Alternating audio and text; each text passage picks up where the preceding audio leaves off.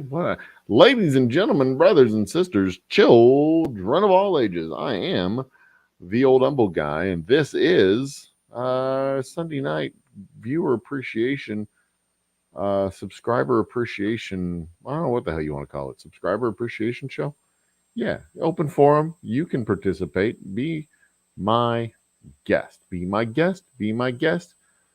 Looking at my dog for vest, or I don't remember what the fucking song is. It doesn't matter.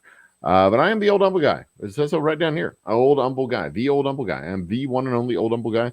I make delicious whiskeys. You can see one of them right here. My delicious whiskey. You can see several of them right here over my shoulder.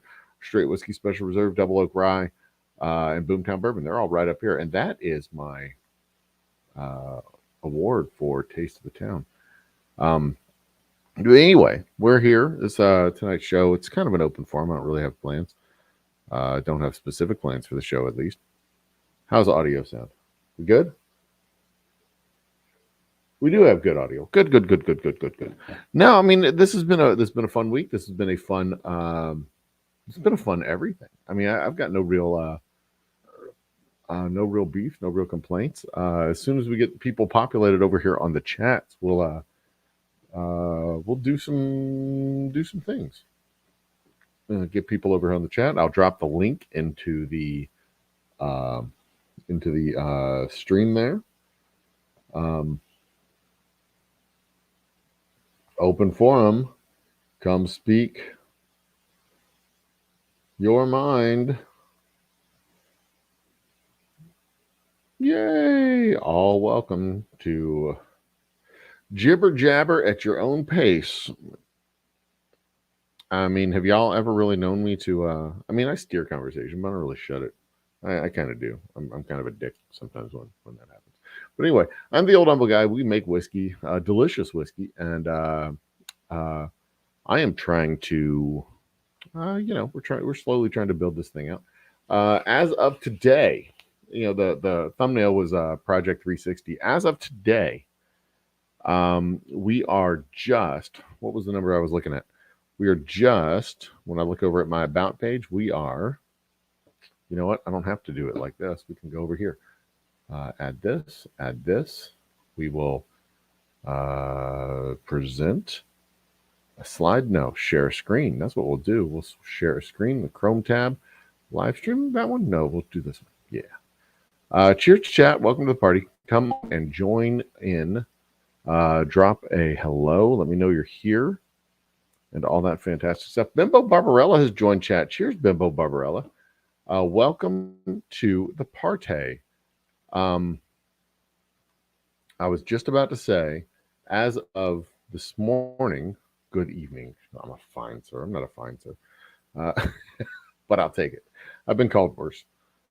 As of today, if I look over at my about page, my about page, we'll add that to stream. Here's my about page. We scroll down on the about page. We will see, there it is right there, 42,824 views. My goal this year was to get 100,000 views. And as of right now, we are at 482,824. It is very possible that I'm going to hit that magic 500,000 views mark by the end of the year. Which I find just to be insane. I can't.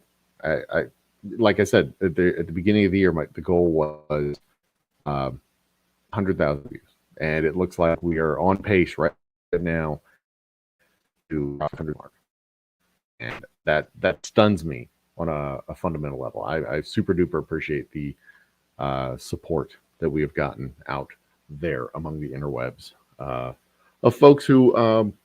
You know what? I need to pour myself a drink. Of folks who have seen, found, and supported the channel and helped us grow towards our goal of ultimately making a fine forum for people to, share their art, share their music, share all the stuff. And you see here, we go back here and add in this one. We have passed 1,320 subscribers is what it says right there. And we started off the year with something like 450, maybe right at 500, 450, 500, right in that neighborhood at the beginning of the year. and nobody was watching. Very few views, very little viewership, very little time. But now the goal is to move towards this number. Where's it at? Push this number right here up to the 4,000 required views. Hopefully, I mean, we're kind of on pace to do it by June or July. Hopefully, we'll be able to do it before June or July. And to that end, to share the news of what we're planning now for the end of January. The plans are for the end of January, we will have a 72-hour streaming extravaganza where we will, over the course of 5 days, stream 72 hours of live stream entertainment. It will then, can I pin this to the top? Is that what I do with this? Does that pin it to the top? I don't know what that did. Nope, that's stars. It doesn't pin it. I have to do it with this screen over here. There it is. The link is pinned to the top. Y'all can come in and join me. I am open forum. Come in, speak your mind. Tell me what you're happy about this Christmas season, going into the new year. I want to know about your resolutions and all that shit. But what we're planning the end of January, Boomtown Bourbon Streamathon, Stream Fest. We will be bottling up our Boomtown Bourbon, doing a 72 hours worth of live streaming over the course of, I want to say 4 or 5 days. I think I have it scheduled for 5 days. Do two 9-hour sets on the first day, 9, then 9 hours one time on the third day, then 9 hours twice. Because 9 and 72 is 8.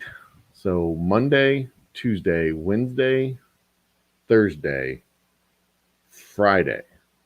There we go. That's 8 all the way through Friday. So over the course of 5 days, do 72 hours of live streaming where we dump our barrels, filter our whiskey, bottle the whiskey, dump it, filter it, bottle it, fill fresh barrels, label the bottles, cork the bottles, seal the bottles, do all the stuff. That's what we're going to do over the course of these 5 days. Get the shipment of bottles ready for Friday so we can open our doors Friday night during the next program, 12/20. Fantastic. It'll be the end of January, so it'll be a whole another month after that when you mention this on the 21st. But by all means, Bimbo, please do. Thank you so much. And cheers, Mile High Ronan. Welcome to the party. Link is there, the pinned at the top of comments. You're welcome to come in and join us, chit chat. I've got only one thing on my mind tonight, other than fine whiskey and fine foods. Oh, I take that back. I have 2 things on my mind. I've got a video that I'm going to record in the morning. 2 videos that I'm going to record tomorrow. Another one of my little 2 minutes. Let's chat about red velvet fucking cake that is the worst. It's flavored with lies and deceit. I'll explain. So we have a potluck today at church. Deacons and elders are together. We're doing our little potluck thing where we all kind of have our little mixer and they all get to know us. I'm a new elder, so they're getting to know who I am. They haven't yet figured out that how they're going to regret adding me to the list of people, but they will. I'll see to it. I was on one of the dessert bringers. I brought cookies. There was a handful of people who brought entrees. We had fried chicken, with it being church, so it was fairly appropriate. Whole bunch of pasta salad. Like taking perfectly good pasta and ruining it. Pasta salad. Baked beans. So we had fried chicken and baked beans. Bunch of pasta, bunch of salad, bunch of pasta salad, bunch of just trash, just garbage. But they had with the desserts, they had apple pie, they had cupcakes, they had my cookies, they had some kind of snickerdoodle thing, some kind of other thing, whatever it was. I don't know. There was a bunch of stuff there. Is this empty? That's empty. There's a bunch of stuff. So I'm happy. I get a couple of cookies, my cookies, because they were delicious. I get a slice of pie and to get one of these cupcakes. It was a good cupcake. It had a white icing on top, had the paper on the side, looked like a chocolate cupcake. I was very excited. Chocolate cupcake, white icing. What could be better? Well, I mean, there's a lot of things that could be better. Chocolate vanilla icing is really good, but chocolate icing, there's a bunch of things that are better than that. But I was very happy. I was very, very happy. Very, very pleased. I pick it up. I eat my cookies.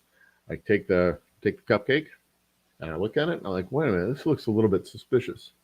I mean, the icing came all the way to the edge, right? But it looked a little bit suspicious. I was a little suspicious when I picked it up, and I peeled the paper down, and it's red. The fucking you peel the paper down, and the thing was red. It was red, which means it was red velvet, and I was pissed off. Because you're gonna bring cupcakes to a potluck, and a church potluck at that, and they're cupcakes that are predicated on lies and deceit. It looks like a chocolate cupcake. It looks like it's chocolate delicious, and you get it in your hands, you bring it close to your face, and you get the anticipation and the excitement, and you pull it down, and then bam, it's a red fucking velvet. And you know what makes red velvet? It starts off as chocolate, but no, then they add lies, deceit, and hate and tears. That's what makes it red. The tears interacts with the chocolate, and it turns it red. That's what makes it red. It is a cupcake of hate and doom. Don't do that. Don't fucking come to a potluck with a dish and you write on the top of it, delicious brisket, and they open it up and it's carrots and celery.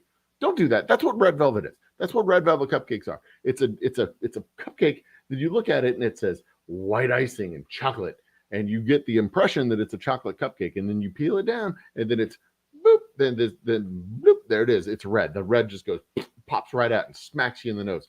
It's not what we signed up for. That is not what we signed up for. We did not sign up for that. We signed up for a red. Did not sign up for red velvet. We signed up for perfectly good chocolate. And what did you give us? Deceit and lies. Don't give us deceit and lies. We don't want deceit and lies. It's inappropriate. Inappropriate, especially in a church function. You are elders and deacons. You are trusted members of the community. They look up to us. They expect us to have integrity, and you're going to come and give us lies and deceit covered in a white icing? Come on, man. Inappropriate. Cheers, Mr. Jiggs. Welcome to the party. The link is there at the top of the chat. You're welcome to come in and join us. Tell me about your dessert mishaps. I want to know. Somebody give you a chocolate chip cookie that had raisins in it instead of chocolate chips? You just wanted to slap the piss out of them? Appropriate response, by the way. You get a raisin cookie that looks like chocolate chip cookies, and you're just like, oh.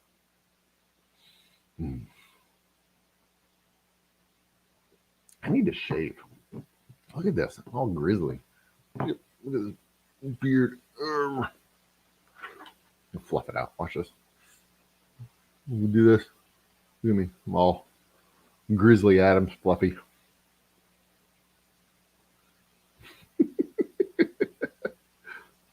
Put this shit away. All right. So where was I? What was I talking about? Like expecting fried chicken is really fried. Hey, now Nutri is good. Nutri is good. And they don't have wings. I mean, come on, Nutri don't have wings. They do have big old drumsticks, though. They do have big old drumsticks. They're delicious. The loin of a Nutria, that loin roast, or the loin roast, the one that goes right up the middle of the spine. That's really good. It tastes like it does it. It eats like it eats like rabbit. It is really good. You're missing out. I'm surprised y'all don't have Nutria in Florida. Do you have bayous in Florida? No, I guess you don't, do you? You have chameleons falling out of trees and alligators and pythons. Anyway. Yeah, so there you go. I'm also in a low grade troll fight on TikTok. I don't know what the hell's going on right now, but the idiots have come out of the woodwork. My ear itches. Idiots have come out of the woodwork lately. I don't know what is going on, but all of a sudden I'm seeing a whole bunch of videos about the causes of the Civil War. Now it wasn't really about slavery. Slavery wasn't one of the main things about the Civil War. Civil War wasn't really about slavery. Like, what the fuck is going on with it? Like I understood it in like 2016 when the revisionists were out going, oh well, actually trying to revise history. But what the hell's going on? It's 2023 for crying out loud. This is like settled fucking history. The documents have been shown and presented and repeated and constantly redemonstrated. I mean, granted, here in the South, we learned it very wrong. It was about northern taxation and corporations that wanted tariffs and blah blah blah. God forbid public schools here in Texas actually teach you anything. But like the weirdos have come back out of the woodwork again.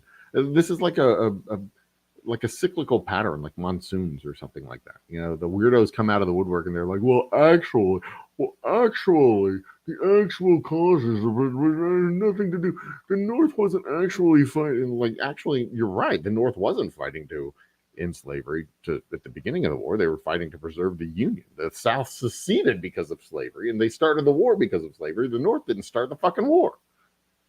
Oatmeal raisin cookies disguised as chocolate. Yeah. And see, that's the thing. Oatmeal raisin cookies, like oatmeal chocolate chip cookies, are actually pretty good. Those oatmeal cookies that have the chocolate M&Ms and chocolate chunks in them, and they're like those are really good. Oatmeal chocolate chip cookies are really good.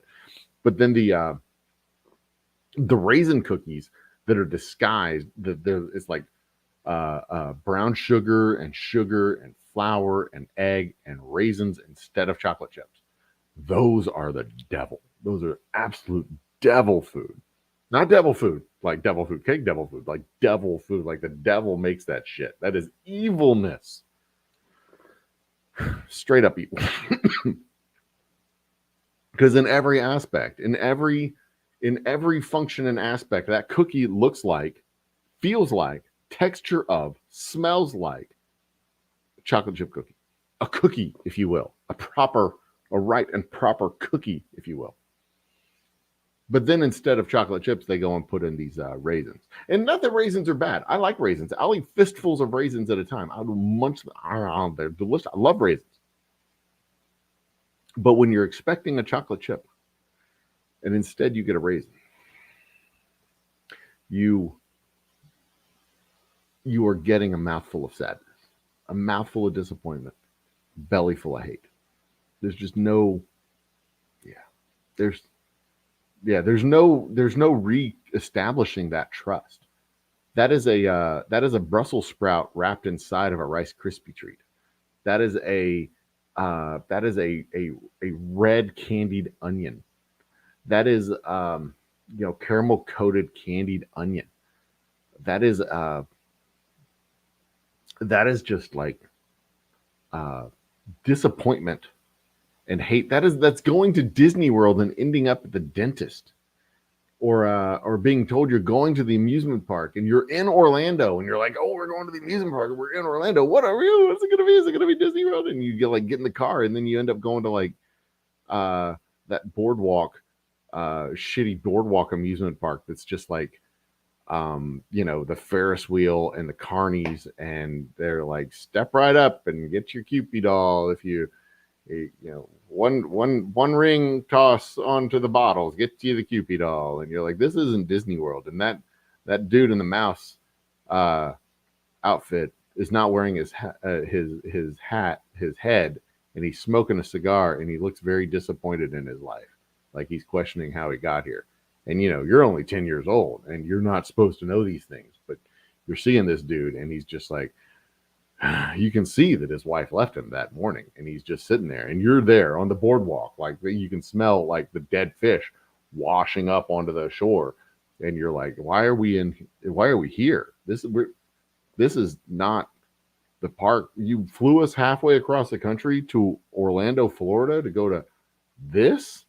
This is not the happiest place on earth. This is the boardwalk where dreams die. This is the boardwalk of despair and loneliness. This is where people go to look out into the ocean and contemplate the utter devastation that their life has made. And did that Mickey Mouse character actor just grope somebody? Jesus Christ. Dad, can we please leave? I don't feel safe here. So I heard. 10-year-old shouldn't know these things. You're going to the amusement park and you're in Orlando. It should be the amusement park, not an amusement park. Anyway, where was I? Where was I? What was I doing? Where was I? Who am I? What was going on? Also, part of what this is, this is Sunday. Part of what this is like a partial dry run because I've got to practice doing 18 hours of filling time and space on a camera. Whew, that's going to be a lot. I mean, I'm going to have like interviews and stuff. I've got this all scheduled out. I'm starting to schedule this out. Like I know how long it's going to take to dump the barrels. I know how long it's going to take to filter the whiskey. I'm not just going to be sitting there staring at the filter while we do the filtering whiskey. I'm going to be answering questions and talking and doing stuff. But next time you visit hell, ask what they're having for dessert. They're probably having raisin cookies because they're not oatmeal raisin cookies. They're just raisin cookies. They're just fucking sadness. Mouthful of sadness. So when I was a traveling trust officer, I found myself in St. Louis on more than one occasion. And this one particular time in St. Louis, this was actually the time in St. Louis when I found myself talking with a bunch of Harrison Ford cosplayers, 2 Indiana Joneses and one Han Solo. 2 Indiana Joneses and one Han Solo at a bar. 2 Indiana Joneses and one Han Solo walk into a bar. They were drinking scotch, and I ordered a scotch because I was working on the company dime that night, so I ordered a scotch. And I go and I sit with these guys, and I'm peppering them with all these questions about cosplay and what they do and where they go to conventions and things like that, and how much they spend on the cosplay and all the stuff and all the like. I'm just peppering them with thousands of questions because at the time my job was a trust officer, and it was not fun, not interesting, and not exciting, and nobody asked me questions about the cemetery industry and the funeral home industry or trust industry or anything like that. It was not nearly as exciting as like cosplay and how much time did you spend on your costumes and where do you go and how do you do and I shit you not, this hotel in fucking St. Louis when we're at like the Dragon Con or something like that. While I'm talking to these guys, we're all sitting at the table. We're all talking. There's like this little table, me and Harrison. We're all just like shooting the shit and talking. I see this guy approach from like the lobby area. He comes up to the table, and he comes and he stands right here in front of the 4 of us, and he goes, "So is there any scotch left for me?" It was Harrison fucking Ford.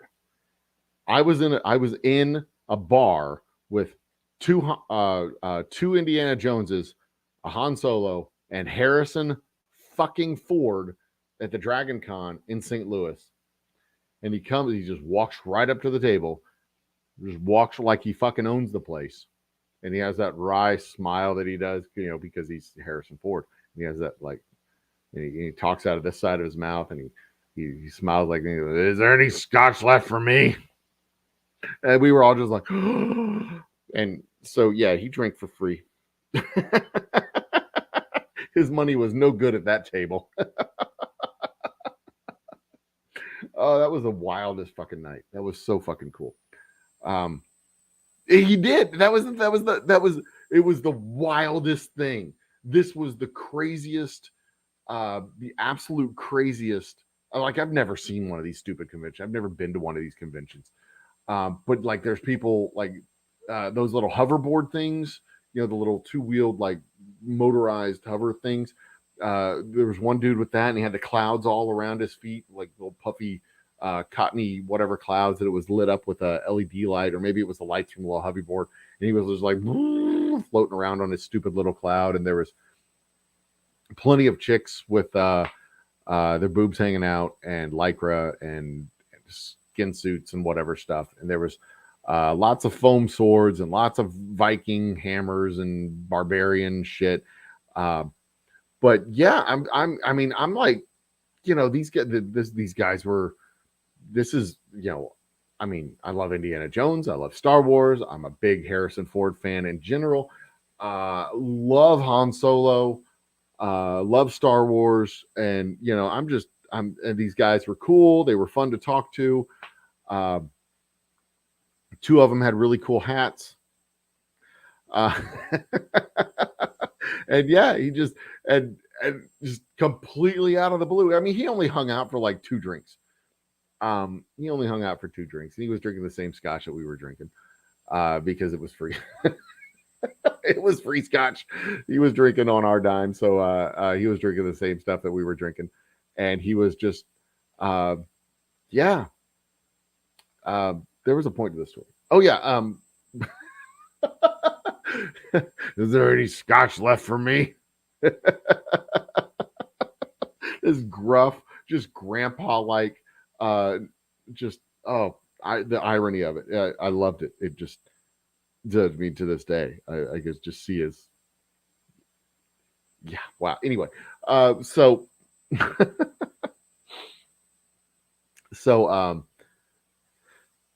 the next night I go and do all my meetings and stuff, my client visits and all the stuff.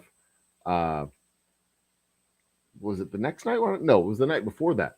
I went and did all my client meetings, and I was exhausted. I want to go to bed, and there was a Starbucks downstairs in the lobby. The Dragon Con was the last night that I was there. My stay there intersected by about 12 and a half hours. So anyway, I go to the Starbucks because they had milk and they had cookies. They had milk and they had cookies. But they had 2 types of cookies. They had chocolate chip cookies and oatmeal raisin cookies. And I go up to the cashier, the barista, the coffee girl, and I said, I would like a pint of milk, one of your little quarts, whatever, I think of milk, and a cookie. And I kind of just point over towards the cookies, and she goes, which kind of cookie would you like? And I looked at the cookies, and I looked at her, and just so you know, there were 2 things of cookies. There was one that had like 1,000 oatmeal raisin cookies in it. Like they cooked all the oatmeal raisin cookies that morning and they were all there. And then they had like 1 or 2 chocolate chip cookies left. And I looked over the 2 sets of cookies. I looked at her. I said, there's only one type of cookie. When people say cookie, they don't mean they only mean this kind of cookie. If they want the other kind of cookie, they say oatmeal raisin cookie, please. They don't just assume. You don't assume. Do you ever assume that when they say I would like a cookie that they don't know which one they're talking? Like they're only talking. There's only one type of cookie here on this counter. There's a chocolate chip cookie. That's the cookie. The other one is a specific requested oatmeal raisin cookie. That's why you have 1,000 of these left, because nobody eats these. These are horrible. These are terrible. These are disappointment in cookie form. Nobody wants these. That's why you have them all left. It's 10 o'clock at night and you have all of these left. And when somebody comes and says, I would like a cookie, please, they're not just like when they say, I would like some milk. They don't just mean chocolate milk. If they want chocolate milk, they specifically request chocolate milk. And that's not because chocolate milk is inferior to milk. It's just because there's milk. There's generic milk.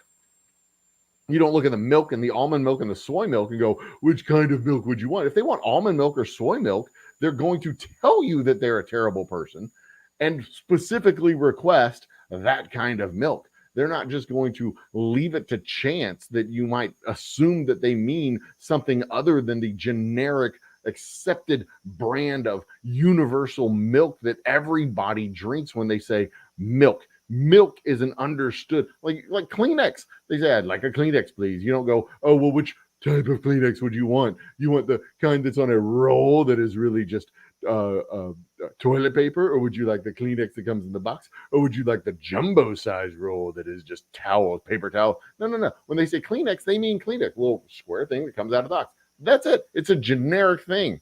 It's a Kleenex. That's what they want. They're not. When they ask for a cookie, and there's 2 types of cookies, there's one cookie that is the cookie, a chocolate chip cookie, and then the other cookie, which is whatever the fuck else it is. It's your peanut butter or which is a fine cookie all by itself. But that's not, if there's a peanut butter cookie and a chocolate cookie, they're going to say, I'd like a cookie, please. Or they'll say, could I have a peanut butter cookie, please? Because they'll be very specific if they want the generic off-brand non-cookie cookie. They want the cookie, they're going to say cookie, and they're just going to assume that you know what they mean because there's a universally accepted cookie that is the chocolate chip cookie. Nobody's going to randomly order cookie and just hope that you put in your hand the cookie that they think they mean. They're just going to assume when they say cookie that you know that they're decent people, or you can assume that they're decent people, and they just want a cookie, not some weird like apricot cookie or whatever. It's just cookie. That's it. Cookie. Give me a cookie, please. Cookie, please. Cookie, please. Nom nom nom nom nom. Good. C is for cookie. That's good enough for me. Besides, oatmeal raisin cookie starts with O. O is for cookie. That is an abomination unto mankind. It says so in Leviticus. If you mix your raisins and cookies, then you are cursed on this land, and the Lord God shall strike you down. So it is said. So it is said, and so it shall be done. It says it right there. I mean, you've never read Leviticus, so you don't know. So trust me, I did.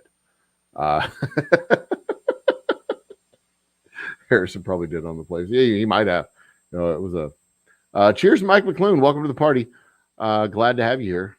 And by the way, also the link is there up in chat or down there in chat, where it is on your screen. The link's there at the top of chat. Come and join me. It's fine. Love to see you here. Talk to me. Help me fill up space and time. Goddamn bacon. It says, what if they gave you a chocolate cookie that had raisins? Chocolate cookie. So it's like a regular chocolate chip cookie that had, instead of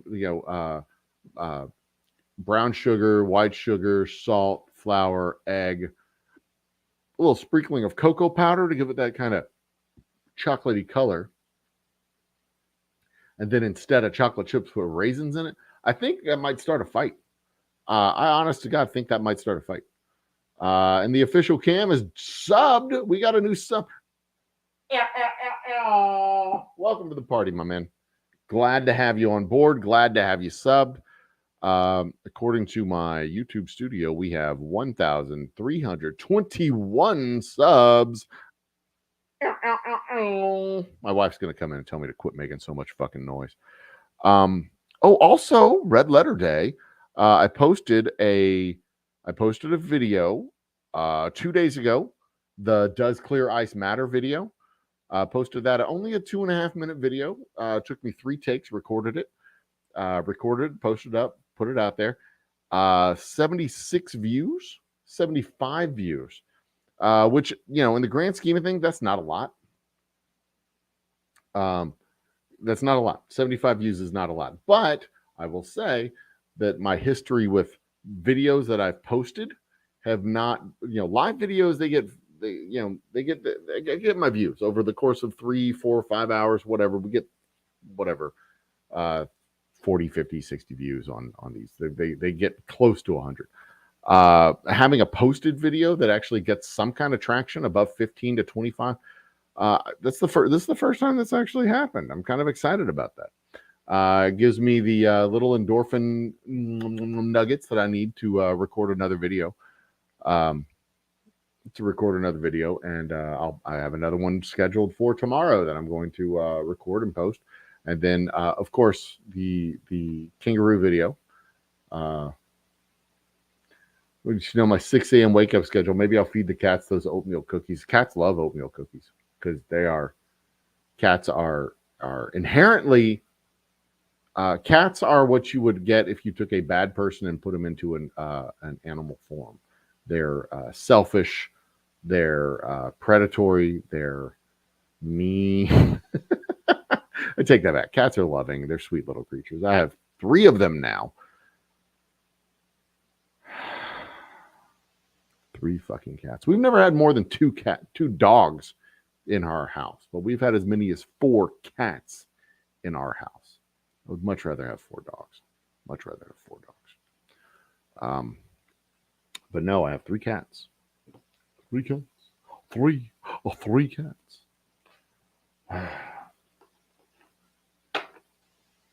What is my life? Why do I have 3 cats?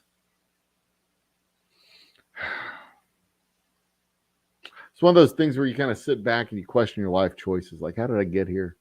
How did I get 3 cats in my fucking house? How did that even? And only 1 dog. 3 cats and only 1 dog. Of course, the dog loves me, but I think he loves my wife more. I really think he does. But that's fair. I mean, I didn't want him, so he should love her more. She saved his life, and if it were up to me, he would have died. So she's the good person here. She's the good person. I'm the monster. I am the monster. She's the good person. I am the monster. And that is a fact. That is a fact. She is the saint. I'm the monster. If you ever need something, well, I wouldn't go that far. If you need something, one of us will definitely say yes. Most of the time. What the hell is this thing? I'm looking at this. I got this toolkit. I don't know why I have this toolkit. It's dumb. Anyway, I'm being distracted by everything because I kind of have a. I'm super duper excited. I have a very important meeting in the morning, noon. Well, I guess that's not in the morning, but I have a very important meeting at noon tomorrow. I don't want to jinx it, so I'm not going to tell you the details, but it's a potentially very profitable meeting. So I'm super duper excited about that. I don't want to sleep because I'm super duper excited about it, but I have to go to sleep because if I don't go to sleep tonight, sometime in the next 3 hours, if I don't go to sleep by 2:00, I'm going to be trash at noon. Bacon, you're welcome to come and join me, by the way. I know you're out there lurking. You're welcome to come and join me. All of you are welcome to come and join me. Bimbo, Bacon, even you, the official Cam, you are welcome to come and join me as well.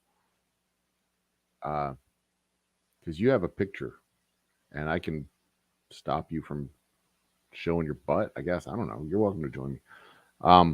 Am I going to do a Christmas themed show? I'm not planning on doing any shows after Wednesday this week until next week. I am doing a New Year's celebration where we will be launching 1,300 rockets into the sky. Maybe 14, depending on how many subscribers we get by next week. I might be launching 1,400 rockets into the sky, at least 13. It was going to be 12. So New Year's Eve, Old Humble Rockin' Celebration, Old Humble New Year's Fest. What I don't know what was it. Rockin' New Year's Eve is what Casey Kasem used to do. Casey Kasem's Rockin' New Year's Eve. Taco Syndicate has rejoined the party. Cheers, Taco Syndicate. Welcome back.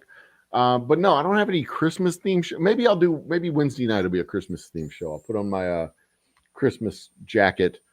Put on my Christmas show jacket. Maybe I'll glitter my beard. No, I won't glitter my beard. That will never happen. Maybe I'll maybe I'll put on a Christmas hat. Maybe not. I don't know. Maybe I'll do a Christmas. We'll do a 12 days of Christmas episode where I'll go down a list of 12 things that are awesome. 12 great things that happened this year. 6 great things that happened this year and 6 great things I'm looking forward to next year. We'll do that. Oh, I could do that. That could be a good show. That could be my 12 days of Christmas. Maybe. Christmas countdown show. When is Christmas? Christmas Saturday? What day is it? Is it Saturday, the 25th? Is that Saturday? There's Christmas on the 25th? That's Sunday. Christmas Day is Sunday. 24th is Christmas Eve. So I guess I could do a show on Thursday with Lisa. We could maybe do I wasn't planning on doing a show on Thursday. I wasn't planning on doing anything after Wednesday because I've got to do Christmas shopping and I've got to work and just because I own my own business doesn't mean I can just take time off willy-nilly. It means if I don't If I'm not at the shop, then nobody's at the shop is what that means. So I've got to like do stuff. I can't just, whatever, whenever. But I also have to get some Christmas shopping. I have to buy something for my lovely wife. I mean, she says that I don't want to. She'll say that I don't want a lot for Christmas. There's just one thing she needs. She doesn't care about the presents under the Christmas tree. She just wants me for her own, more than I will ever know. Make her wish come true, 'cause all she wants for Christmas is this guy. Or she'll say that, but the reality is she wants to she wants to get a present too.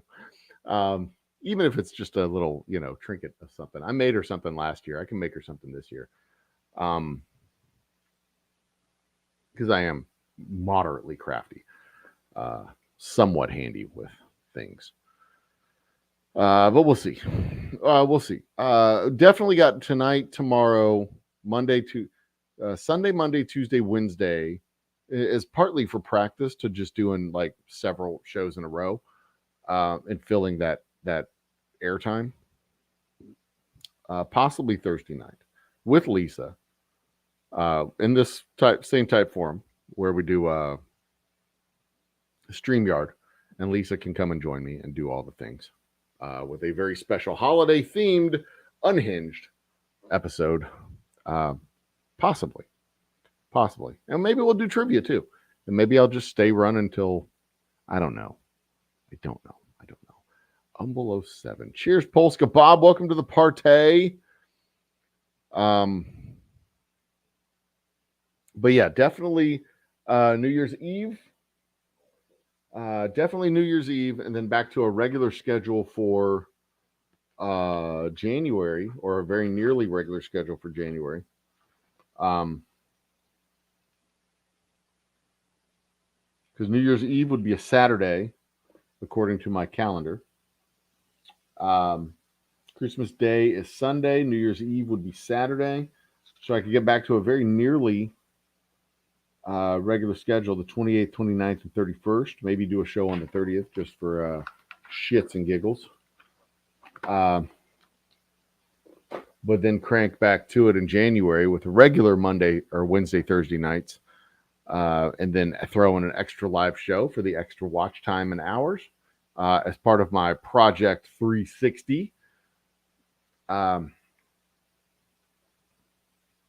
I mean, I kind of feel like this is cheating a little bit, because you get a lot of watch hours off of shows like these. I mean, I'm okay with it. Don't get me wrong. I'm okay with cheating. I am 100% okay with it. But at the same time, I would like to figure out how to make videos that just people watch, other than just shorts. I love getting 3,000 views, 1,500 views, 2,500 views on my shorts. I love it, but I also would really like to get that on like my regular videos. I mean, it's easy over on TikTok. I just try to piss people off on TikTok, mostly by irritating fascists, but because they're fun and easy to irritate. But my barrel test of Boomtown Bourbon. Let's share this screen real quick. My barrel test of the Boomtown Bourbon. See, here's the videos that I've done the last several. My barrel test of the Boomtown Bourbon, that got 38 views. Let's make this bigger so it's easier to read. I got 38 views there. This was 3 shorts that I did, 1,300, 3,300. And a third one was Andrew Jackson Security Detail. They sucked. 74 views. Not a good one. Not a good one. And this was another short. Not a good one. 21 views. Not great. But this was a video that I posted up at 38. Wait, it's not even. The screen's not shared, is it? Sorry. There we go. So yeah, my shorts get plenty of views most of the time. The 4,200, 5,100. Most of my shorts get really good views. By the way, this tarot reading I thought was a great one. Just didn't get as many views as it should have. Most of them. Some of them are flat, but most of them are pretty good. But this was the last video, 38 views on the bourbon barrel test on December 15th. And then the follow-up to that was Clear Ice, me sitting right here talking about Clear Ice. 75 views on that one. I was very, very pleased with that. I expect the next one will top 100, and we'll just keep getting better and better and better on those. I assume, I hope, we'll see. I don't know. But I would much rather get views on those than the shorts. But yeah, we'll see. I don't know. Sunday, yeah. Christmas is Sunday, right? You're doing something Wednesday night, Thursday night. Yeah, Thursday night is when we have the trivia, theoretically, if we do the trivia Thursday night. I haven't decided yet. If we do it, I want to do it with Lisa. I want Lisa to get in for one last show before the end of the year. But if she can't make it, I'm not going to do it because I've got other stuff to do.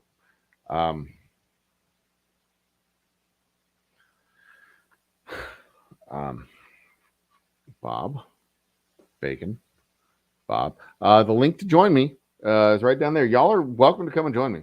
Bacon, Bob, Taco, Bimbo. Y'all are welcome to join me. Pop in here, say hi. I'm easy. Come on. I got no agenda tonight. We're just open forum. Merry Christmas, Happy New Year, all that shit. Do all the stuff. What are you thankful for? What aren't you thankful for? What are you looking forward to next year? What were your wins this year? One of my biggest wins this year, I think, for the distillery at least, is that we made it through the year.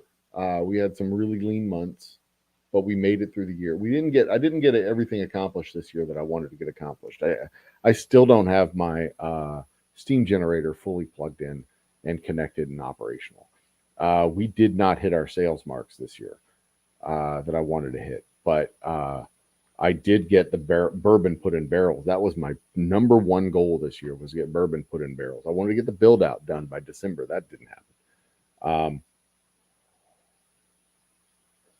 But the most important thing that we did this year was get the bourbon in barrels.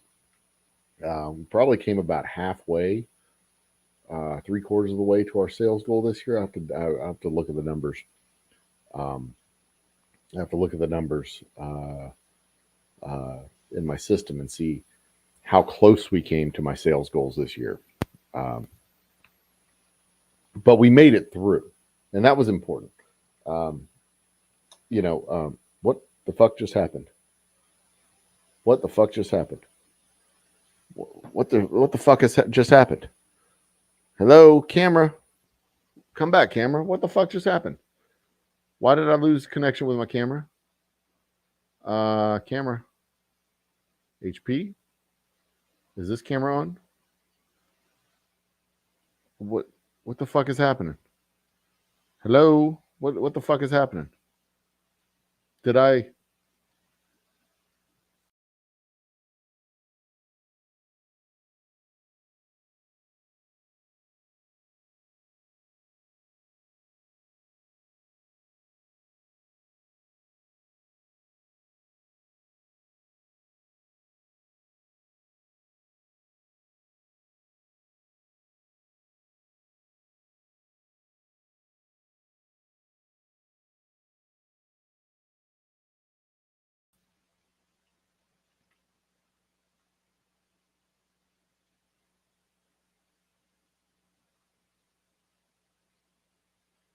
Is it okay? The camera, the microphone's working, but the camera is distinctly not working.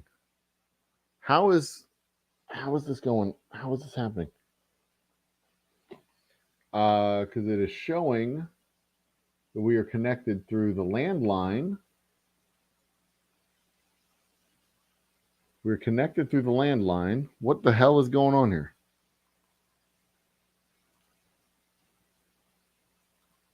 HP. Switch cameras. Connect.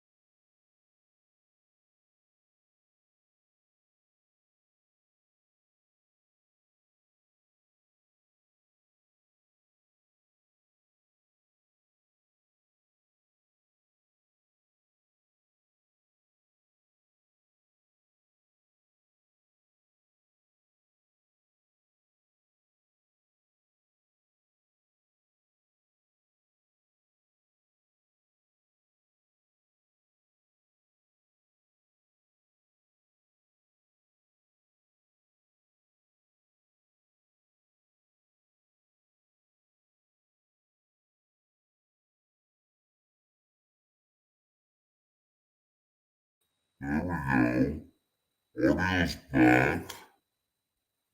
To the camera. There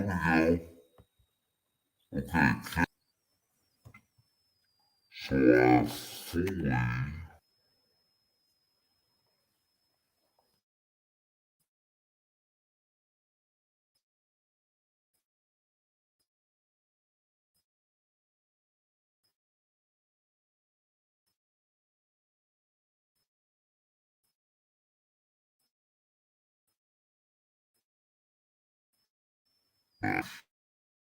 And I see stuff, okay. Things are happening. I think. Am I walking? Good, okay. We got external microphone. I think we got that fixed. Okay. Move this back over here. Okay. And that was the weirdest goddamn thing. And I just want to be over here on this. Cool. All right. Okay. We good. We're better. Yeah. Just like that. Just a little technical hiccup. Just a little just a little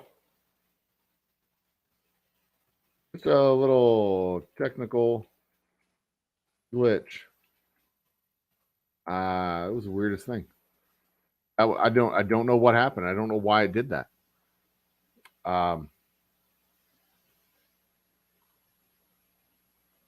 Bimbo Barbarella bounced. She missed. I think she missed the excitement because she bounced before. Nope, there it is. She didn't miss the excitement. Have app on StreamYard. Yeah, this is one of the reasons I stopped using StreamYard is because it was a dumpster fire of an app. But it didn't. I didn't have this problem last week or the week before when I did these Sunday shows. So, but yeah, I mean, like everything quit working. It's like it. I don't know. Like it overloaded the system and then it just shit bricks on me. But now it's working. Now it's working. Just a little technical glitch. We're all good. We're all good. Okay. Close that. Keep this around. Okay. We're good. Okay.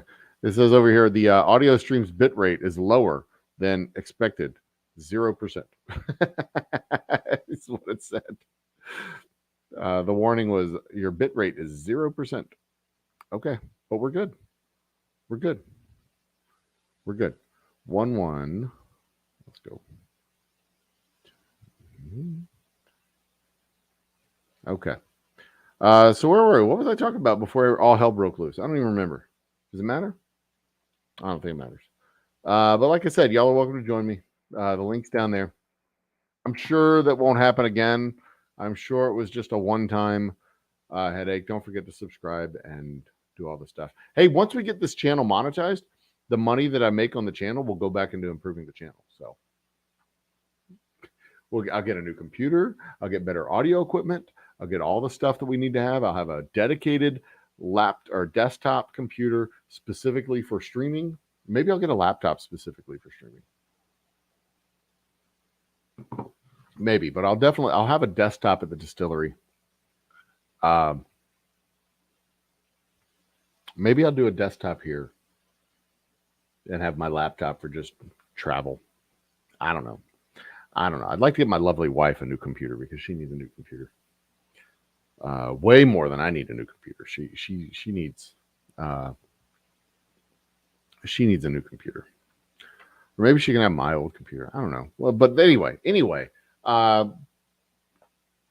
got it all fixed. We're good. We're good for now until the next time it shits the bed. And we were 56 minutes in before it shit the bed. So,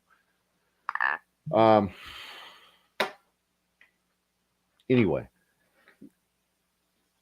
So does anybody have any idea why this stupid nonsense always breaks free on is it just the algorithm trying to piss me off? Is that what's going on? When all this fucking nonsense all of a sudden starts to break free and the same old bullshit lies? Because I mean I'm not gonna lie, like when I was in school that's the same shit they taught us about the Civil War. Like slavery was just one part of the Civil War. It wasn't the whole reason why the South seceded, but it was like part of it. But then we get older and you start looking at the historical documents and the actual source documentation. It's like, oh, actually, yeah, it was slavery. No, the other shit, but slavery was the thing. It's the thing they always talked about. I don't know why. It was like 6 years ago this shit broke loose, and then all of a sudden it's breaking loose again. Like it was all like settled. Like we all figured this shit out. We all understood. Maybe it was just never settled. Maybe that was it. Maybe it only comes back and rears its ugly head around me and nobody else. But I don't like getting in online beefs. They're no fun. I like talking about. I like fake beefs. Like when people are like, "Yeah, gin and tonics are good cocktails." Like, no, they're not good cocktails. They're shit cocktails. They're bad cocktails. They're the worst fucking cocktails. Gin and tonics are literally medicine. Gin and tonic is literally medicine. It is. What the fuck is that? That is not. This whiskey, it's in my straight whiskey bottle, but that is definitely not my straight whiskey. I'm gonna have to let's drink this and find out what this is. I have a random bottle laying around my house. I drink gin and tonics. I'll drink the shit out of a gin and tonic. But I am under no delusions about what a gin and tonic is. It is not a good. Samantha P, welcome to the party. Okay, so that's the whatever it is. I don't know if it's a whiskey or not. It's high alcohol.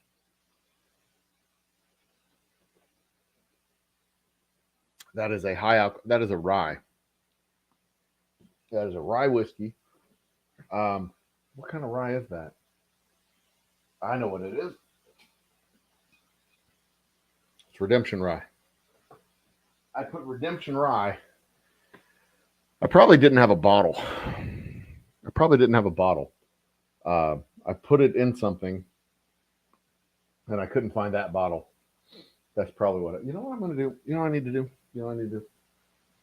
Hang on one second. Welcome to the party, Samantha P. I put you up there. Your husband's favorite.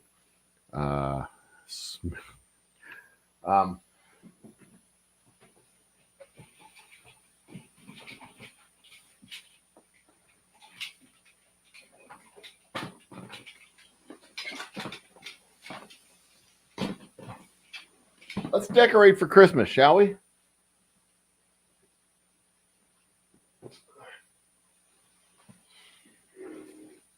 I don't want a lot for Christmas.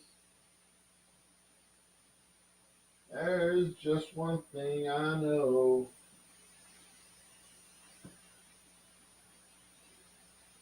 Ho, ho, ho. Ho, ho, ho. Ho, ho, ho, ho, ho.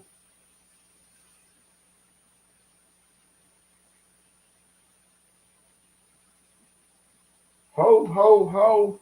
Ho, ho, ho.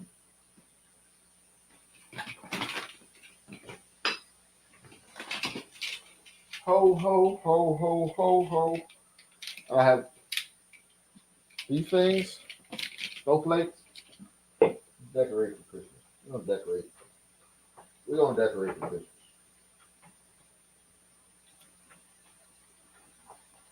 See how these work. Do these work?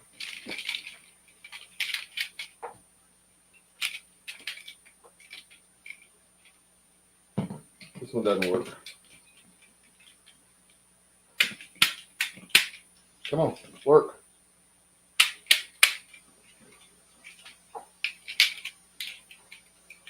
I got two that don't work on me.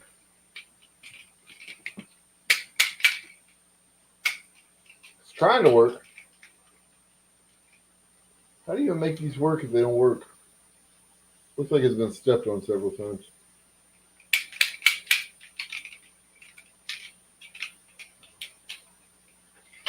Baby, all I want for Christmas is you. Ooh, baby, all I want for Christmas is you, baby. All I want for Christmas is you, baby. Come on. Work. All right, fine. We got another one over here, too. Hang on. We'll be right back. Don't go anywhere, guys.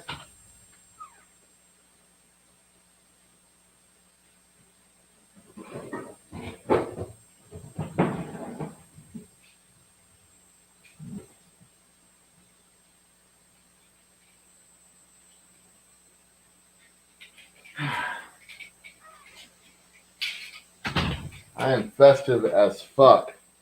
Ho, ho, ho. Anybody join me?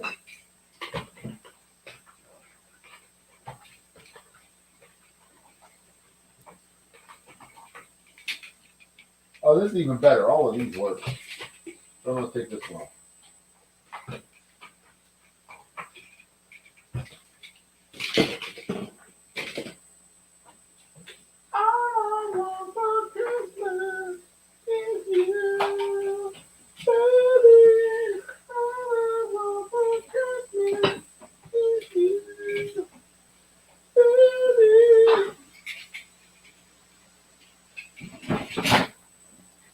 Da-da, da-da, da-da.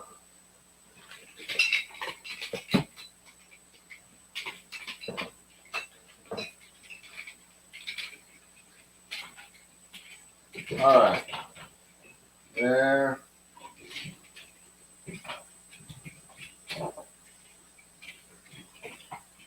There.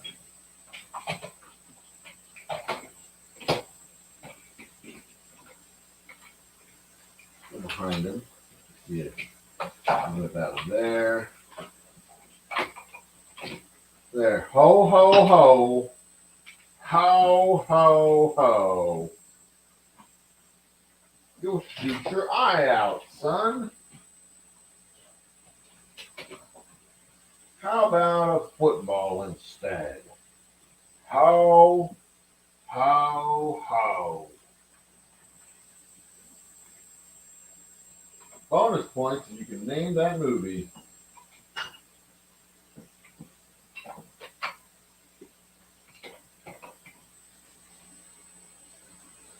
I mean, not that we're giving out points, but you know, whatever.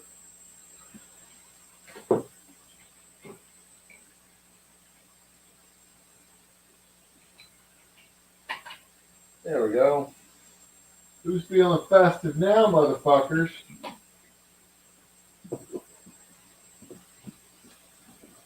Ho, ho, ho. The lights are blue. Fuck you, Bacon.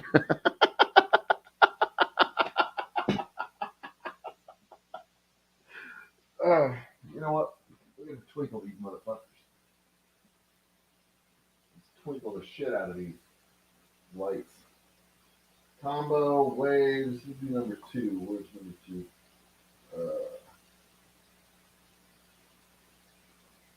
Sequential, steady on there on 8 right now.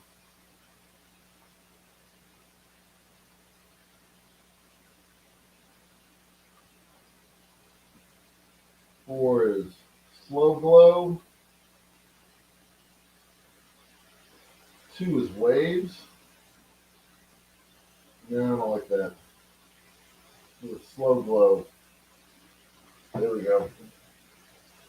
Should rotate through.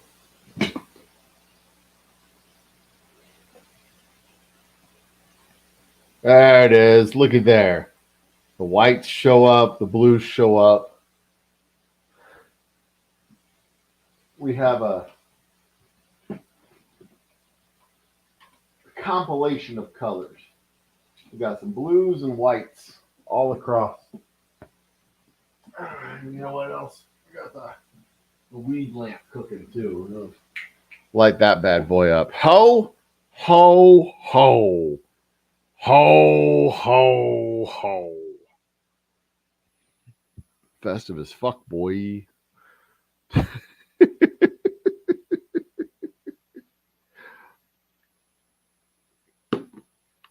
That's too dark to be Redemption. It doesn't taste good. That's the thing. I don't know what this is, but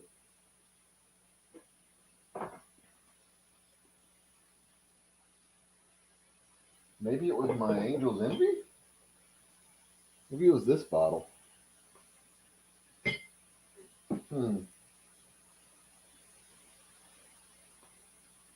I wonder.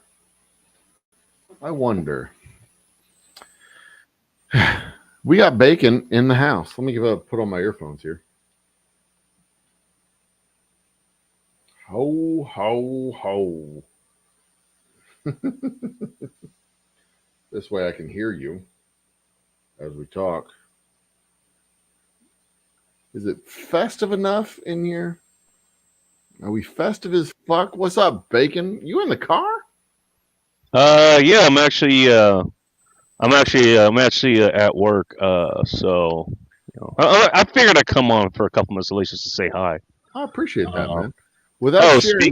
Without sharing too much information, what do you do? I drive things around to people, especially in conditions right now where it's supposed to end like 2 hours ago, but for the last 3.5 hours, it's actually been snowing out here. No shit. Mm-hmm. They have been threatening us with a snowstorm sometime around Christmas. And by Oh, really? snowstorm, I mean maybe a quarter of an inch.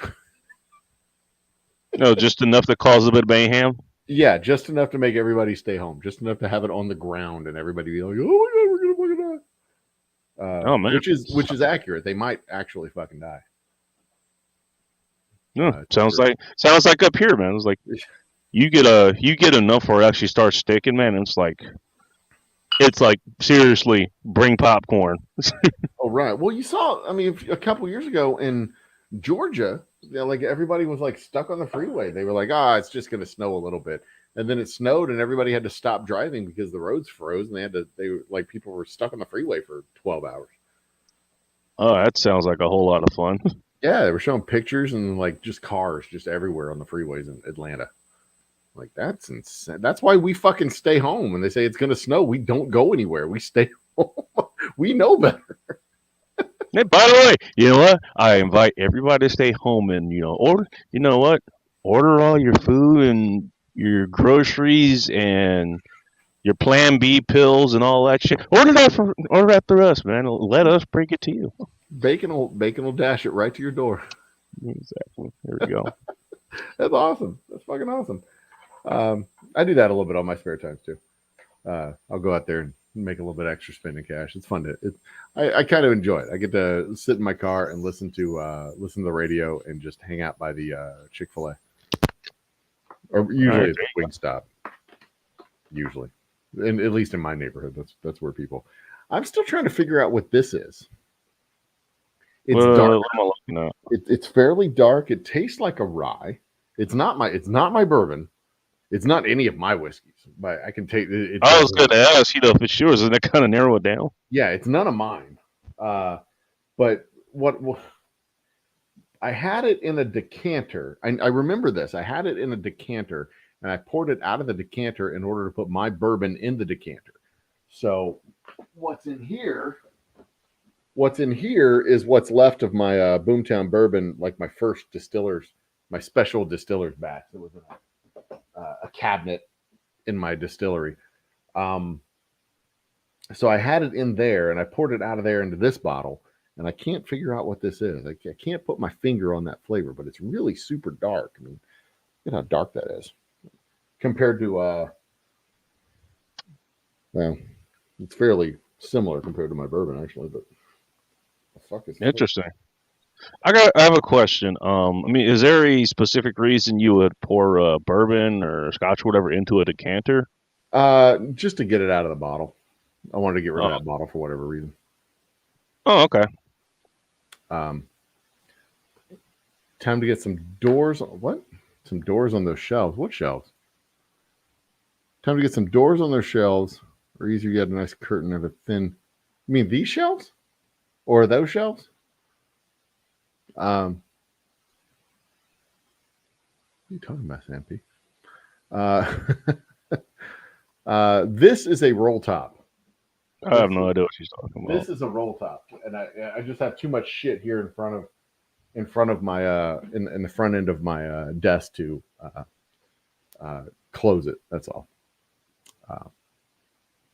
Ceiling mount rod holder.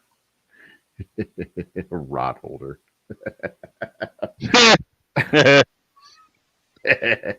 So what you been doing today, Bacon? How's your week been? Week's been okay. Yeah. Actually, it was funny story. Like actually, I woke up and back here. Oh, okay. Funny enough, like talking to her, like,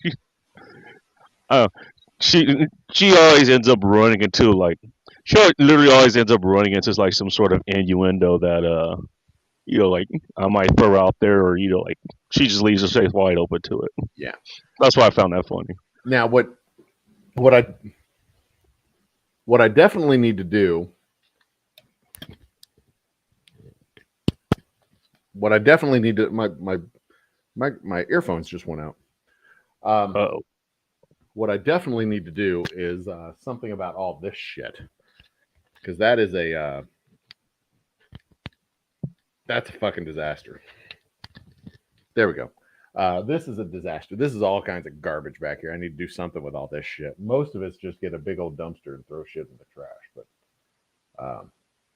I have my trumpet, I have my guitar, I have a barrel, I have my old briefcase.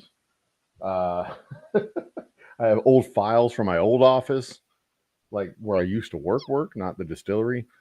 High school diploma. I'm making her ladies. Stack of resumes. That's dirty.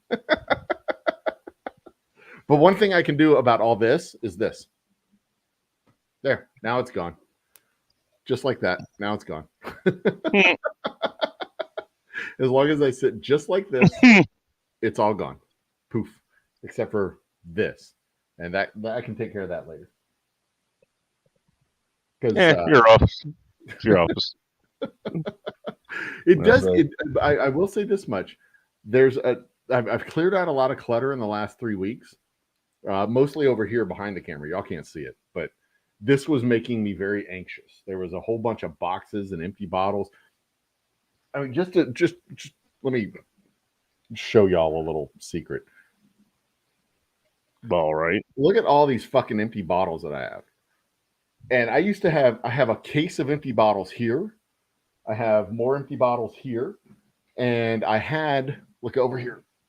That box was a box of empty bottles, and I have a box of empty bottles over there, and a box of empty bottles. Actually, that box that says, can you see it? It says Roughneck Reserve. Where is it?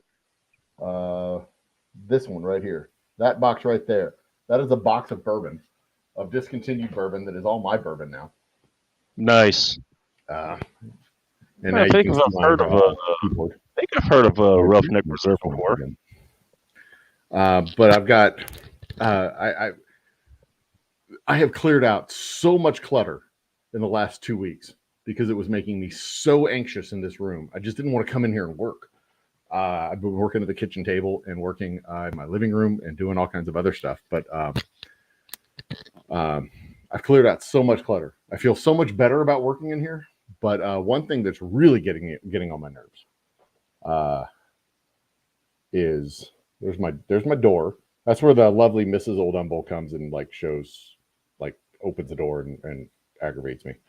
But this is this is the plaid shirts that I wear for the Thursday night show and a bunch of fucking boxes and my Christmas jacket and that makes me anxious just looking at it. Drives me out. Well, at least they're just right there for you to grab. You know? Yeah, I mean it's like a semi wardrobe type of thing. Like I work here, right? Like this is where I work. I do all kinds of work here. I have my Old Humble polos. I have my plaids. I have just all kinds of shit over here. But that corner bothers me so much because I'm supposed to have another bookcase like this one in that corner, but I couldn't get that bookcase from IKEA to put in that corner because they discontinued it before I could get a hold of it. So to get two bookcases to replace that one is going to cost me the same as finding that one to put over there. And I'm just I'm paralyzed with this decision of making the obvious decision of getting rid of that one and replacing it with two, or just finding that one, a duplicate to that one to put over here. And it drives me absolutely crazy. But just so you know, we've lived in this house now for at least 6 years, and I haven't solved that problem yet. Because that was going to be a project shortly after we moved in, and all of those boxes moved from our old house. Those are moving boxes, and they're just sitting there, and I hate it. I absolutely hate that corner. If it were up to me, I would just throw a match on it, but it's not, because some of that shit is actually stuff that my wife likes. So, I mean, in your defense, I got to get out of here no more. I actually have to get back to work. I moved into the place I'm at now almost 2.5 years ago, and I still have a couple things that are still in boxes. So yeah, but a lot of those boxes actually moved into our old house too. So I was just moved from house to house. Yeah, we didn't even unpack them. they're two move old boxes. Well, at least you didn't have to put them back in box. They're already there. They're right. It makes it easy to move them into the next house. We'll just leave them in there. Yeah. Some of it's books, some of it's actually college shit that's in that stuff. I don't even know what. Oh God. Hey, there you go. We're Do a making stream. progress. See what We've you got. cleaned Let's out see an what you got in entire. there. We cleaned out an entire upstairs room in order to get a whole another human person in this house. So, I can do something about this place eventually. There you go. I spent a week in this room, quarantined during COVID. Oh boy. If I wouldn't have felt like shit, I would have live streamed the whole damn thing. But yeah, I felt like shit for at least a third of that week, and I just had a air mattress right here, moved my desk over there, spent a week right here, just sleeping right there. Boy, this room stunk. Hey, at least you have bourbon with you, man. I did. I had plenty of You're whiskey. well stocked. Plenty of whiskey. Oh goodness gracious! All right, well, you gotta get back to work. Yeah. If I end up like short of on a layer or something, I'll check back in. I appreciate you stopping in, man. Thanks for Yeah, man, no coming and joining me. We'll talk more later this week. I might pop in on Friday. All right, sounds good, dude. You're gonna live stream on Friday night, right? The Oh yeah, I'll be live. Fantastic. All right, man. Appreciate it. Talk to you All later. right, dude. See you Don't later. be a stranger. Boop. There he goes. The goddamn bacon, ladies and gentlemen. All-star viewer and mod from the great state of Washington. The beige ones, yeah, this guy. I like that cabinet. I just need to have it less cluttered. I know I have a lot of books that are all over the place, and this right here, this right here, that box right there. You want to know what's in that box? Let me show you what's in that box. Hang on. Let me show you what's in that box. You're not gonna fucking believe that. Let me show you what's in this box.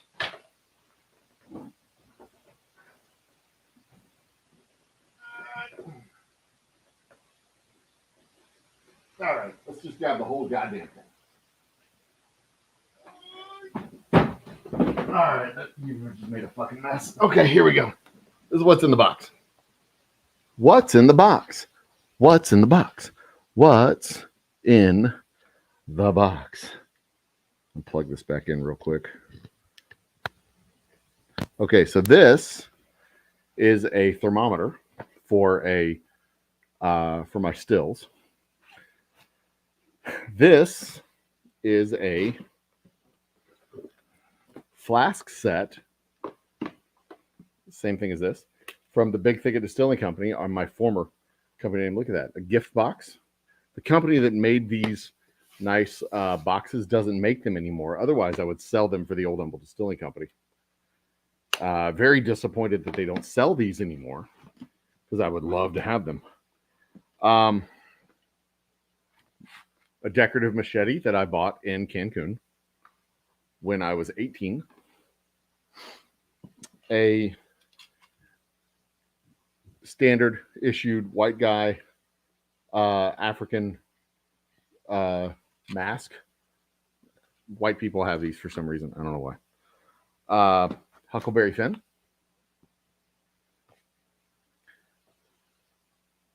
Oops. Okay. And now we're getting into the good stuff. This is a book from Gail Carlton Felton, The Coming of Jesus. Now, you ready for this? Company of Heroes. It's actually a really cool game that I got for my computer. Comes CD-based game. But yeah, I got this from my old computer. Really cool game. Emmanuel in America. Some rather tasteful porn. Lords of the Realm 3. What the hell is this? Oh, this is the CD from the the Chevron Houston Marathon. Look at that. This is me. You can see that picture. That is me finishing the marathon. That's me right there. Finishing the marathon in 2006.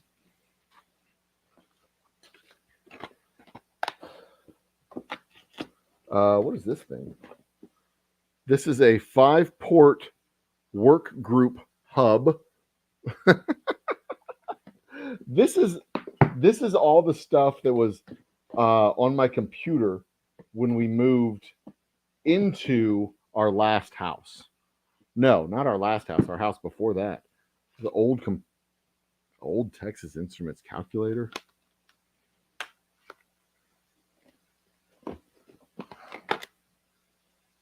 I don't even know what the fuck this thing is.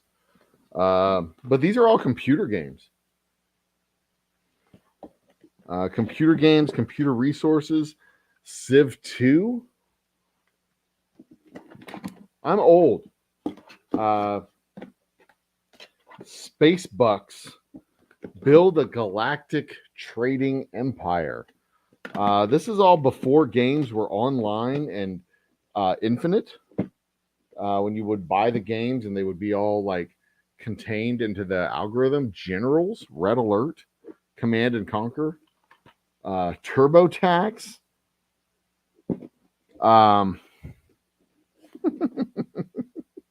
So many. Some of this is even music, I think. Some of this is even music. iMation. This is an iMation CD. Some CD that we burned for something or another. I don't know.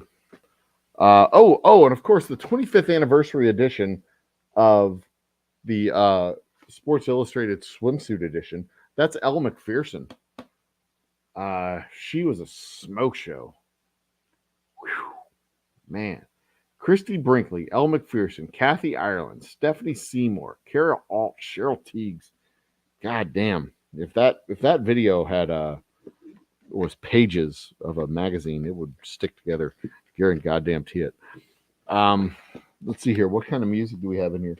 Rise of Nations, Medieval Total War. What is this? Hard War. Some kind of interstellar trucking game or something. I don't know. Alien Legacy, The Sims Double Deluxe.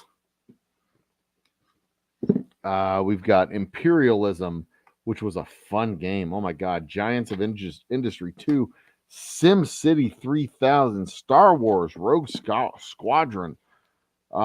This is the Classic Strategy Jumbo Kit, which probably I got it for Railroad Tycoon, among other games, but I think Railroad Tycoon was the number one game in there.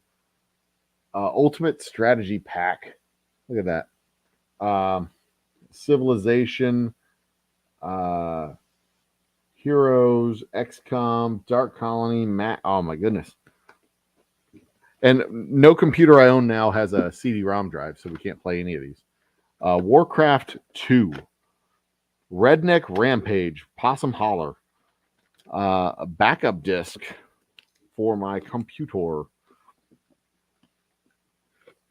The Franklin Planner software, Aces of World War II, Wingman, Aces, Print Shop, Family Tree Maker. Craziness. Absolute craziness. Family trees is another white person thing. I have come to realize over the years. I have a box of CD-ROMs. Remember when these were a thing? Jesus Christ. SimCity, The Sims House Party, Warcraft 3, Unreal. God damn. This is the time machine. Warcraft, Orcs versus Humans. Let's see what these CDs are here. Myst, Wall Street Trader 2000, Alpha Centauri, Warcraft 2, the expansion set, Flight Simulator, Asteroids, Mech Warrior 2, Airport Tycoon, the Big Rig Game, and look at this motherfucker. An actual floppy disk, kids. See, back in the late 20th century, people would save their files on a floppy disk Caesar 2. What is this? Homeworld. Shogun Total War. TurboTax. Back when you had to buy TurboTax on a physical CD. 1602 AD. That was a fun game. Caesar. Prequel to Caesar 2. But they didn't call it a prequel at the time because it was just Caesar. So there you go. I didn't know I still had a manual in America. Emmanuel in America. The uncensored version. Look at that. The uncensored version. One of the most notorious exploitation films ever made, according to Bizarre Magazine.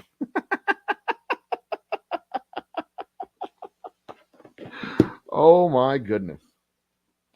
Oh my goodness. Oh my goodness. Oh my goodness. All right, let me put this thing back. Don't go anywhere. Put you up there. Move you here. Flip you up. Come on. Get you out of the way. What are you? Ball of giants?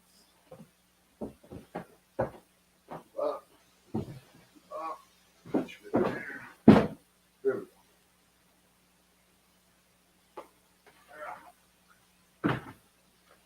All right, put this shit back where it went. Fun fact about this machete. My brother cut his hand. My little brother cut his hand on this machete because he was in my room playing around with my shit. And he missed a baseball game because of it. One of those club game, baseball game things. And they told him you shouldn't have fucking done that shit. Dumb idiot. All right, let's go back to the current comment. Where were we? I know you can do it on the other one. Oh, yeah, this one. Well, I mean, I can get some of these bottles out of the way here, like these things, and I could clear this off and roll that down if I wanted to. I just don't want to. Lady senses. That makes me chuckle. It's like an I Spy book. Find A, B, C. Yeah. These are the Walking Dead books. Some of the graphic novels from The Walking Dead. I don't even know what these books are. That looks like Harry Potter. I've never read them. They're the Harry Potter book. Let me put my subscribe sign back up. There we go. Back up. Subscribe today. Subscribe today. Yeah. Let me cover this. Cover this up with my big fat body. There we go.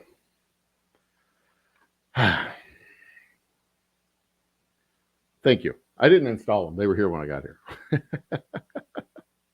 But I like them. I like them too. When the lights are on in here, I can't really see what's going on out there. I can hear noises and I can kind of see movement. But if people press stuff up against the windows, I can see them nicely. Just so you know.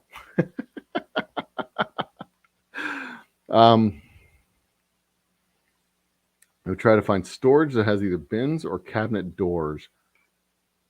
I'd rather just throw the clutter away. I'd rather not have it. Because most of this clutter is just shit it's just shit that needs to be thrown away. And that's the first thing I need to do is just go through here and throw away some garbage. Just throw it away. Because there's a lot of garbage in this room that needs to get tossed. A lot. I mean, I'm looking at a box over there that's garbage, but I didn't want to throw that box. There's a box over here in the corner.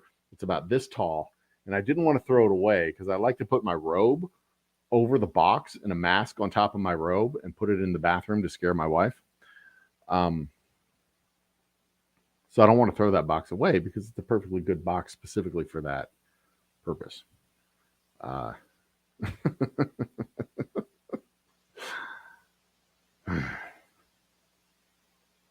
No, me and Vanessa actually do get along quite well. At least virtually, we get along quite well. Old Star Trek this minute in Min, Kirstie Alley was a real smoke show when she was younger. She was a smoke show when she was younger. Kirstie Alley was an absolute smoke show when she was younger. But the first Sims, yeah, I remember. You see, now Sims, all those games now they're like on a virtual infinite world format. So back in the day, you had the world was bound by the borders of the CD. Literally, like there was an algorithm that said this is all the possible things that can happen. But now, like Minecraft, for example, you get the Minecraft CD, and like there was a finiteness to the world. They couldn't give you didn't get your world updated on a regular basis. You couldn't do any updates or anything like that. When it came out, this was the version of it. All the tools that were in the game, all the people that were in the game, all the creatures that were in the game, all the stuff that was in the game, that was what was in the game. Same thing with The Sims, all the house layouts and house designs and all that stuff. You had to get expansion kits and expansion packs, and you have to pay for all that shit. Now you get a subscription, or you pay through advertisements, but you get a subscription. You pay whatever, $2 a month, and you're connected to this virtual world, and they can update you every month. They can update you every 6 months. They update you every year, whatever, every Tuesday when it's Fortnite. They can update you all the time. New guns, new tools, new houses, new spaces, new resources, all that stuff. There's just constant updating, and you never own the game. You participate in the world that's being created on the server, and they provide it to you. It is a whole nother world than what we had when we were kids. It was this, when we were kids, when I was a kid, we had this a promise of what the world might become, and then they actually started doing it for the kids these days. There was this bridge between what was and what was possible that they called Second Life, which I don't think it's still a thing. It might still be a thing, but I don't think it's a thing like it was when it first came out. Of this infinite world that was always being updated, and I think the biggest problem with Second Life was that the world was actually infinite. There wasn't any boundaries, so there wasn't any value to any particular space, because it didn't take any time to get anywhere, and you could be as far away from everything, and you could simultaneously be there and not there at the same time. If you wanted to be where everybody was, you could be where everybody was, and then you wanted to stop, you could be back home, and it didn't matter where everything was. Everything was virtual. But with other things like Minecraft, or not Minecraft, World of Warcraft, they have there's a distance and time and finiteness to the world, but there's also there's a time and space functionality to that type of world. And the old Warcraft game was really cool. The second and third iteration of the Warcraft game was really cool, but when they broke into World of Warcraft, where it was like this virtual world that you were participating in, and that was something so earth-shatteringly new and amazing. And it was different in World of Warcraft than it was in something like Second Life, because Second Life was infinite and forever, but World of Warcraft had boundaries. They had boundaries, and they had there was time and distance in World of Warcraft. You couldn't just be in one place and then instantaneously be at another place. It took time to get to the other place. So there was a scale to the world that you were in, and it was really, really, really cool. It was really, really cool how that works, and it's still there. World of Warcraft is still a thing. It's not the thing that it used to be, but it's still a thing. But anyway, Doom at school when I was I think I remember playing Wolfenstein when I was a kid, playing Castle Wolfenstein on my old Apple IIc. And the old color monitor that was green and black. I had a lot of fun playing Rogue Squadron. Rogue Squadron is the reason I owned a joystick. Good times, good games.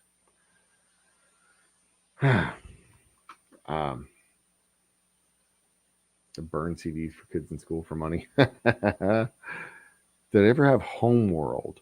I don't remember Homeworld. I don't remember having that one as a game. No. I never had Homeworld. Did I have Homeworld? Did I come across Homeworld? I don't remember it. If I had it, I don't remember playing it. I actually my first computer was an Apple IIc, and it had the full size floppy disks, real floppy disks.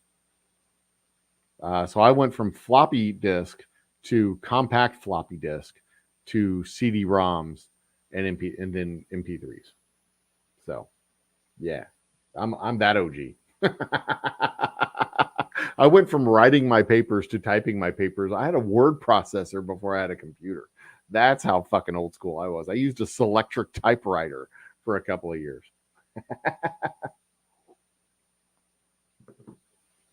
My bourbon is so much better than this. I really do think it was Redemption. Redemption isn't that dark.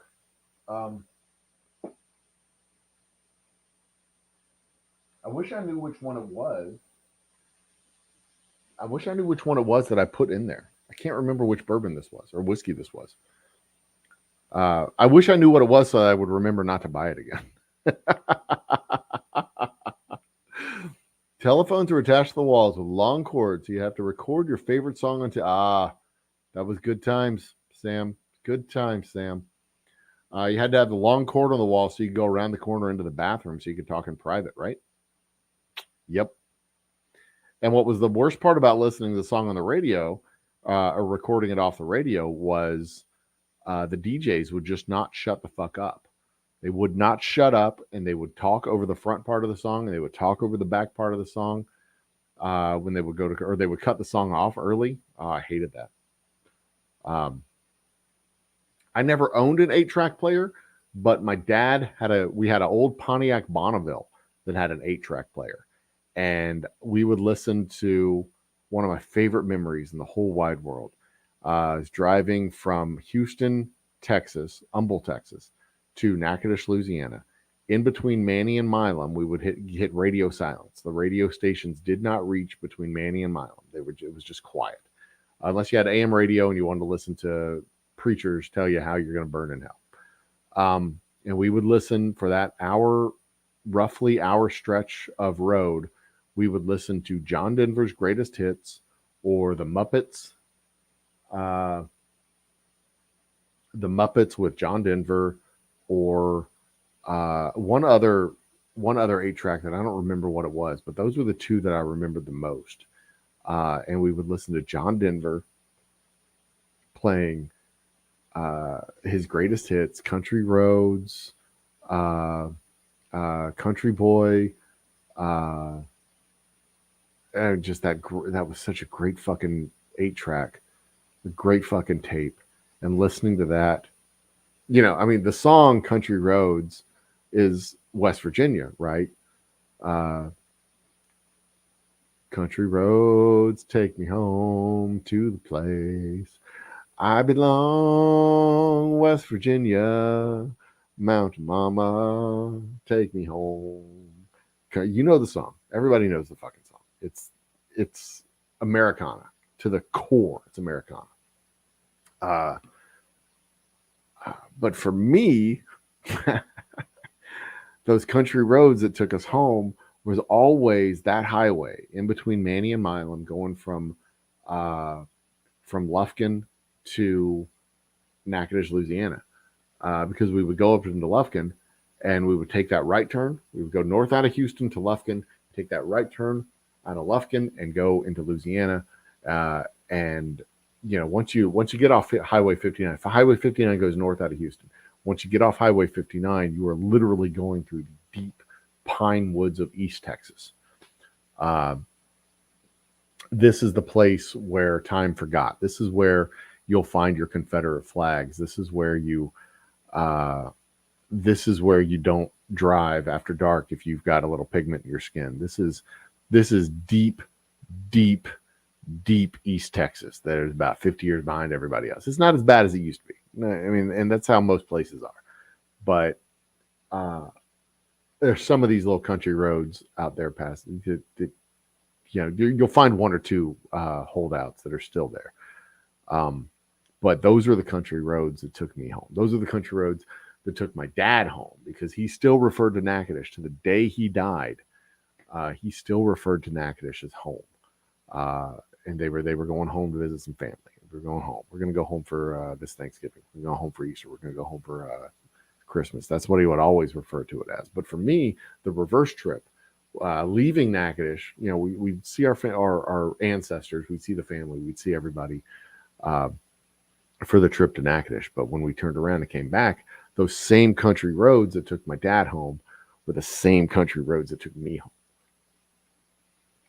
And those are good times. Those are good, fond memories that I have. And I still drive when we take road trips. I still will turn on John Denver's Greatest Hits and listen to that same CD, now MP3. I'll listen to that same music that we listened to 40 years ago when I was driving or riding in the car. That's why my dad taught me to drive. He'd get tired and he'd say, "Do you want to drive for a while?" I'm 12. I'm 12 years old. Do you want to drive for a while? Like that? No. He's like, "Come on up here and drive."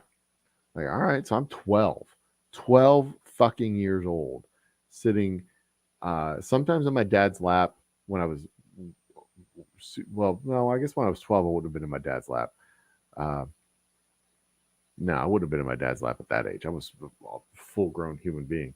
But when I was a wee little kid, when I was 7, 8, 9 years old, he'd let me drive. He'd sit me in his lap. I'd drive the fucking car. But yeah, I'm 12 years old driving the car between Milam and Manny, listening to the radio. Because there was no traffic. It was a 2-lane highway, no traffic, blacktop, just going, over East Texas hills and dales, going just dead east straight to the Sabine River.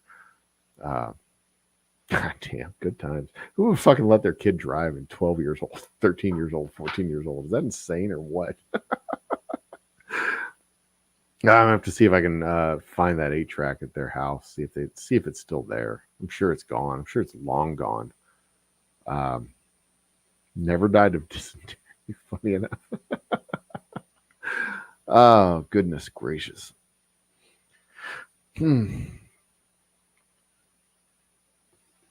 Goodness gracious. Daisy had to blow on the cartridge to make it work. Yep. When Umble was hitting the snowflake, I was thinking we have a 2 strings of snowflakes across the front of our house, from our front stoop across to a tree, and both sets had lights that were out, and that's how I got them to work. I just took it and tapped it, and it turned on. I'm like, okay, well, that worked. Goodness. Yeah, I remember hitting the TV to make it work too. Those cathode ray tubes, they could take a beating. And now you can't. If you hit it, you get a palm print on the front of it for the rest of its life. You're born in the 80s, who went from large to small. It all happened with it. Yep. Definitely didn't have an electric typewriter. So you were born in the 80s. You remember the dot matrix printers.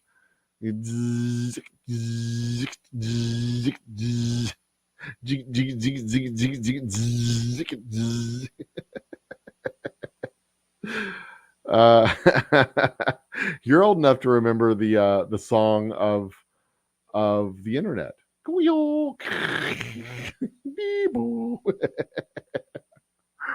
Oh Lord. Calling your mom on a rotary dial phone. Yeah. Yep. I remember those too. I'm old.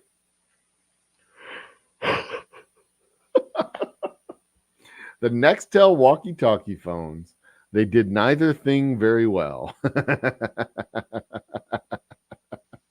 They did neither thing very. I think Sprint bought Nextel over time. Nextel merged with Sprint, among others. Yeah, that is not a good whiskey. Oh. Jesus Christ. That is definitely a rye. God damn it.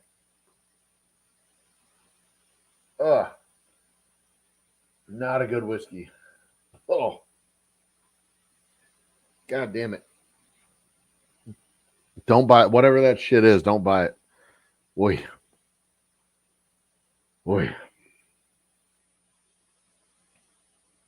Grandmother had the rotary phone all the way up till she moved out of her house 2 years ago with the phone number keeper. You slide the dial to the letter. Huh? The phone number keeper that you slide the dial to the letter and open. I'm not familiar with the phone number keeper. Oh, I know what you mean. The thing where you have it was like, and you dial it and you pull it open and all the papers come up with it. I know what you're talking about.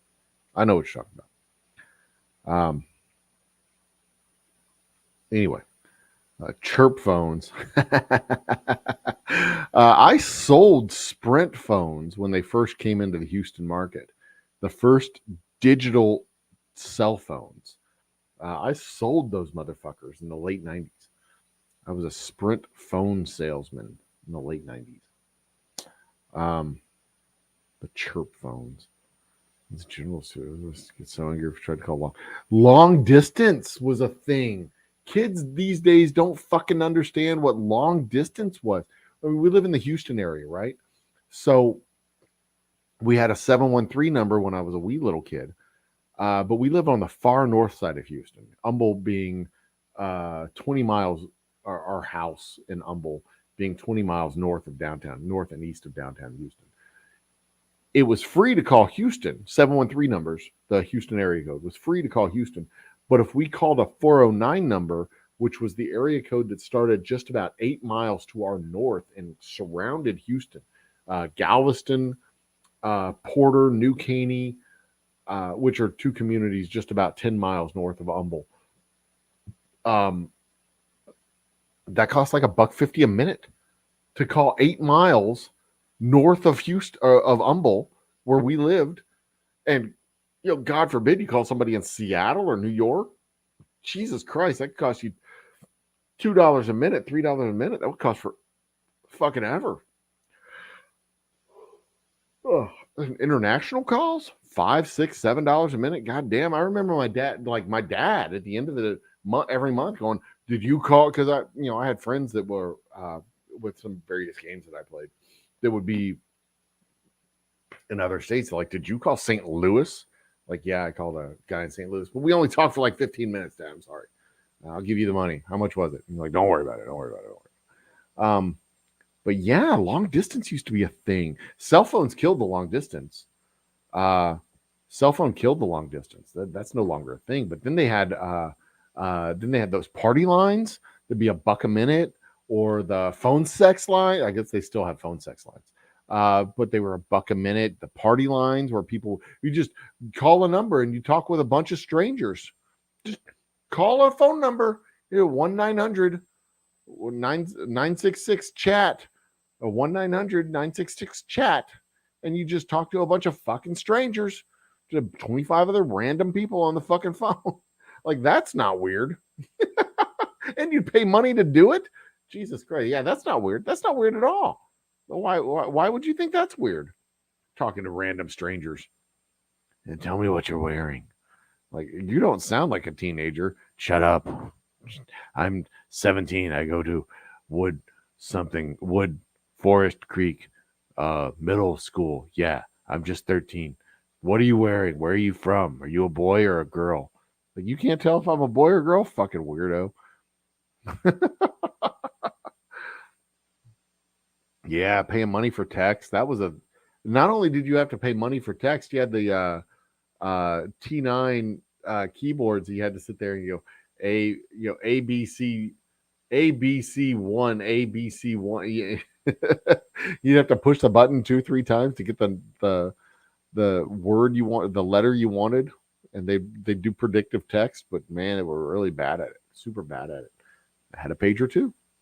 And I would get a message from my mom, 911.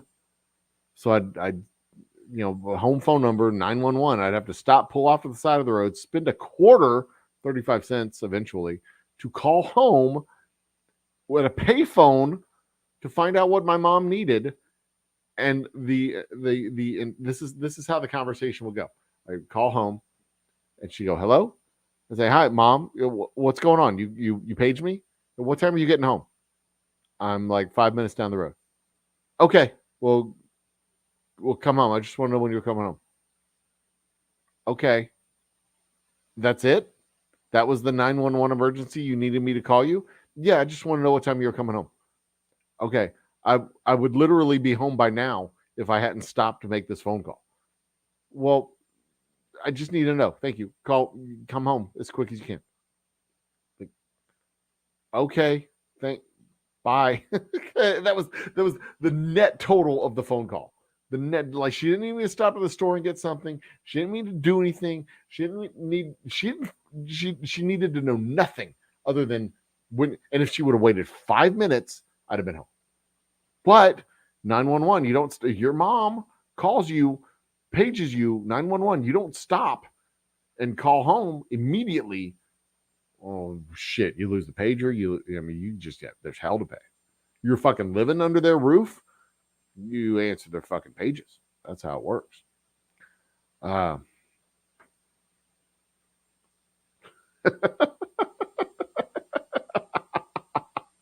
no such thing as off topic for one. But you found out the oldest fast food place in California is an A&W? Damn. That's fucking awesome. That's fucking awesome. And they still make better food than In-N-Out. Ooh, yeah, I went there. Her boom boxes you bought for her first job delivering mail. I didn't own a boom box, but my lovely wife did, and I hijacked it and took it to my distillery. It's at my distillery right now. The Michael Jackson leather jacket. God damn. There's anything wrong with that. She'll let my daughter drive when she was around. It was a different time. My pops let me take the wheel of his Buick Regal. Jesus Christ, a Buick Regal. You can land airplanes on the hood of a Buick Regal. Jesus Christ. It's a big ship.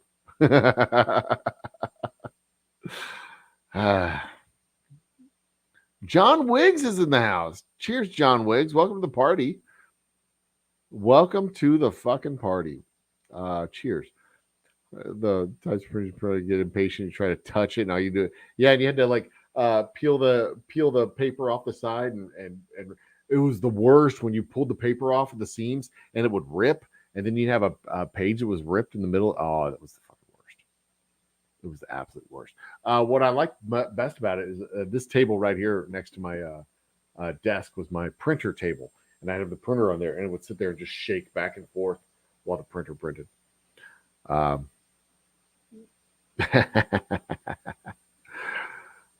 Anyway, once a lot of papers, tons of people had number keepers. Yeah, I remember. It took me a minute, but I figured out.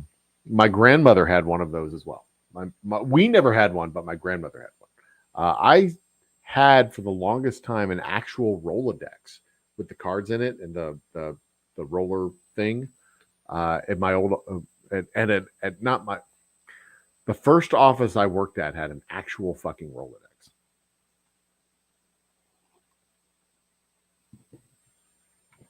Early 2000, you worked at AT&T. Go figure. AT&T was our biggest sales. Our biggest salesman was AT&T because we would sell our Sprint phones against AT&T because they had the analog system, the analog network. They had a better network, by far a better network than Sprint, but Sprint had much better sound quality, and that's what we would do. We would offer them a phone call on the Sprint phone. And let them listen to it. And they go, God damn, this sounds way better. I'm like, who are you with? AT&T? Yeah, I know. Everybody was with AT&T back then. Everybody was. Yeah, those digital calls from the Sprint Digital network was amazing. But that's the standard now. They're all digital networks now. The Loop. Ah, that's right. The problem is everybody had the phone number, so it wasn't just teens age 13 to 18.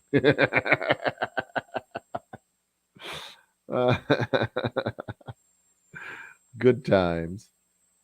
Killed mine by punching it dry.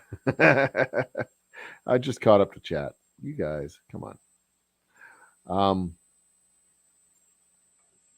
People pay for internet service. What? $100 a month for internet service? I pay more than 100 at the distillery, but I have a big fat tube going into the distillery. My home service is like 50. And maybe I'm spending too much on internet service at home. I don't know. Maybe it might be $79 now. I don't know.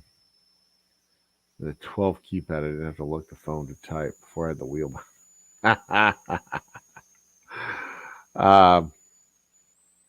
Yeah, though there was a character limit on text too. That is correct. That is, yeah, I remember. Back in the day.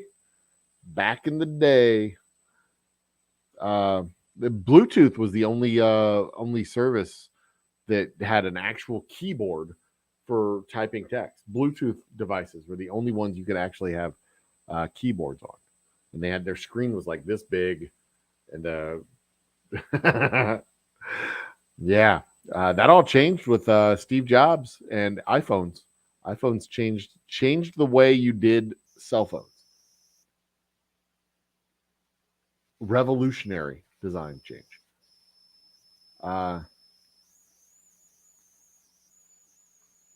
The one thing I was really mad about taking payphones out, people have cell phones, they're going to walk anywhere and use it. Yeah, I mean, that is one of the things about payphone, but also in urban areas, you have, I mean, the shit that was on the receivers for payphones was just so gross. They were always sticky or greasy, or I hated, I mean, that was the worst, the absolute worst. But still, every once in a while, you'll come across a payphone, and I'll show my kids. I'll say, kids, look, come here. Let me show you this relic from the past where people used to put money into phones. And they could call anyone in the area for 35 cents. It used to be 10 cents, but then it was 25. Then after it was 25, it was 35. But then after it was 35, people got cell phones and said, fuck this shit. I'm not going to pay 35 cents for a goddamn phone call.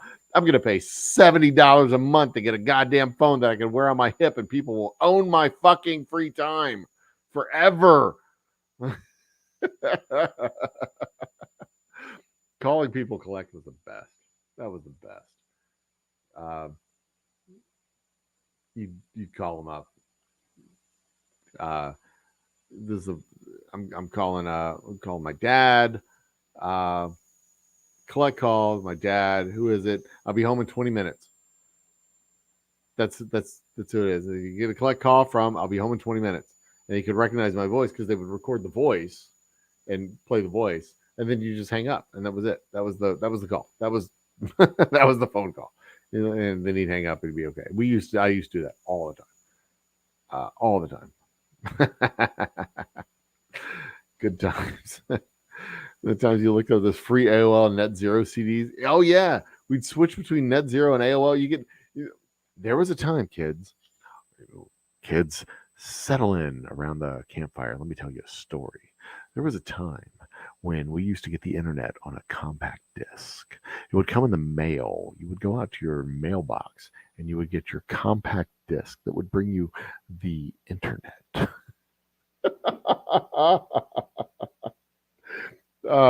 You would take the compact disc and put it into your computer, and the compact disc would provide you internet access. And what would happen is, once you use that compact disc, you would then have access to servers that would connect to other servers. And then you could talk to perverts in Austria who would want to know what color your underwear was. But you would only have 60 minutes before you had to start paying again.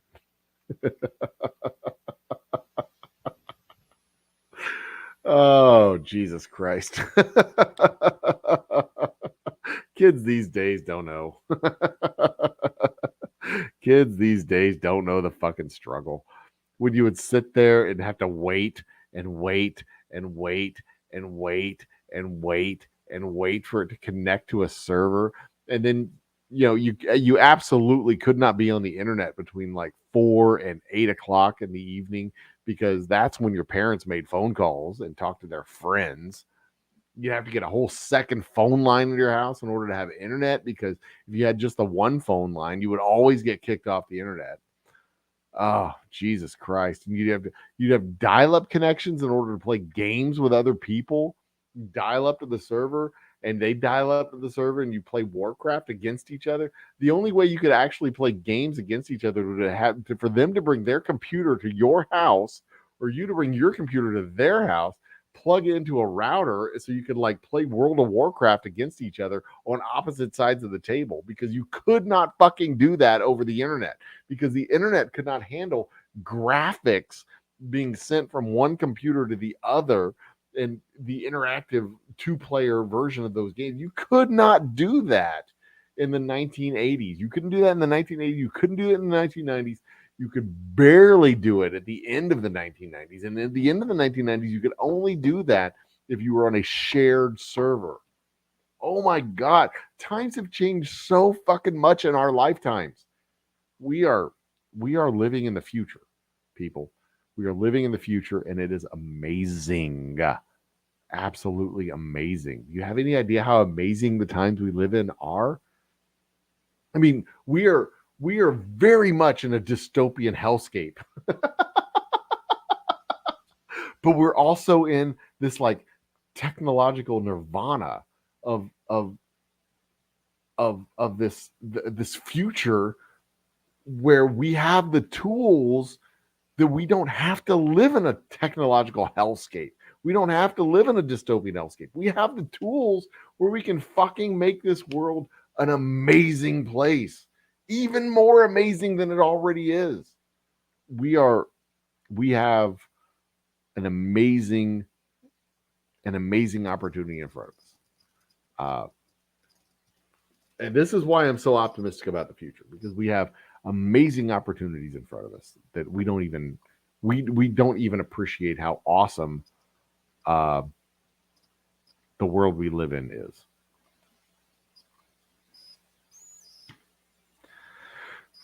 We just don't appreciate it, but it is pretty fucking amazing. Frequencies for next LPTT were purchased and made private. Yeah.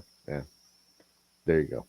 I think they've moved off those frequencies in general. They've like the bandwidth that have been rented out or authorized by the feds for private companies to use have kind of been just moved up. Like they don't use those frequencies anymore. They're for low level communications, and they're not for commercial grade bandwidths in general. The last payphone we had left was a few miles. I think they took it out in 2012, 2015. It's a wide range, 2012, 2015. Ours was 25 all the way up until it was taken out. A short time later, they had to add money. Yeah, well, there you go. We do 35 cents, and it would be pretty much unlimited for local calls, but you'd have to keep adding money for long distance calls. Yeah.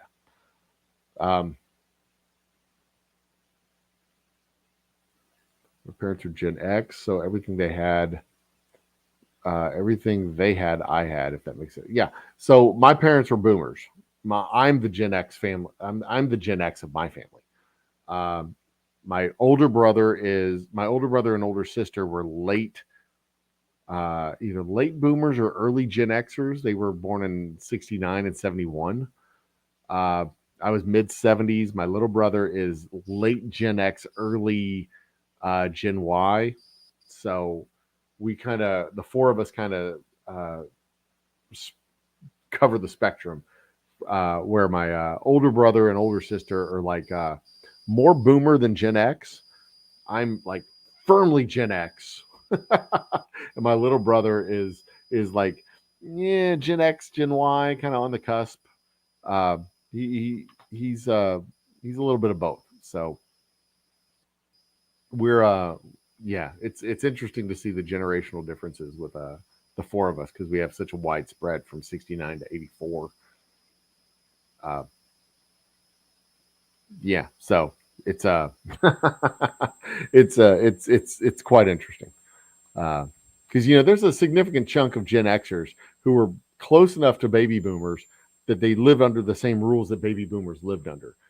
Gen X is that like transitional generation where we half of our generation is old enough to have pensions and live under the baby boomer uh,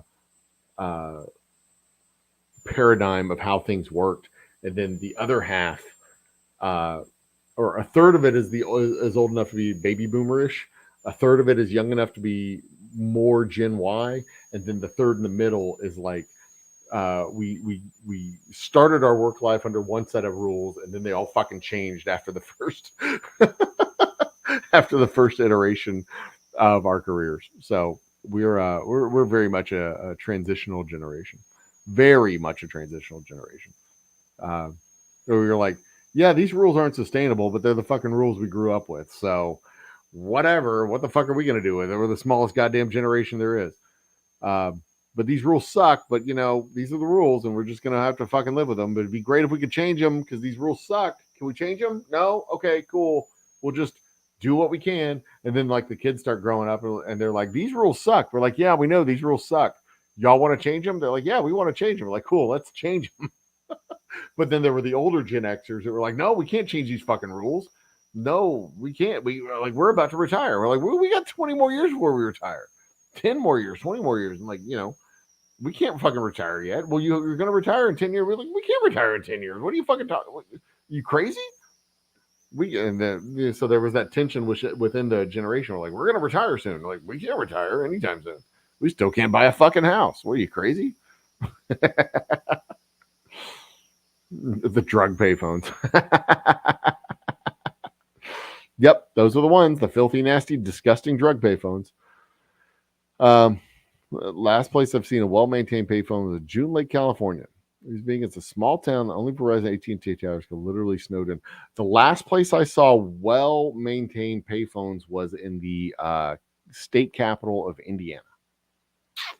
They had a whole bank of payphones that were still very well-maintained, and this was about 10 years ago. So they still have them. They still have them in places like that, but they're very rare. Age, sex, location. Age, sex, location. I'm just a fucking child. What's wrong with you people? Yeah, I always laughed at that when I see ASL pop up and people are like, I'm 9 and I'm in California. Like, Jesus fucking Christ.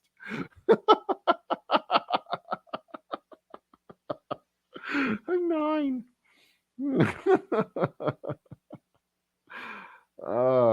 My parents let me use the computer. Ugh, fucking people. Things we're doing. And then no phone booth. Good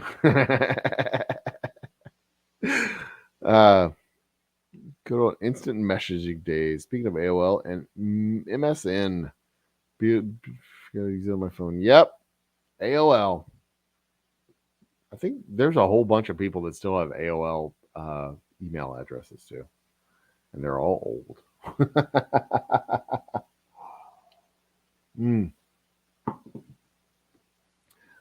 So the thing about the Y2K scare, it was a real thing. Like the terror it inspired was hyperbole, just pure nonsensical hyperbole. Because like planes weren't going to drop out of the sky, you weren't going to lose your bank account or whatever. But there was like legit concerns about billing processes and stuff like that. Like those were all legit concerns about accounting software and billing softwares and stuff like that. Like there was never a circumstance where like your toaster would quit working or your ovens would quit working or whatever. Like stuff wouldn't just like stop, right?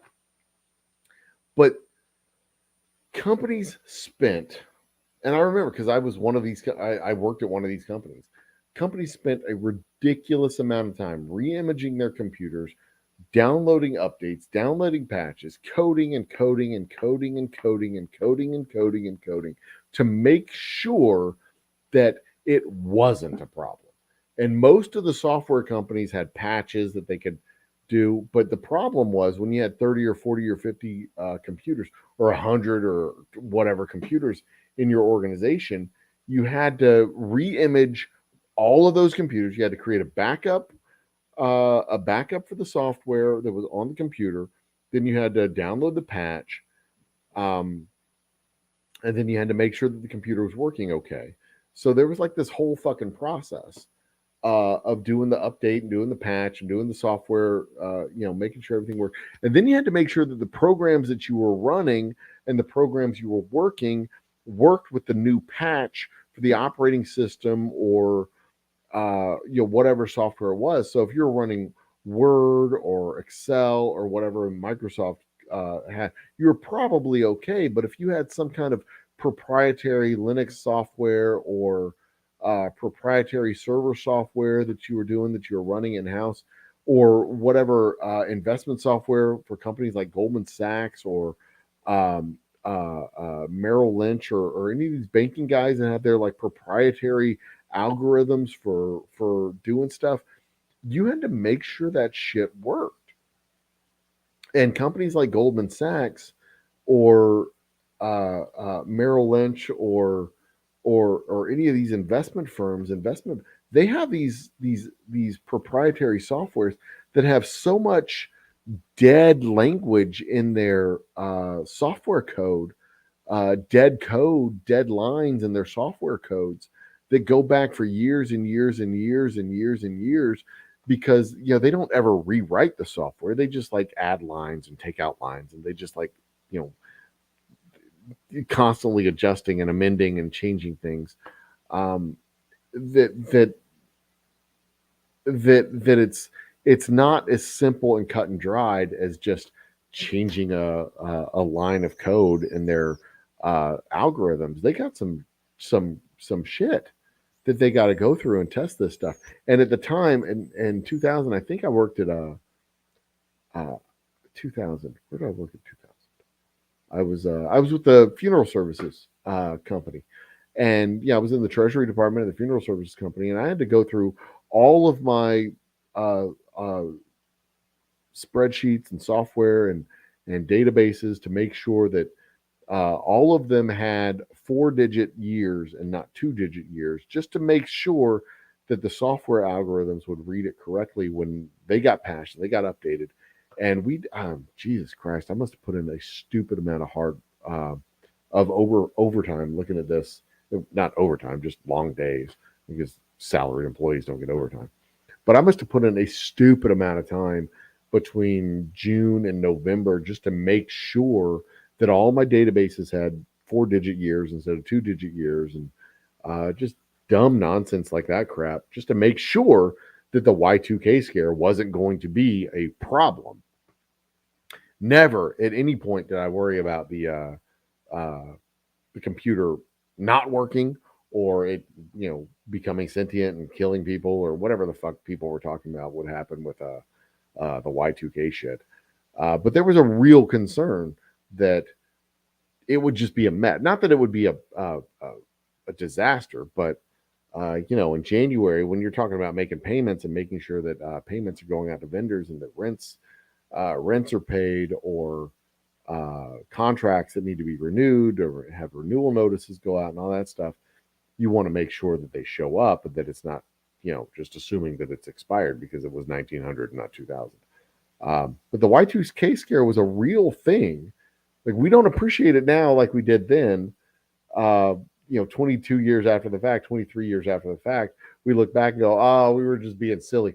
It was a lot of fucking work. There was a lot of fucking work to make sure that it was just being silly. There was a lot of being silly. Don't get me wrong. There was a whole lot of being silly going on. like toasters are not going to rise up and kill us. Our lamps aren't going to explode, whatever. But there was a lot of concern that this shit just wasn't going to work. That it just, the assumptions that we made just weren't going to be true. And there was a lot of work that went in. But yeah, I think I went to bed early that night. I don't think I was up at midnight on December 31st, 1999 in Houston, Texas. I think I fell asleep like 30 minutes before New Year's that year. Or maybe I was up 30 minutes after New Year's. I don't, it was a very, I think I had 3 or 4 people over and we all just kind of passed out. Oh, goodness. Yeah, we were a Catholic family. Widespread is the accurate description of that. Remember that too. Treehouse of Horrors episode about Y2K. Parents are late Gen X. I think they just missed it by a year, but my mom was born in 66. Yeah.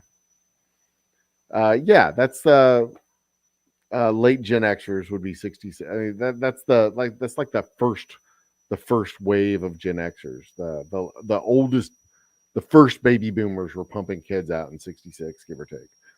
64, 65, I think is when the first baby boomers are. That's like the edge of the Gen X.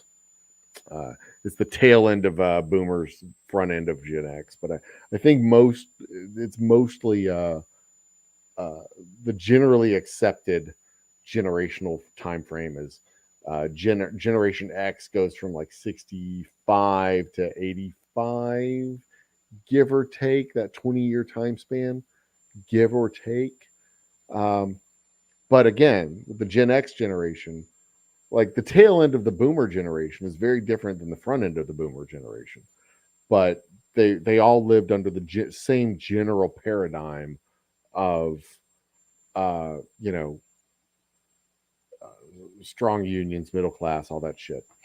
The front end of the Generation X in 65 and the tail end of Generation X in 85, that's like vastly different. In that 20-year time frame, you had the rise of rock and roll, the rise of the hippies, the rise of fucking disco, the fall of disco, the the the whole 1980s, the rise of the 1980s, the tail end of the dance culture of the early 80s, the aerobics phase, whatever that shit was. It was a very, and I guess 1945 to 1965, you can talk about the various just musical cultural differences, but they kind of lived under the same general paradigm of save money, spend less than you make, buy a house as soon as you can, marry as soon as you can out of high school or in high school if you can swing that. But that time frame between the 1940s, 45 and 1965 was like the first time you have a teenage culture in the United States. The first time a teenage culture existed of teenage leisure. Because before 1945, there was no such thing as teenage leisure. You were a teenager, you were working, or you went to the army. That was it. There was no college. There wasn't cars. There wasn't beach parties. There wasn't middle class. There wasn't any of that shit before 1945. After 1945, in the post-war era, was the first time you had teenagers with cars driving with leisure time to go to high school, college, boyfriends, girlfriends, and like it wasn't until the mid 50s and early 60s when you had teenagers making music for teenagers, movies being made for teenagers, because prior to that it was all for grown-ups and shit. like grown-ups, like 25, 30-year-old people, because the World War I, World War II, if you were a teenager, you were going to war. That was it. You're in the draft, 18 years old, you're going to fucking Europe. Enjoy it, have fun, chop chop. But this whole like 1965 to 1985, this was a whole, we went through like three, like culture started rapidly changing at that point. It was a fucking fantastic time to be alive. So yeah, anyway. Dinosaurs. Okay, so there's been a thing that I've been seeing about dinosaurs lately, how they had two different endings taped. They had the Ice Age ending and the Ice Age ending and the asteroid ending. Two different endings. And they aired the one ending, which I think was the asteroid ending. No, they aired the one ending, which I think was the Ice Age ending, and then they aired the second ending. The second ending was just for the DVDs, and that's been a whole fucking thing. Imagine being a millennial. The generation is obscenely large, and you have older millennials that are closer to Gen X and younger millennials. Yeah, that's the rate at which culture is changing for millennials, Gen X, Gen Y, Gen Z, younger Gen X, Gen Y, Gen Z. It's just fascinating. I'm super duper excited. These people are finally coming of age and voting. Super duper excited because we're living in their world right now. We are 100% living in their world, and we Gen Xers had lived in the fucking baby boomers world all of our fucking life.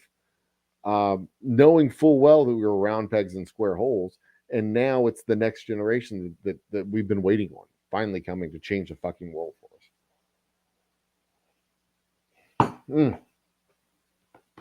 I need one more drink, then we can move towards wrapping this up. What time is it? After 12:45. Let me look over here at my analytics, see what we got. 25 views, 26 minutes. That's 25 times 26 divided by 60. We're looking at 10 and a half hours. Good. I got my 11 hours of watch time for Project 360. That's good. But we'll keep it going for another couple hours and see if we can top 20. That'll be good. Or when you tried to pour milk out of the carton to make a bowl of cereal, it didn't pour in 3 different holes of the actual spout. What? Tried to pour milk out of the carton to make a bowl of cereal. It didn't pour in 3 different holes. I don't know what that means. What? Am I reading this wrong? When you try to... Is there a...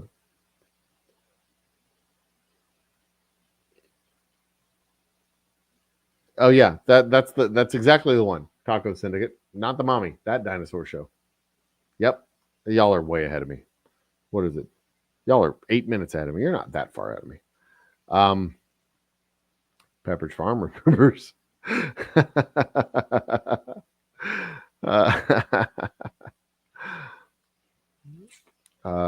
65 days. So they don't go up to 85? I think they probably go up to 85.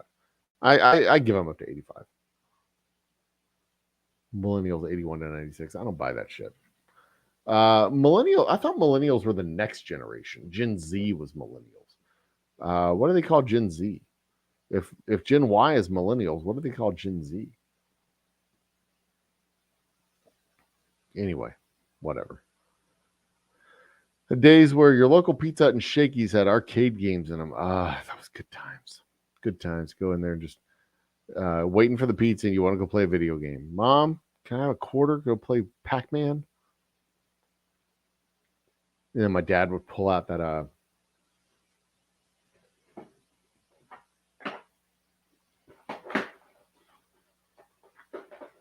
pull out the coin purse and say, okay,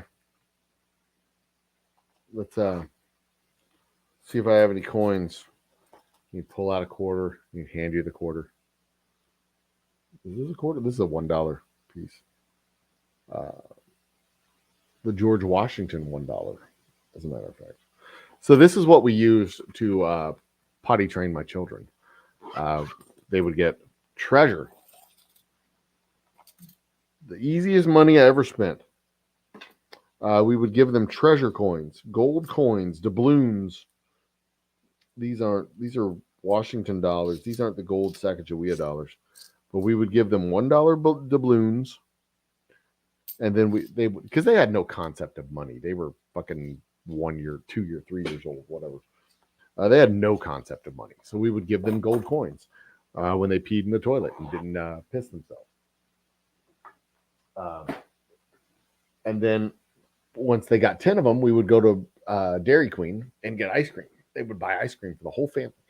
And I would have to, they would order the ice cream as little children, baby children.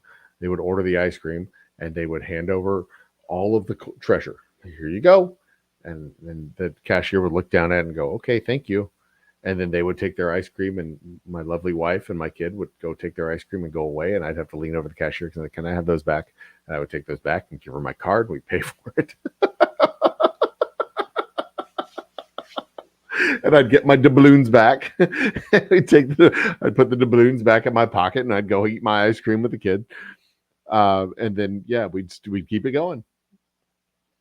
You'd pee in the toilet, you get treasure. But these were all like silver. These aren't gold. These are all. Turn on my light here. But yeah, I've got them in another place. No, these are gold. It's a gold coin. The gold George Washington dollars. I had a whole bunch of Sacagaweas, and I even remember the trip to the bank to get those when I requested I made the request. I said I would like a roll of dollar bill or dollar coins, please. I would also like a $50 coin and another $50 coin. And I had my $20 bill for the roll of dollar coins and my $1 bill for the two $50. And she came back and she said, we only have one $50. And she was holding the $50 in one hand and the $1 in the other hand. And she was very confused as to what she wanted me to do or what I wanted her to do. And I said, well, you could just give me 2 quarters and the $50, and that would work just fine. And she looked at the $50, and she looked at the dollar, and she looked at that. She said, oh yeah, I can I? I'm like, oh my God, are you fucking? You work at a bank, you're a cashier. Jesus Christ, this isn't that complicated. God damn. Of all the things, me having to tell a cashier at a bank of all places how to make $1 worth of change.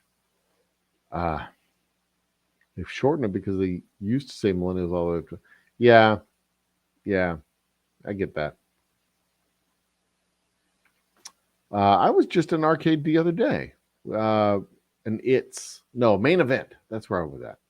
Main Event. All right, so let's try and catch up a little bit on chat here. Where are we at? At 12:44, and I'm at 12:50. We're 6 minutes behind on chat. No worries. I was just talking to my husband that he swore that wasn't the case. I was like 1,000 in the 1950s. Frozen TV dinners were popularized. 1960s. Yeah, 1950s is when TV dinners were absolutely popularized. Swanson came out in the 19. Hey Siri, when did Swanson start selling TV dinners? 1950s. First hit shelves in the 1950s. Swanson TV dinners, 1950s. And they were frozen dinners, but they weren't TV dinners until the TVs came out. People started getting TVs and they would eat dinner in front of the TV. That's why they were TV dinners. That's how they became popularized, because people started having TV dinners because they had TVs in the 50s. You didn't have TVs before the 50s. You didn't have TVs in the 1940s. Nobody had TVs in the 1940s, and that was what it was. 1960s was a very different world than the 1950s, but the 1950s and 1960s was the first time you had teenage culture, a teenage culture in the United States, a car culture, a teenage culture, beach party, bingo.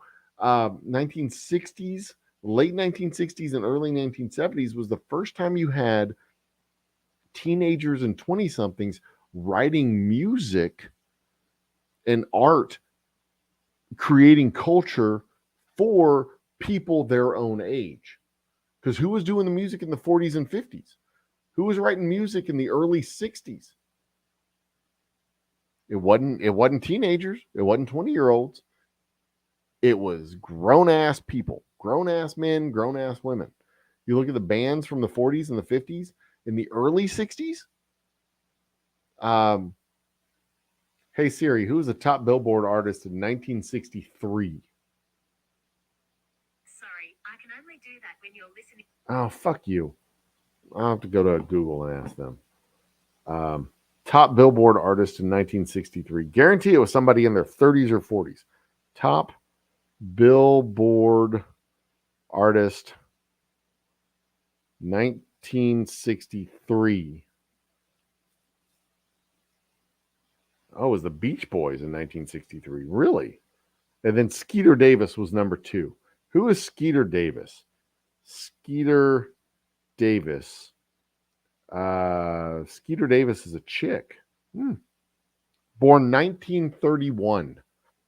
1931. So in 1963, Skeeter Davis was 32 years old. Top Billboard artist in 1963. Number 2 Billboard artist was 32 years old. So there you go. The Beach Boys were number 1.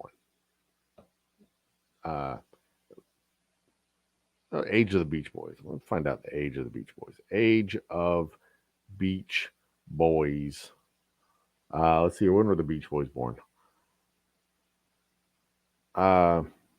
Who's the oldest Beach Boy member?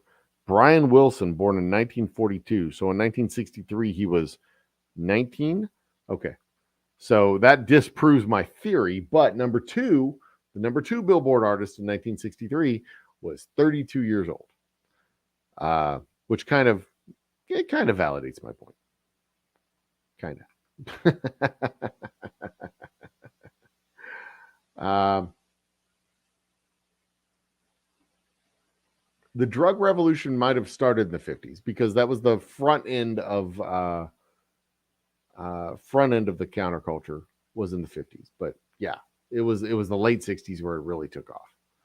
Really, really took off. Yeah, I remember Reefer Madness was a 1950s movie. Hey Siri, when did Reefer Madness come out? Reefer Madness was released on July 12, 1936. Oh, 36. Holy shit. It was a long time before the 1950s. Reefer Madness was cuckoo crazy. Mandela effect thing. There's a bunch of things that people remember differently. Okay, so Mandela. Just because you're wrong about something doesn't mean it's the Mandela effect. Because sometimes the people who chalk it up to Mandela effect is just bad marketing. Like, you know, did the logo have a dash or didn't it have a dash? That's just bad marketing. It doesn't matter. Fuck. I keep forgetting I haven't refilled my cup. Let's refill my cup. Last drink of the night, kids. I'm going to drink this drink, and when I'm done with this drink, we go to bed. Boomtown Bourbon. Delicious, nutritious, makes you a better dancer.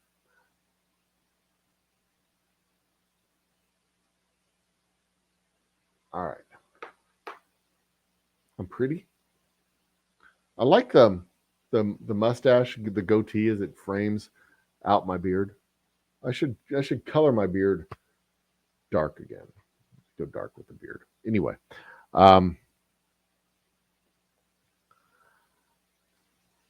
that's right. The milk carton thing from the Y2K Treehouse of Horror episode.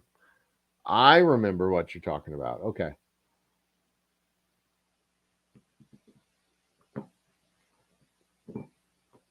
The shitty people in Jerusalem. Where do you think it came from? Right. Let's keep going. Don't laugh at me either. Yeah. Gen Z is 10 to 24 years old now. Okay. Gotcha. So Gen Z was pretty much all 21st century. Gen Y was prior, the 15 years before the turn of the century. Gen Z is the 15 years after the turn of the century. I get that. I get that.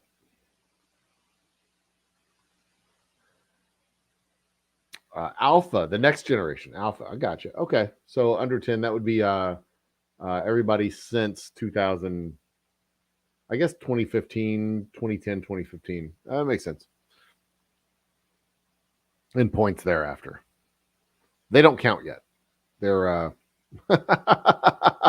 they're not buying anything yet. They don't count. They're tabula rasa at this point. MTA bus train station giving back change. The Sacagawea. Yeah, that's where we used to get our dollar coins. We get them from the toll booths. You'd show up with $5. That's the only way I knew how to get them for a long time. You just go to the toll booth, pay with $5. You get 4 Sacagawea coins back. Yep. Zoomers. They're doing not so bad because they grew up under. Imagine if previous generation grew up with 99% liberals in the institution. Gen Z is 50% conservative.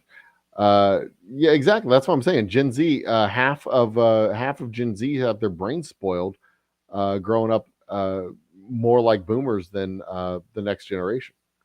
I mean, the boomers didn't do shit. There's not a goddamn thing that the boomers did that improved anything. They took literally everything that their parents gave them and fucked it up.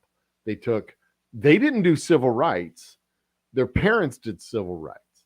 They didn't do union protections. Their parents did union protections. They didn't do voting rights. Their parents did voting rights. They didn't do Medicare. Their parents did Medicare. Their grandparents did Medicare. They didn't do Medicaid. Their parents did Medicaid. They didn't do any of that shit. But what they did do is they fucked it all up. They fucked it all up. They didn't do marriage equality. Their kids did marriage equality. They didn't do marriage equality. Their kids did marriage equality, and they fucked it up. They proceeded to fuck up marriage equality. They fucked up voting rights. They fucked up civil rights. They fucked up voting rights. They fucked it all up. They fucked up the Environmental Protection Agency. They fucked up. Name a social program that was put in the laps of the boomers that was put into place in the early 60s, late 60s, mid 60s, mid 50s. Name a social program, name an environmental program, name a governmental program, name an economic program, and over the next 40 years, the boomers fucked it up. Everything. The only thing you could argue that the boomers did right was they got interest rates down and inflation down, but that was still self-serving. And in the long arc, it's fucking it up for their kids, their grandkids, and their great-grandkids. They fucked it all. They have fucked up. It is the greatest single generational betrayal in the history of this country. They betrayed their parents. They betrayed their grandparents. They betrayed their kids. They betrayed their grandkids. And they betrayed their great-grandkids. 5 fucking generations that the boomers have betrayed with their fucked up policies and fucked up decision making. Absolutely fucked it all up. And considering Gen X is the smallest possible generation, we just laid on our hammock waiting for the next generation to come through and help us fix this shit that they fucked it all up. It is a tragedy and a travesty. And in the long scope of history, it'll be looked back as the greatest generational betrayal in the history of this country, because they were the largest generation in the history of this country, and they fucked things up so royally for so fucking long. It's going to take 40 more years to fix what they fucked up. But hopefully, Hopefully we'll get it on. Shit, they didn't even put a fucking man on the moon. It was their parents who set it all up. It was just them who were pushing the buttons. It was Jesus Christ. And then after they get handed the entire like infrastructure and institutions to put men on the fucking moon, they were just like, nah, we don't want to do that. Let's just build nukes instead. Fucking boomers. Fucking boomers. Jesus Christ. Don't get me started. I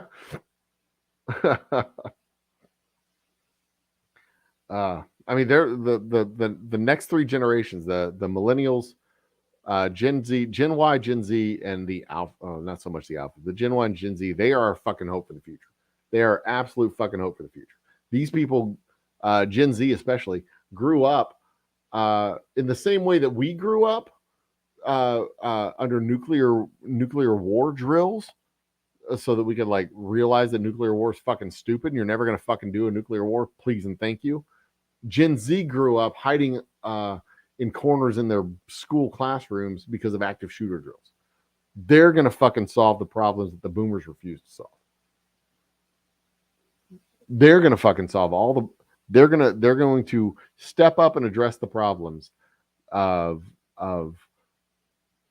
climate change, late stage capitalism, all the shit that the boomers fucking eroded over the course of 40, 50 years in power. One can only hope. One can only hope. So where are we at? Where are we at? Beat generations of the 50s. See, here's the thing. The beat generation of the 50s, they were the folks returning from the wars. They were the ones returning from World War II and the Korean War. Those were the guys who were unplugging and dropping out. That wasn't the next. Those weren't the first hippies, the vanguard of the hippies. The motorcycle road warrior beatnik generation.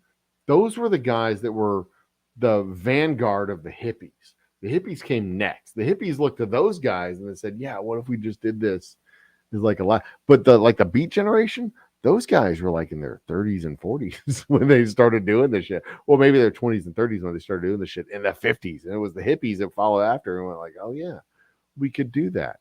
We don't have to be like bound by whatever." But then you know, they do all their drugs and they grow their hair long and they have their bell bottoms and they graduate from college and they're like, "Wait a minute, we can make some money and do some shit." And then they went and fucking betrayed their own fucking ideals. Bunch of bitches. Ugh. Fucking boomers. Fucking boomers. The older generation had benefited economic stability. Exactly. They had the economic stability that their parents gave them. Yeah. Higher education standards. Well, not so much higher education standards. They had very low education standards. Very, very low because they literally took anybody in. It's the reverse of that. They had more and more universities being established in the 1940s and 1950s in order to accommodate the influx of people coming back from the war. There were a whole bunch of universities expanding, not just being established, but expanding their ability to take in more students, building temporary buildings and semi-permanent buildings at a prodigious rate. They ridiculously expanded. They were literally taking in anybody who was in the army. Their standards went from up here down to here. Like literally everybody who was in the army had a grant of money. Well, every white person who was in the army had a grant of money so that they could come out of the army from World War II and into college. They weren't higher standards. They dropped those standards down to, were you in the army? Can you fog a mirror? That was it. Everybody was taken in, and they were hiring just insane number of teachers, insane number of building an insane number of facilities, and they grew the institution so fast through the 40s and 50s. They just exploded in size and scale and scope, and state university systems added more and more schools as quickly as they could in order to accommodate all these veterans coming back from the wars. and it changed a lot. It changed the entire landscape of the workforce. It changed the entire landscape of the country. For every person who came out of World War II, every white veteran out of World War II got had basically the ability to buy a cheap loan for a house and go to college. It was a boom for the higher institutions and banks, and white veterans coming out of the war. They just overly represent this type of Gen Z, used to try to make everyone believe that's how they feel as a whole. We're trying to peer pressure the rest of Gen Z. Yeah. The Gen Z as a whole feels very different than, yeah. It's not just peer pressure, it's actual culture. They really are that different.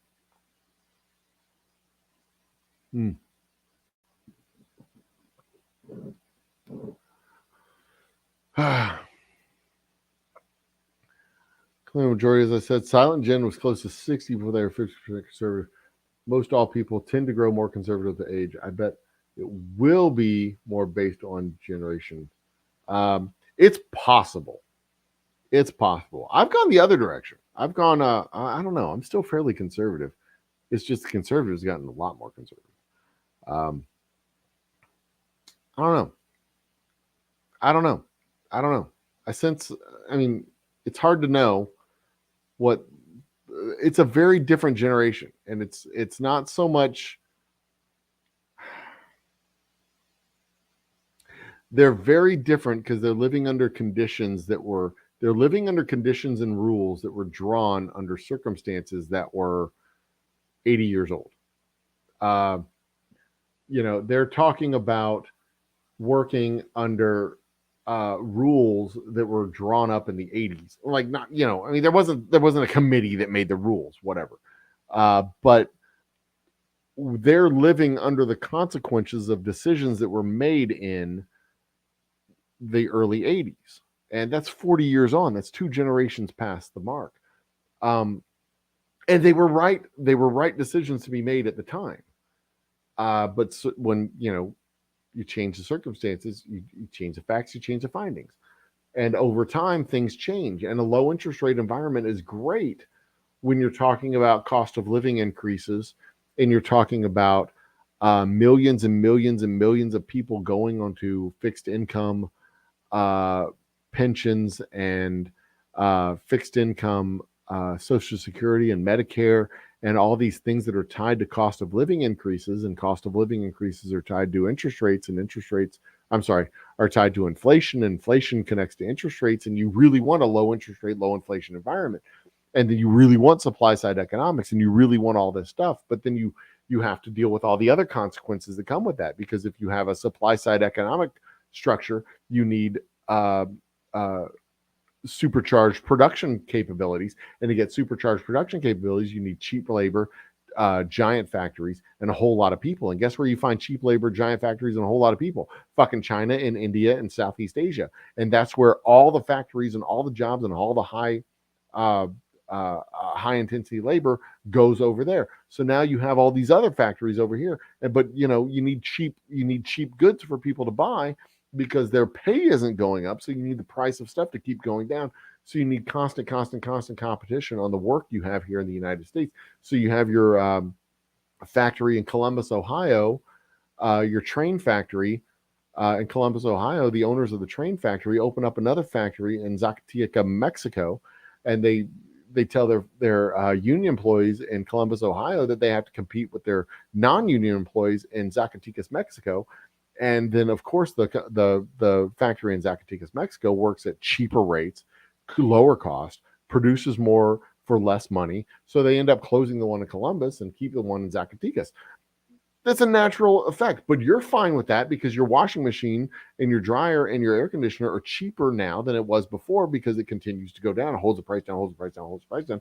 The main consequence of that is your wages don't go up. But also, under a low interest rate environment, the cost of house the price of your house continues to go up and up and up and up, which is fine if you already own a house, because now your number one investment has increased at 5% every single year since you've owned the house. But if you don't own a house and your wages aren't going up, it's hard to buy a house, because now entry-level houses cost $150,000, $200,000, and you're still only making $35,000, $40,000 in entry-level wages or entry-level jobs out of college. But the price of college has gone up because so many people have gone to college and they haven't put in the investment to continue to keep the price of college down, because they would rather keep their taxes down so they can keep more of their money. And all these other things compound against themselves and compound against themselves until eventually 40, 50, 60 years down the road, you have a structural problem in the economy where two entire fucking generations are cut out of the prosperity that you created 40 years ago.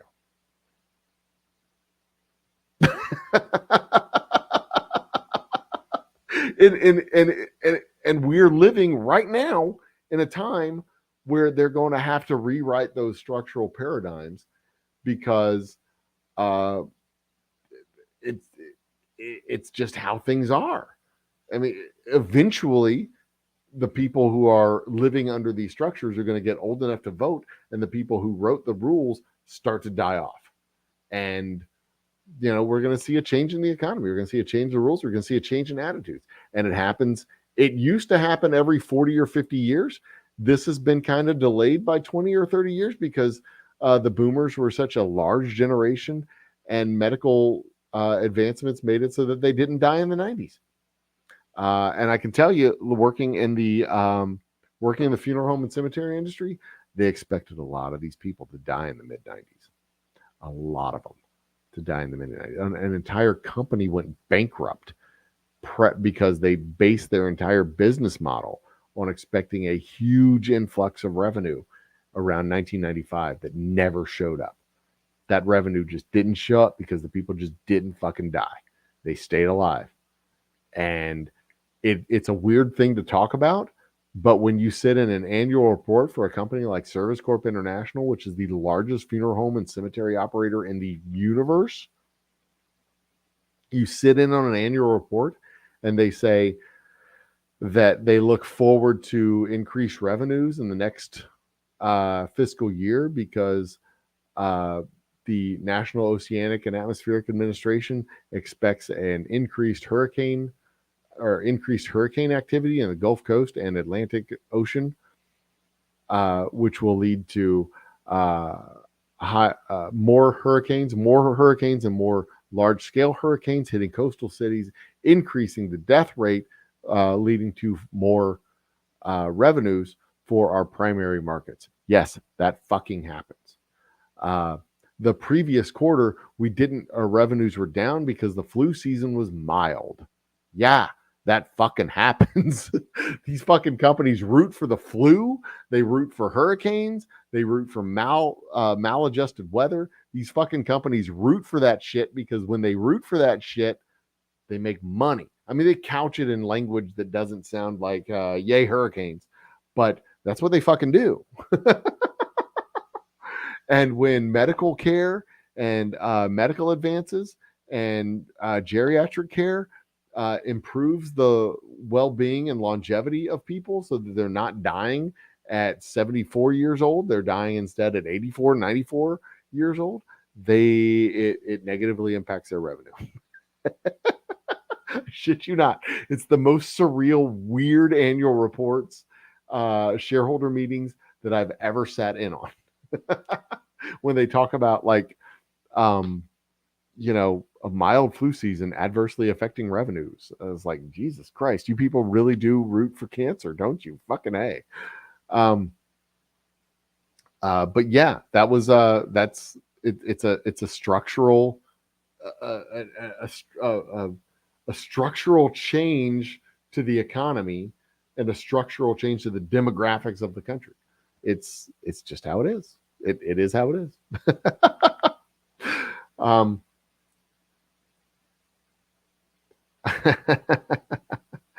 I would strongly disagree.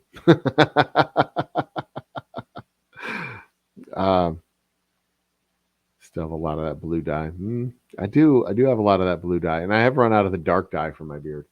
I have had just a those beard dye that was like just a touch of gray that will get the gray out. But yeah, we'll see. Maybe I could do hot pink. I could do hot pink beard. Do a rainbow beard. It'd be nice.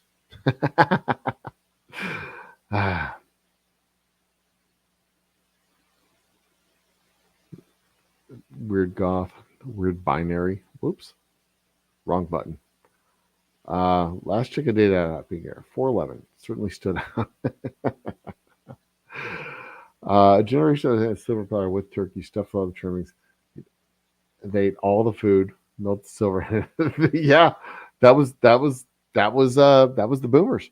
They were fucking handed the fucking country on a silver platter. Their parents let down a ladder. They climbed up the ladder to the next level. They pulled up the ladder and they said, you people need to work harder. We didn't get any fucking benefits from our federally subsidized health care and our federally subsidized mortgages and our federally subsidized education. You little fuckers need to work harder like we did with all the shit that was handed to us. The fucking greatest fucking generational betrayal. You do all the work we didn't have to do. Our parents worked hard so that we don't have to. And we're not about to fucking work hard for you little bastards.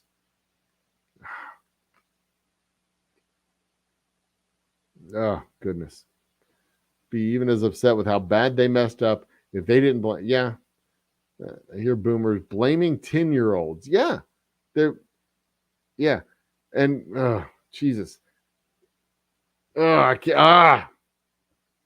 Like, we didn't used to be so sensitive. Like, bitches, y'all got pissed off if black people swam in the same fucking swimming pool as you. Don't give us this shit, you fucking assholes. Ugh. Pay for a 4-year strike fully for an average 2 weeks paycheck. Yeah. Don't get me off on this tangent again. Yeah, it's true. It's true. 2 weeks paycheck then is not the same as 2 weeks now. Social Security, many of those things were set in place because the following generation was double the size. Well, but see, that's the thing. If they continued to invest tax money, instead of going the cheap route and cutting taxes, you see, it's like it is with infrastructure. You know, you raise taxes, or you raise money from taxes on the population in order to pay for infrastructure. The infrastructure goes in, the economy expands, the tax base increases, you collect more money in taxes, right? The size of the government increases because you're collecting more money in taxes. 10% of the economy grows with the economy. The economy continues to grow. So they had two things that they could choose to do.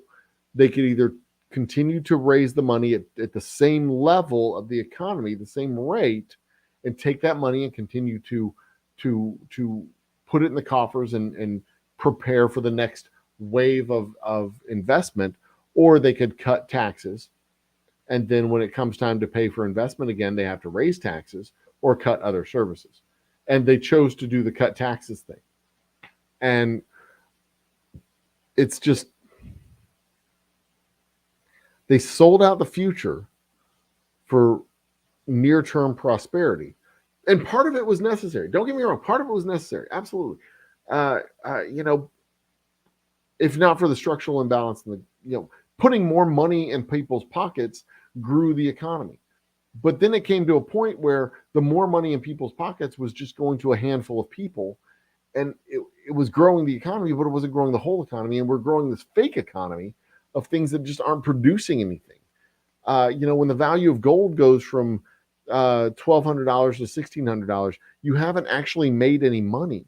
You haven't done anything productive with that extra $400. It's a bar of gold sitting in a hole in the backyard that's increased in value, but it hasn't done anything. It hasn't hired anybody. It hasn't generated new jobs. It hasn't generated new income. It hasn't generated new products. It hasn't done anything.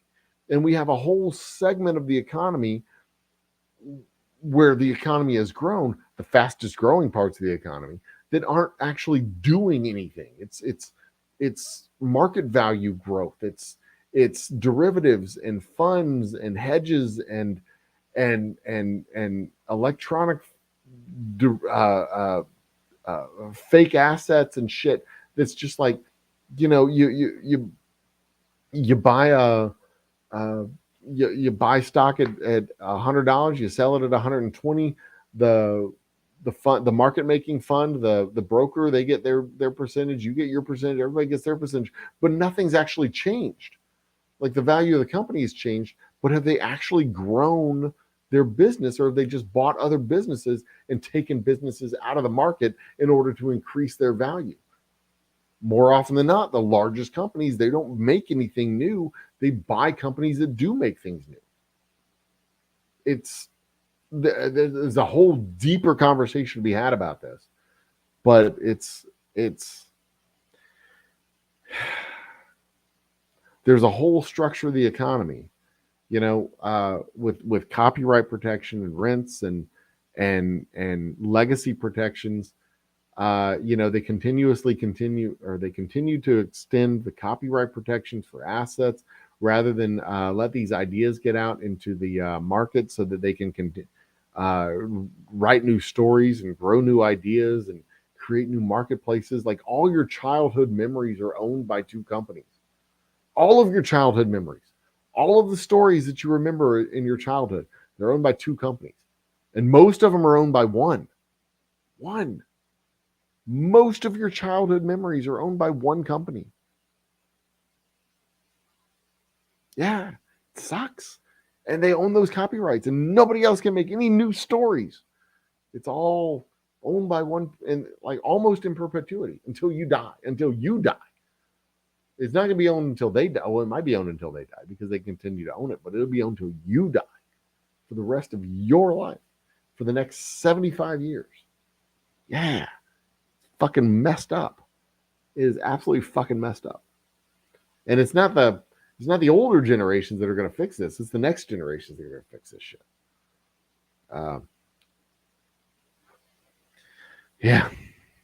Yeah, but I mean, the way Social Security is set up is, but also the way Social Security is set up is there's a cap at where income goes into the system. After you make like $140,000, any money above $140,000 doesn't go into Social Security at all. There's an easy way to fix the Social Security system. Easy way to fix the Social Security system is you tax the rich. You tax the shit out of the fucking people who are making over $150,000. You make those guys. You give less incentive to making $1 million a year. You tell people, look, you need to make enough money. You need to make a lot of money. Make as much money as you want. But there comes a point where you make more money than you could spend in 5 lifetimes. And we used to do that. We used to say, look, there's a reasonable amount of money you can make. Above that, we're going to tax you at 90%. And it encouraged companies to pay their workers. If you taxed, the billionaire tax, you make more than, if you're a company that makes more than $1 billion, after $1 billion, we're going to tax the shit out of that billion and first dollar. 60%, 70%, 80%. Not a punitive tax. Well, it might be considered a punitive tax, but a tax that literally tells you, look, you've made enough. Not that we want to take the money into the government. The government doesn't want that money. The government doesn't need that money. They got bonds. They can make all the fucking money they want. It's the encouragement to get the company to pay that money back to their fucking employees, the people who make the money for them. That's what we used to do. That's how, when we had a middle class, that's when it was, you could afford to pay for college on 2 paychecks. That's how it used to be. But we don't do that shit anymore. We encourage companies to keep the money. We encourage companies to pay it to the shareholders. We encourage companies to pay it to the board. We encourage companies to pay it to their fund holders. We encourage companies to keep that, hoard that cash, put it in offshore accounts so that it doesn't show up on their domestic books. And then we have structural problems with, people at home not being taken care of. and it's fucked up. It's all fucked up. It is all fucked up. We've encouraged growth at the expense of equity. And there's a lot of community stakeholders that just get fucked. There's a reason we work 60, 70, 80 hours a week and we still feel like we're falling behind. There's a reason for that. There's a reason we don't have mass prosperity. Not just, like we're as a people, we're doing okay. But over half of the population, if they have a flat tire, they're suddenly in economic distress because half the population doesn't have $200 in savings. That's a problem. That's a structural problem with the economy. And it's not just, they're irresponsible. They have a cell phone or whatever. Like you have to have a cell phone. Like you don't have a home phone, a landline. People don't have a landline anymore. But anyway, people do tend to take out more in Social Security than pay in. But you're right. It's insurance. The Social Security is an insurance program where it's paid for by everybody else. That's what insurance is. Everybody pays a bill. You're paying a bill that you didn't incur. That's what insurance does. Yeah. That is dead on true. If minimum wage had kept up with inflation, it would be even higher if minimum wage had kept up with the inflation of the upper tier incomes.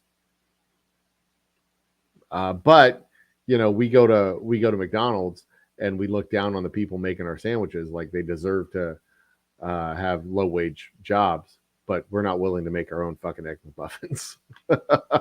The number of people that bitch and moan and cry and piss themselves over having self checkout lanes, but then you look at cashiers and you're like, well, you shouldn't be making $15 an hour. Why the fuck are you making $15 an hour to ring up my stuff? Well, meanwhile you stand behind people and bitch and moaning about having to ring up your own stuff.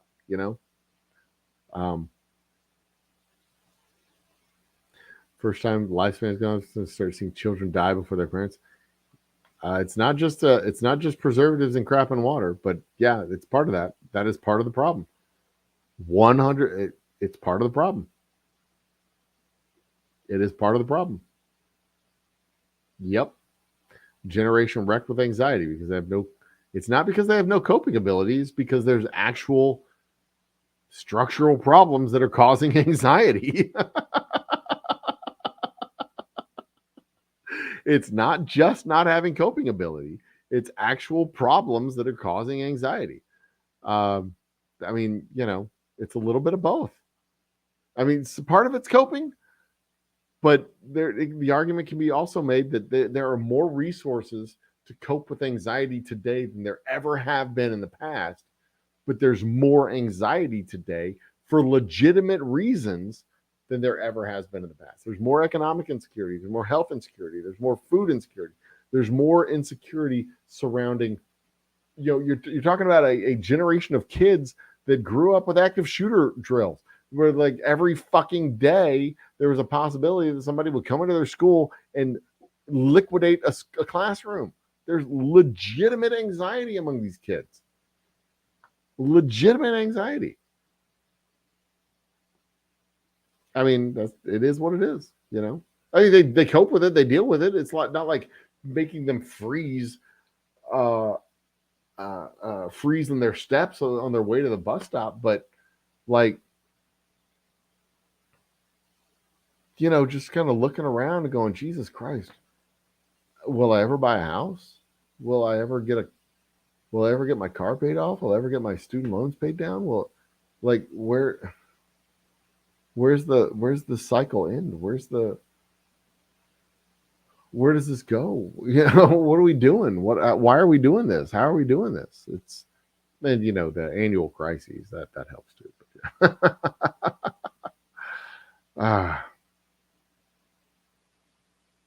yeah, the bank bailouts, the money spent on pointless wars, all that shit. Like, we make choices as a country. We absolutely make choices as a country. And I would argue that this is part of that generational betrayal, because the people that the reason that I don't know about money that went missing from 9/11, but the bank bailouts, that decision was made at the federal level by boomers mostly, because the moral hazard of paying people's mortgages off. Moral fucking hazard of paying people's mortgages off. But then again, on the other hand, we look at what happened in the last 18 to 24 months of actually putting money in people's hands and seeing what happens. But that was also a function of the supply side economics breaking down. It's not just one thing. There's multiple things that go into this. There's not just one thing. There's no silver bullet. There's no silver bullet. And a lot of times we sit back and we think, well, what one thing could we fucking do? There's not one thing you can fucking do. There's a structural problem. And there's like 6 or 8 or 12 things that need to be done, and they need to all be done in concert. But when you only have 100 senators and you only have 400 representatives, 435 representatives, it's not easy to get things done, because it's real easy to buy a majority when you have billions of dollars to spend as a corporation. But if we had 1,000 representatives and 300 or even just 150 senators and 1,000 representatives, it would be a lot harder to buy a majority. A lot harder to buy a majority. You wouldn't have to buy 2 key senators. You would have to buy 20 key senators. And that changes the price from $50 million to $500 million. And find $500 million is expensive. The NRA can't spend $500 million. Not even with Russian money being laundered through their organization. They can't spend that much money, because that would show up. That would raise eyebrows. People would ask questions. Exxon and Shell and BP can't launder, or they can't spend. They don't have to launder it. They just spend it directly. They can't spend $500 million to buy 12 senators. I mean, they can spend $12 million, $10 million, $2 million to buy 2 senators. And that's all they need to do is buy 2. I think they own 6 key senators to prevent any climate change bills from going through. I mean, it's a whole lot cheaper when you only have 50 senators, or 100 senators rather. It's a lot more expensive when you have 150. It's a lot more expensive when you have 1,500 representatives instead of 400 representatives. Structural problems. I don't know if it'd save the nation, but it would definitely change things. Be able to pay for full free healthcare. Yep, absolutely. Full free college. If we're the most prosperous, like, there's a whole lot of stuff that we don't do, not because we can't do it, but just because we won't do it, that the rest of the industrialized world can do, but we choose not to because we have a $700 billion defense budget. And it's when the Koch brothers come out and say that Medicare for all would cost us like $35 billion a year, and the reality is that we spend like $45-50 billion a year on Medicare right now, or healthcare right now, and that they don't talk about the knock-on effects down the road of just a healthier society, of people who can go to the doctor without being in the death throes of the flu. It's not wanting free medical care. It's wanting our tax dollars to pay for medical care that we should get. It's not wanting something for free. It's wanting our tax dollars to pay for things that fit our values, and for anybody to say that healthcare is a losing, a net negative, a money losing endeavor for the federal government, they fail to explain how no health insurance company ever goes bankrupt ever. And more and better and smaller health insurance companies is the way to go to have competition. Doesn't explain why they never divide and split up into smaller companies. They only ever merge into larger and larger and larger and larger and larger companies. It flies in the, like, reality flies in the face of rhetoric all the time, again and again and again and again. And it drives me nuts when people repeat the rhetoric, and then you look around at reality and say, but that's not what's happening out there in the real world, and it just absolutely drives you nuts. But you feel like you're the crazy person because you're looking around at reality saying, but this isn't how things are. I mean, you get what the ideal is, that multiple power companies would drive down the price of power because they're competing against each other. But then when you look at the reality, it's like, but they have no incentive to compete against each other because they can work together to drive the price up. Why would they compete against each other? It doesn't make any sense. Everybody has to have electricity. Why are they going to, they only need like this many customers in order to stay in business. So why do they need to get more? Why do they spend the money to get more? It doesn't make any sense. It doesn't make any sense. It never has and never will.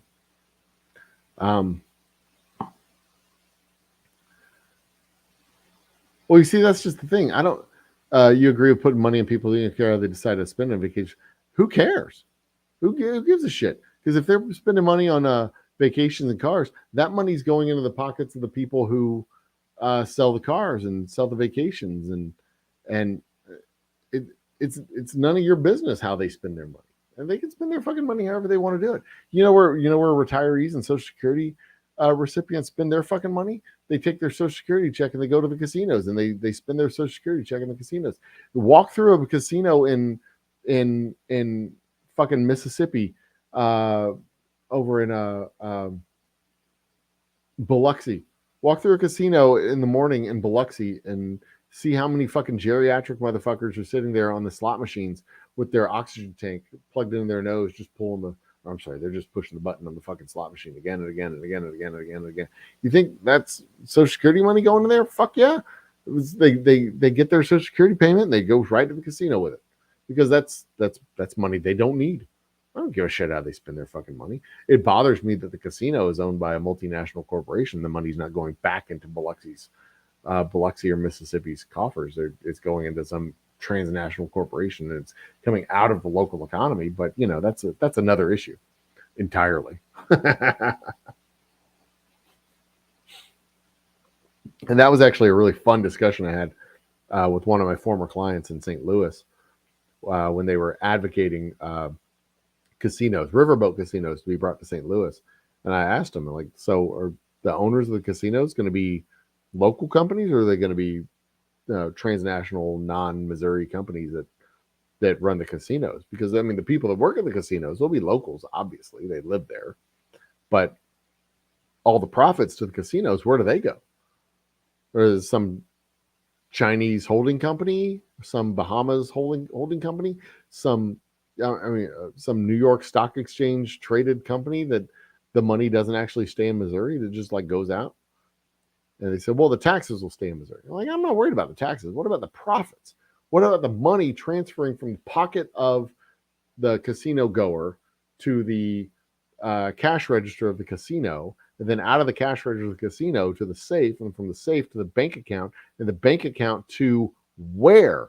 Where does it go then? Is that Missouri money, or is that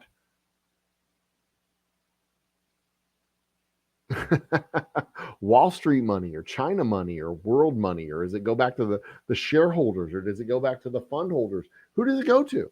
Does that money stay in the community, or are you literally taking money out of the community through gambling and sending it to some fucking billionaire's yacht somewhere?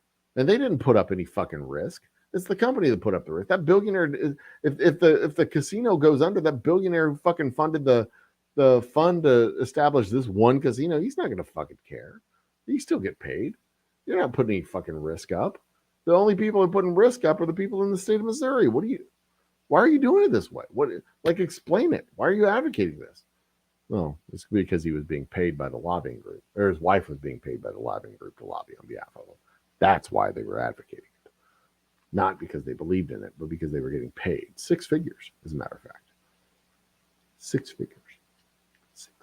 Six figures to advocate on behalf of billionaires.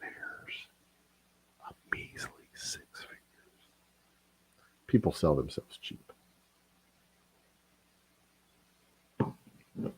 People sell themselves fucking cheap. But you put enough money in people's pockets, they buy assets. Like the first things they buy are things that they want. The next things they buy are things that they need, long-term buys. The first things they buy is milk and bread. The next things they buy is vacations and pools. And then after that, they put it into savings and future assets. You put enough in their pockets, they buy assets. But in a consumption society, who gives a shit? You know who builds swimming pools? Local swimming pool companies. You know who sells boats? Local boat shops. You know who sells extra vacation homes? Local real estate agents. You know who builds vacation homes? Oh, Guatemalans and Mexicans mostly. But they live in the neighborhood. They live in that area.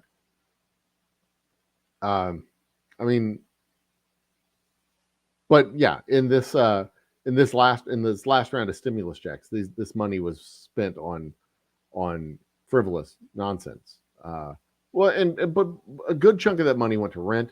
A good chunk of that money went to groceries. A good chunk of that money went to day-to-day expenses. A significant portion of that stimulus money was unemployment benefits.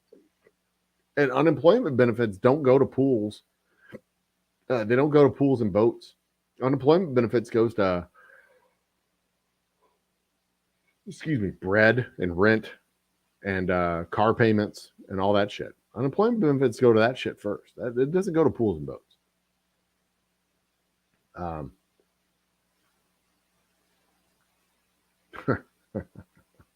See, that's the boomer talk there. That's boomer talk. If you want to blow your money, that's your decision. Don't expect to get bailed out at the end of life because you blew all your money. Yeah, exactly. Don't expect to get bootstraps. Self-determined choices. It's real easy to make self-determination and consequences and choices part of your outlook when you have a thick, secure social safety net. When you have wide gates that get you into the walled cities. And saying, I did this myself. I walked through this gate myself when somebody else built the wall and somebody else built the gate. And somebody else built the city and somebody else built the road. It's real easy to say that. Really, really, really, really, really easy to say that. When you have the road paved in front of you, it's real easy to say, I did this myself. While the crew's in front of you a couple of miles laying the pavements for you to walk on. It's real easy for you to say that. It's a lot harder to say self-determination when you're actually wielding a machete and cutting your way through the trees. And there's so many white suburban moms that are like, I didn't get anything handed to me. I worked my way through with my federally subsidized mortgage and federally subsidized healthcare and federally subsidized education and federally subsidized, et cetera, et cetera, et cetera.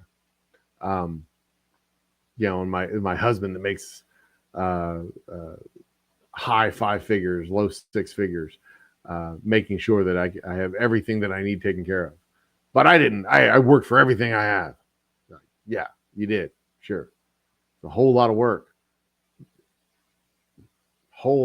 Making sure that your kids have macaroni and cheese paid for by your husband's job.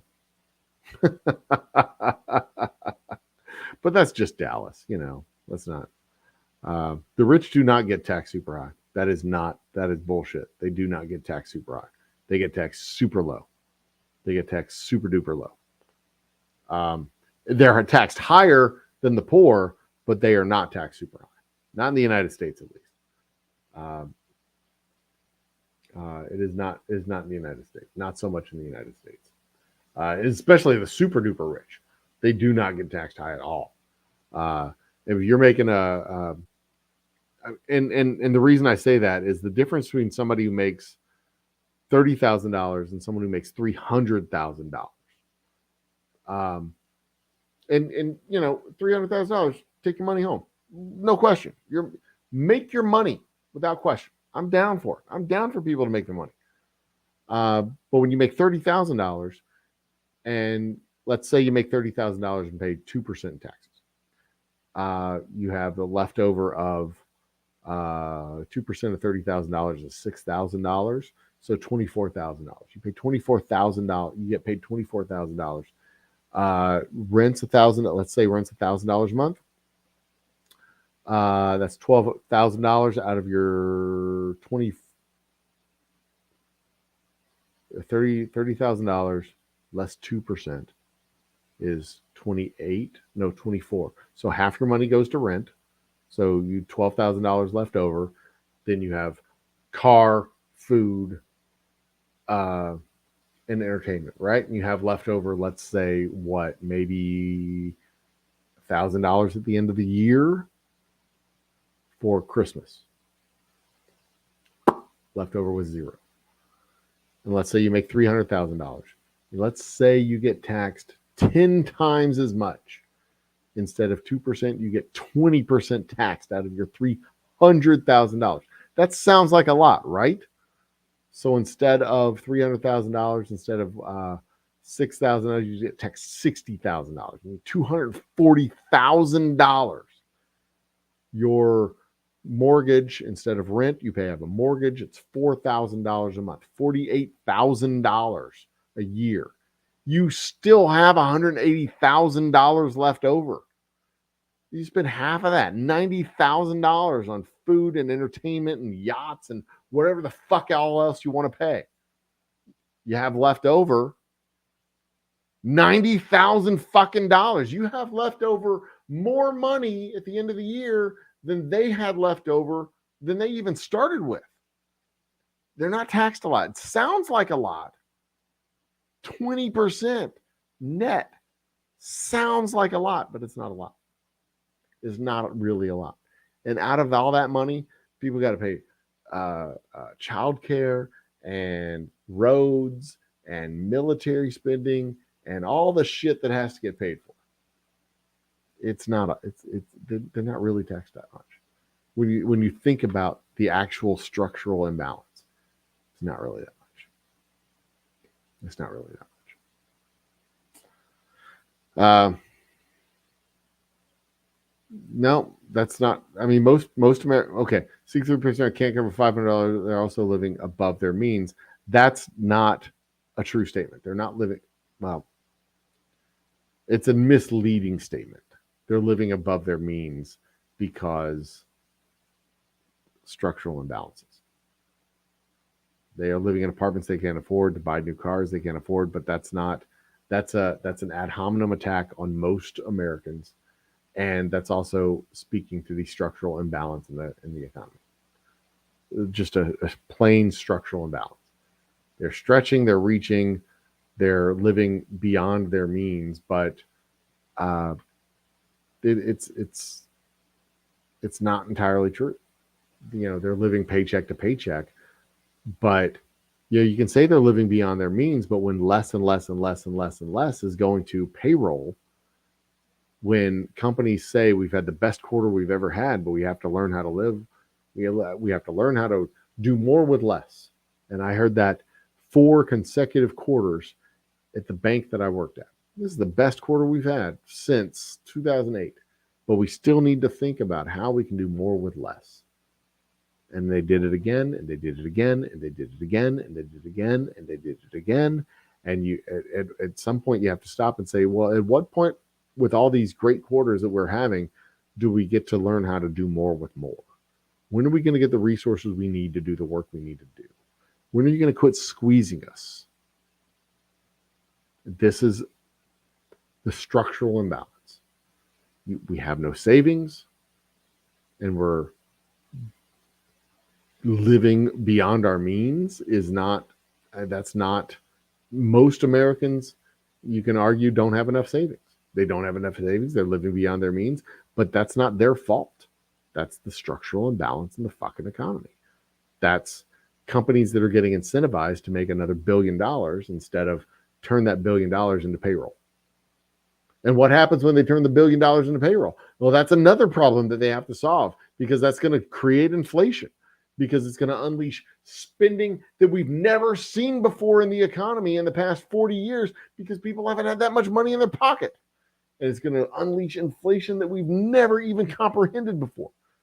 But then we have to solve that problem too. And it unleashes a whole nother. We're on the verge. We're on the precipice. I'm telling you, we're on the precipice of a restructuring like we haven't seen since the late 70s and early 1980s. We're on the precipice. It's almost, I don't want to say it's inevitable, but goddamn, it's close. You only afford to rent a room, and if you can only afford to rent a room, you figure out different solutions. Yeah, that's what I'm saying. We need to figure out different solutions. We need to figure out. We're on the verge of a restructuring. I 100% agree. Anyone that's suffering with financial IQ, Richest Man in Babylon. Oh, there you go. The Old Humble Book Club. Go read that book.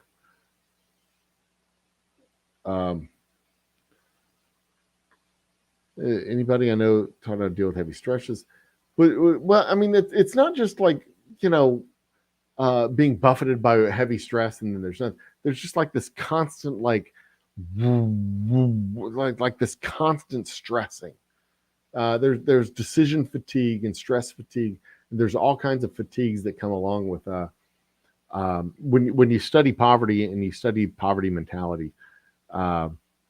There's this decision fatigue, and part of decision fatigue, when you have to decide, it sounds mundane and stupid, but when you're constantly having to decide about the 67-cent can of peas versus the 87-cent can of peas, but the 80-cent can of peas is 2 ounces bigger versus the 60, and you're constantly having to make these fucking mental calculations and decisions in your head.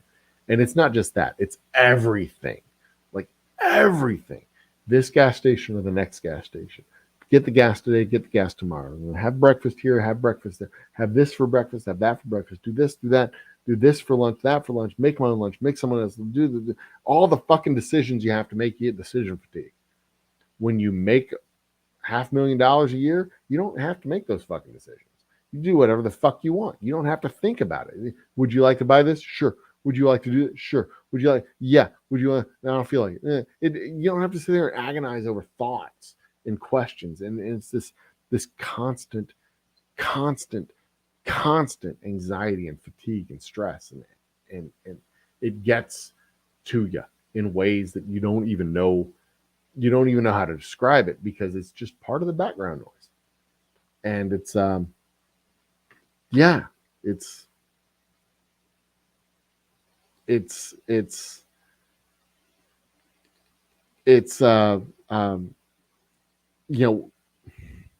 we don't live in poverty under war conditions, but it's very much this. It's very similar, and it's almost harder when it's not obvious.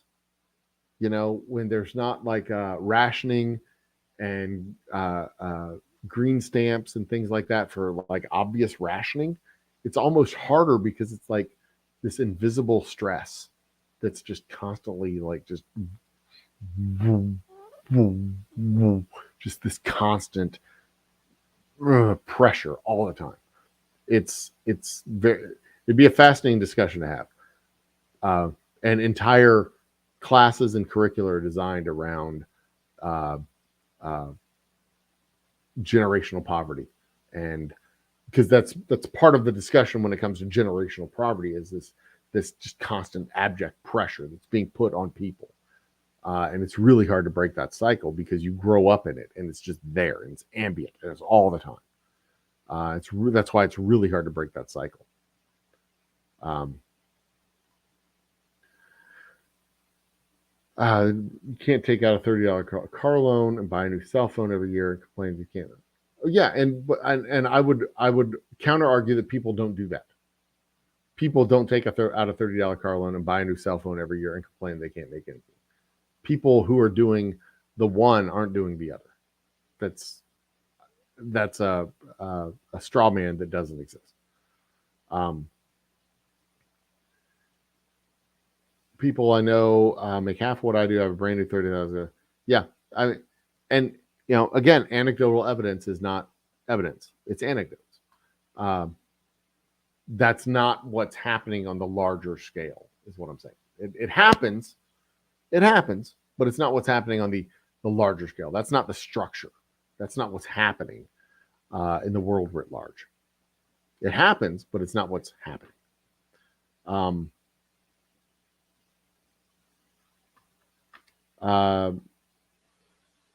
No, that's not why my electricity doubled. My electricity doubled because my governor here in the state of Texas is a corrupt motherfucking asshole, and he put in a surcharge after he fucked up the electric grid back 2 years ago when we had a 72-hour blackout.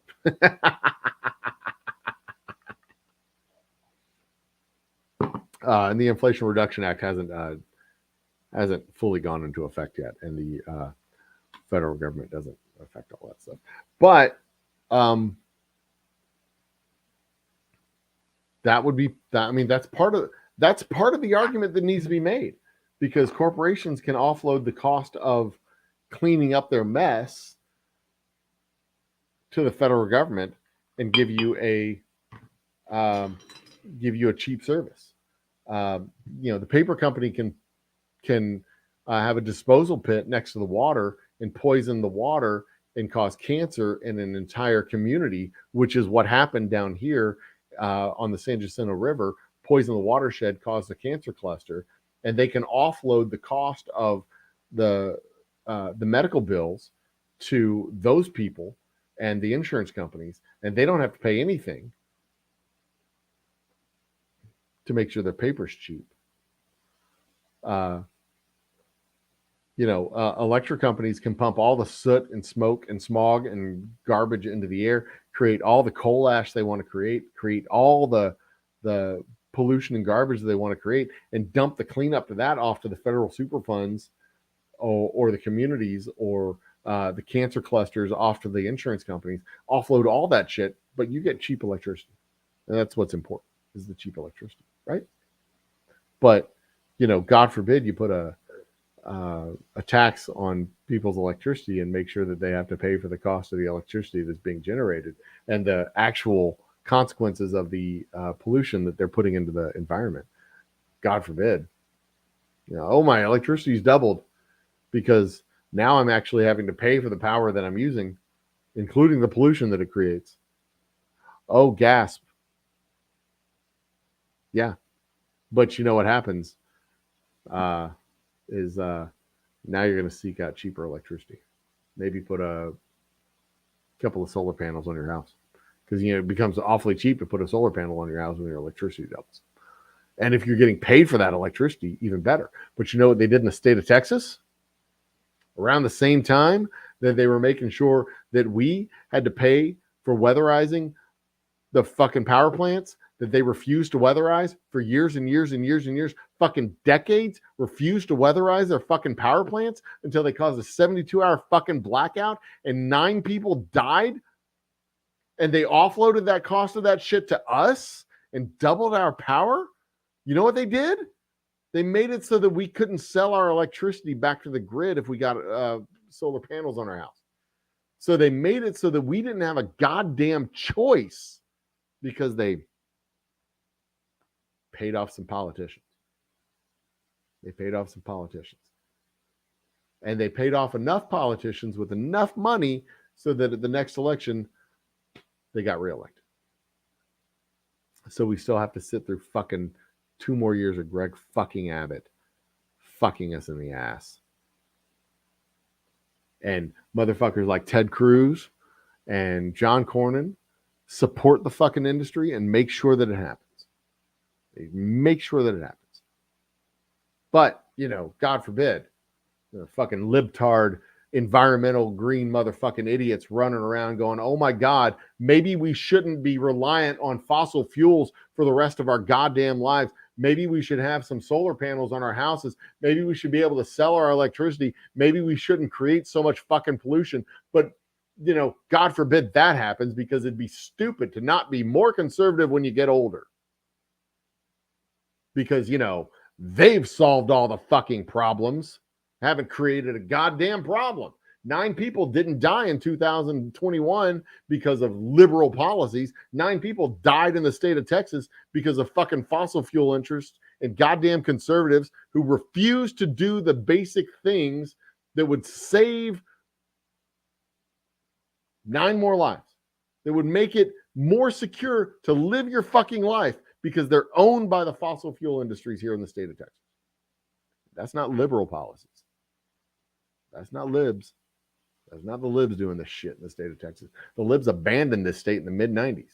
They straight up abandoned us in the mid-90s. But you know what they blamed? When their natural gas generators froze and the transmission lines to their natural gas power plants froze. You know what they blamed? They blamed solar panels and windmills that were still spinning and generating electricity during the 72-hour blackout. They were the only things generating power when the natural gas power plants froze and the coal plants froze. They're the only things generating power in this state. Solar panels, windmills. But God forbid Texas put in some green energy policies. God forbid we be less conservative as a fucking state. God forbid we actually be responsive to the 40 to 60% of the population that's been growing up and coming of age to vote. God forbid they actually be responsive to the electorate. God forbid. Because, you want to be more conservative the older you get. Just fucking stupid. That's just nonsense. Absolute fucking nonsense. All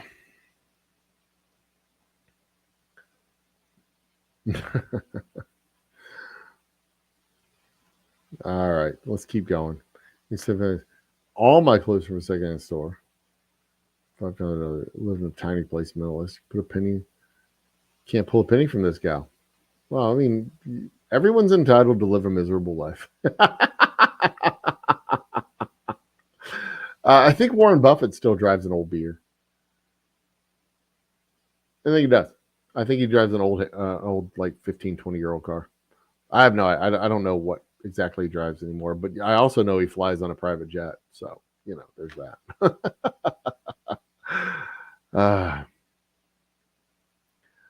Car 500 sold for 500 after 8 years. Get out of inflation. 5K. Don't forget to subscribe, by the way, if you haven't already. You did disagree with that. You're saying that you don't think we should put money into people. No. I do think we should put money. I think it would create more problems, or it would create problems that we can then solve. I think we should have policies that encourage companies to pay their employees. That's what I'm saying. I don't think that it should come from the feds. I think it should come from the companies that you work for. I think we should absolutely have federal policies, tax policies that encourage companies to pay their fucking employees and not confiscate the wealth that they generate.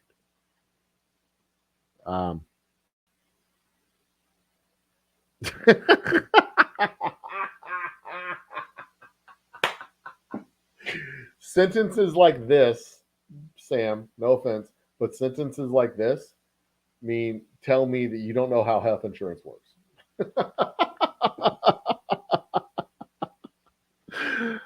Because health insurance is literally you paying for other people's health care. So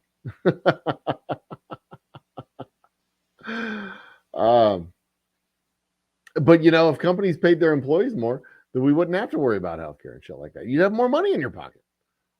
I mean, that's how it works. You have more money in your pocket. You don't have to worry about all this other shit. Like, that solves a lot of problems. That solves a lot of structural. It creates other problems like inflation and stuff like that. But those are problems we can solve on the supply side. On the supply side of the economics, as long as China is continuing to produce and India is continuing to produce, and we can solve these problems. We're smart people. We can solve these problems. We absolutely solve these problems. Homeless for 2 years. Every dollar you save yourself. A disgusting rooming house with 6 other people 7 years. That and that is that's a significant life event. A great way to come out of poverty is to save money. But not everyone gets that opportunity. Not everyone gets the opportunity to make enough money to get out of homelessness and impoverished situations. Not everyone gets those choices. Not everyone gets to. Not every circumstance is the same. And I know enough. I've known enough people who have been in similar circumstances, and enough people who've been in circumstances that sound similar, but are very, very different, and they just can't get out. They can't do it because they don't make enough money.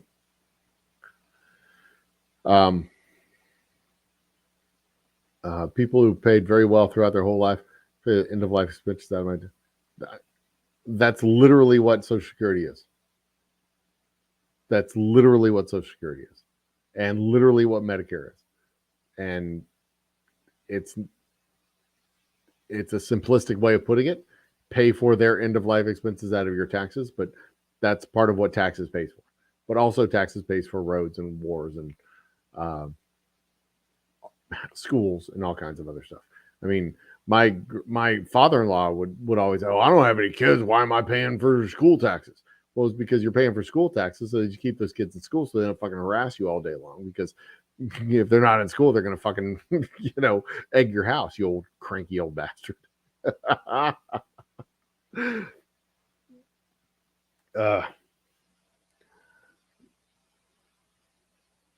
If scrapes. I don't know what if scrapes is. Never, not once. Even when I was didn't. What do you want, a fucking trophy? I mean, just because you refuse the services available doesn't mean that everybody else should. And that's not how life works. So, they tax lower, but they pay more in taxes. That doesn't matter. Tax lower, but pay more in taxes doesn't mean shit. That doesn't mean anything. They're not taxed as much as you think they are, especially when you look at the structure of how money is spent. $4 million to a billionaire is not this is. Let's see here. If you make $1 billion,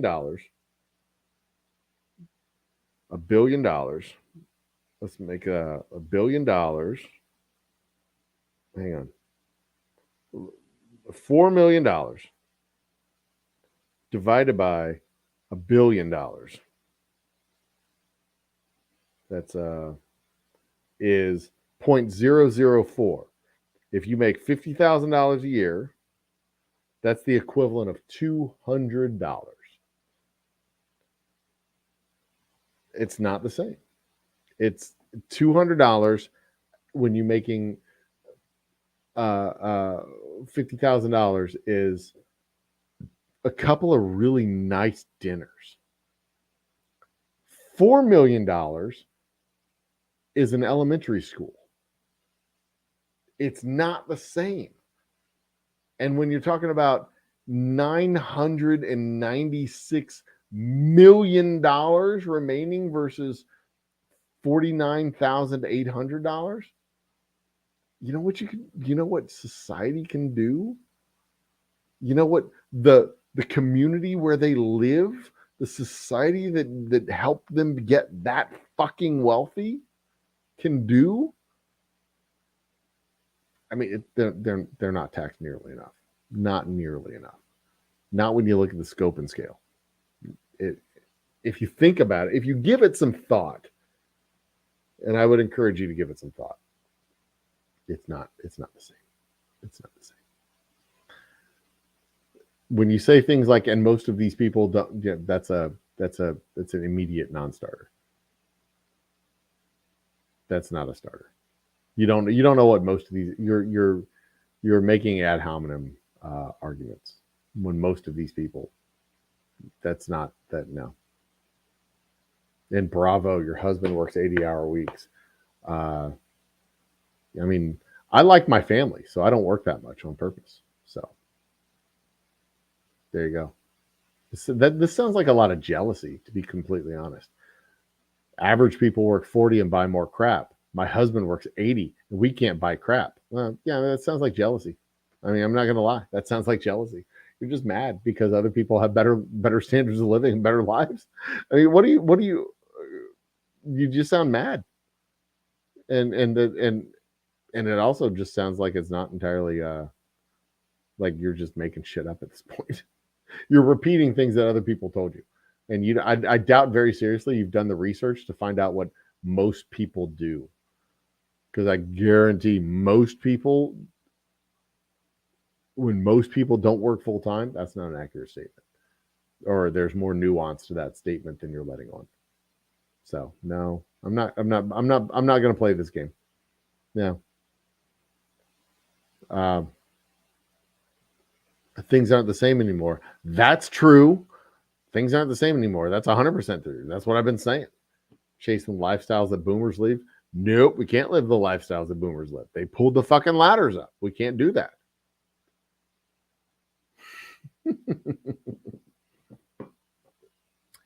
And it's not a question of pulling ourselves out of the hole. It's a question of stopping people from digging the hole. So, yeah, no.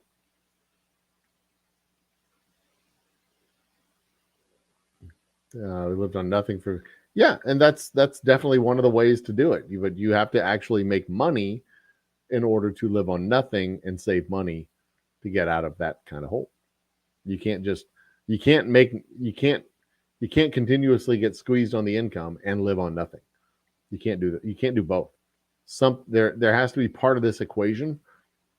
There has to be part of this equation where, income minus expenses equals savings. There has to be that part of the equation where there's income. And you didn't live on nothing. You spent money. You had to live somewhere. You had to eat and food. You had to have, paid for utilities and bathed and stuff. I would hope you bathed at some point over the course of 15 years. The reason people can afford all these house-new cars is heavily through. That's how people bought houses. Nobody has ever paid. Well, since the 1940s, people haven't bought houses with money. They bought houses with debt. They borrow mortgage, federally subsidized mortgages for the most part. And that's how they bought stuff. Government doesn't increase wages. Government isn't going to increase wages. Government doesn't pay people. Government doesn't increase wages. It's not a question of government increases wages. That's a non-starter. That's a nonsensical statement.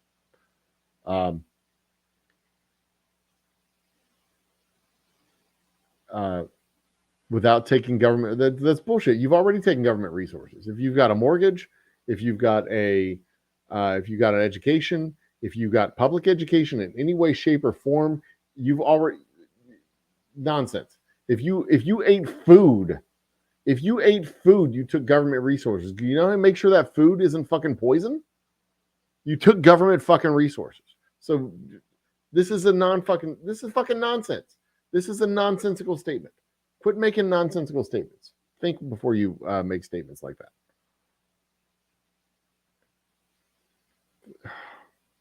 Expenses can't be higher than 70%. That's not true. Well, if 20% goes down to paying debt, then at some point you paid higher. You spent more money than you took in. 10% goes to savings. If you have debt, you shouldn't be putting money in savings. Because you have debt, you should be taking all your savings and paying off the debt. This is also nonsense. That's bad. That's bad financial planning. We can dig yourself. That sounds like Dave Ramsey talk, and Dave Ramsey is a questionable financial advisor at best. He's a radio financial advisor, the worst kind of financial advisor. Sister-in-law's doctor went to college when I was 10 years and barely make ends meet. Car sales. She could have gone into car sales in high school. Yeah, this is the same type of talk that says you could be a plumber and make $95,000 a year. No, not everybody can be a plumber and make $95,000 a year. That's the cream of the crop in the plumbing world. Most plumbers make far less than that. You never convinced me. The stress, same amount of stress as a girl came out. Well, then, yeah, well, then I'm not going to try, but it's still true. We live under more stress. And just because we don't live under the same stress as a starving girl in North Korea doesn't mean that Americans don't live under stress. So just because it's the same isn't the, I mean, that's like saying just because you don't drive in traffic like in Houston doesn't mean that there's not traffic in Atlanta. This is more nonsensical bullshit. Whatever. And by the way, there's a link down there in chat. You can come and actually talk if you want to. I'm down. We can talk. Oh shit, it's after 2:00. I'm only going to do this till 3:00. Hopefully I'll catch up to chat. I'm falling behind in chat, but whatever. I've known people do exactly that. Still mystifies me when people take out phone payments. Yeah, I don't understand that shit either. Who's this? We have another name in chat. UK Kazi. Welcome to the chat, UK Kazi. I hope you've subscribed. Don't forget, subscribe and like the channel. Cheers. 100% see often people who deliver pizza complain with living wage. $35 brand new iPhone. Yeah. More ad hominem nonsense, straw man bullshit. The incorporation bailed out by tech. Yeah, I don't think I'm a big fan of letting them fucking fail. Although prior to the 1980s, corporations could fail. But since the 1980s, when we've allowed corporations to become bigger and bigger and bigger and bigger and bigger, and they have tentacles going all through. I mean, like, for example, GM failed. And I mean, GM's not just GM. GM is all the suppliers that feed GM. I worked at a nonprofit in the late 1990s when Enron collapsed. Enron was a major energy broker here in the city of Houston and throughout the state of Texas and nationwide. They had several businesses that they operated with, several businesses they were vendors to and suppliers of. They had not just them, but also several high-ranking individuals in the corporate structure that were very wealthy, and they donated to our company. When Enron collapsed, it wasn't just Enron that got hurt. There was Enron and about 24 other companies that fed into Enron and that Enron fed into. And as well as a handful of individuals that fed from Enron, that Enron fed and then fed back into our nonprofit. When Enron collapsed, there was a huge economic disruption throughout the city of Houston, throughout the state of Texas. And my company experienced that economic disruption because it wasn't just the donations from the Enron Foundation, but it was the donations from the CEO, the CFO, and several employees that just went away like that all of a sudden. And that's a minor example of a company like General Electric or General Motors or Ford or Chrysler or any number of these other huge, giant national conglomerates that if they cease to be, if they fail, a bank that just collapses for whatever reason, or an insurance company that collapses for whatever reason, there's a whole lot of companies that feed into them that would be hurt significantly. If you lose 30% of your revenue as a company, you're fucked. Not all companies can recover. Some can figure out that they have enough savings, they have enough diversity, they can figure out how to replace that revenue over the course of a couple of years. It took my company, the nonprofit that I work for, it took my company 3 years to replace that revenue. 3 fucking years to replace that revenue, which is an eternity to have to struggle under those economic conditions. But it took 3 years to replace that revenue. So in general, I'm like, yeah, corporations shouldn't be bailed out at all. They shouldn't be bailed out at all. But I also don't have a problem with the federal government stepping in for economically important corporations and creating a market for other companies to come and bail them out. Because that's also what happened with Chrysler, with General Motors, and AIG. Well, AIG, what happened with AIG? Yeah, AIG, that's basically what happened with AIG. They created conditions for AIG to, by bailing AIG out, they created conditions for AIG to get back on their own feet and not get bought by another company. But that's what happened with GM. That's what happened with Chrysler. That's what happened. Well, Ford didn't need that assistance, but that's definitely what happened with those guys. I don't like the idea in general of the federal government owning private corporations.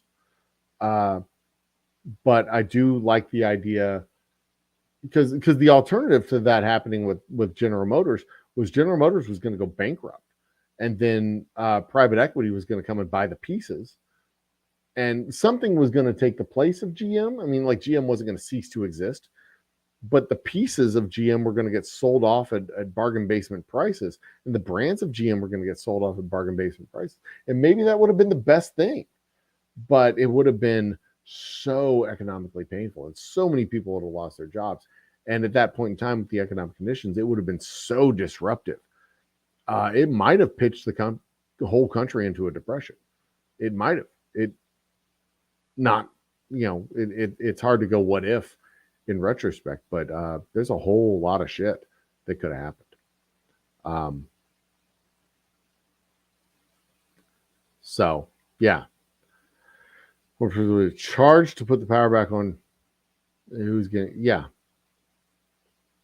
they were literally charging them for. Yeah, and that's what happens when the power companies basically own the state government. They can do shit like that.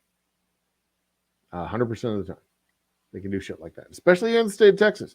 Guess who got? I mean, oil interest in the state of Texas? Are you fucking kidding me? Yeah, come on. Come on, man. To read the contract like 5 times. Yeah.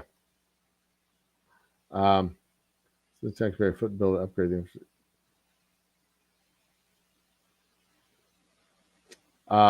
They want the citizens and taxpayers to foot the bill to upgrade infrastructure. I mean, kind of, yeah. That's what we do. Yeah. The moment they want, they can throttle you. They're going to blackouts when they feel it. Yeah, exactly. But God forbid you make your own because they certainly don't want you to do that. Made using fossil fuels, but not only are so they keep during a snowstorm unless you had battery backups. The sun still shines. I mean, the sun doesn't shine during any kind of storm, but the sun does shine after. I mean, even when it's freezing outside, the sun shines, as long as it's not like snowing or raining. Like clouds and temperature. Yeah. Anyway, I've had too much to drink to parse through this nonsense. Battery backups are extremely important. Yes, battery backups are extremely important when it comes to home generation of power. 100%. But you know what created centralized power? Federal subsidies, state subsidies. They didn't want home generators because if you have every home with a generator, it's noisy and it's dirty. Every home with a power generator in the backyard, constantly running in the backyard to create electricity. No, they didn't want that. They wanted a central power plant. a central power plant that they could put off in the middle of nowhere that created all the pollution and then run power lines to the houses. That's what they wanted. That was a state level and federal level policy decision. In the same way that decentralized power generation can be a state and federal policy decision. But you know who generates the power? Fossil fuel companies. Coal, oil, gas. They generate the power. So do they want decentralized power generation? Fuck no. Why would they want decentralized power generation? Why would they want you making energy at your house, selling energy back to the grid? It would cut into their profits. That's a whole house that comes off their ledger books. Creating energy that they have to pay for? Are you kidding me? They don't want that shit. It was a policy decision, a subsidized policy decision to make centralized power generation. Back in the 1800s, a centralized power generation plan, subsidized, because it cost millions of dollars to build one of these motherfuckers. Where do you come up with the money to do that? Well, you get a grant from the state government. You get guaranteed loans. You get low interest loans. You get money up front, and we'll build a Con Ed power plant right here in the middle of nowhere. Help us with power generation. Give us loans and subsidies so that we can build plants to our power distribution station on the edge of town. Policy decisions that subsidize this shit, and this shit's been subsidized for 200 fucking years. And they say, well, it's cheaper to have natural gas generation than it is to have solar power generation. Well, yeah, if we had the same fucking subsidies for solar power, it'd be cheaper for solar power too. It's just everything's been structured the way it is for 100 years. It's a structural thing. We can change the fucking structure. We can change it. It doesn't have to be this way forever. But who tells you that it has to be this way? The people who have it this way. It has to be this way. Why does it have to be this way? Because Con Ed says it has to be this way. Why does it have to be this way, though? Well, because Reliant says it has to be this way. Well, why does it have to be this way? Because it's always been this way. Well, why does it have to be this way forever? Because it's always been this way. It's a stupid fucking circular, dumbass logical loop. It can change. It can always change. And the people that can change it are the people coming of age now. And that's how it goes. If the government wants a renewable resource, fine. If the government wants all the nation to have renewable resources, that's fine. But it should be them that pays it through their insane infrastructure and not private homeowners. Well, yeah, I agree. Totally. I mean, I would love to put solar panels on my house and create energy. But you know who won't let me sell my energy to the grid? You know who won't let me sell my fucking energy to the grid? The fucking power plant companies here in the state of Texas. They won't let me do it because they changed the fucking laws. They put a cap on it. I can't get my money if I generate if I use $100 worth of electricity and generate $200. Do I get my money? No, I do not get $100 out of it. I get fucked. That's what I get. I get fucked because they're fuckers. That's what they do. I mean, we went through the process. We went through this financing process with a solar company earlier this year, and they were like, "Yeah, well, we can't approve you for credit because to do it." I'm like, "Why can't you fucking approve me for credit? The solar panels are going to create more income than I use. They're going to create more electricity than I use, and you can't fucking finance that." They're like, "Oh, we can't finance that based on your income." Like, why can't you fucking finance it based on that income on top of my fucking roof? So, yeah, I didn't get solar panels.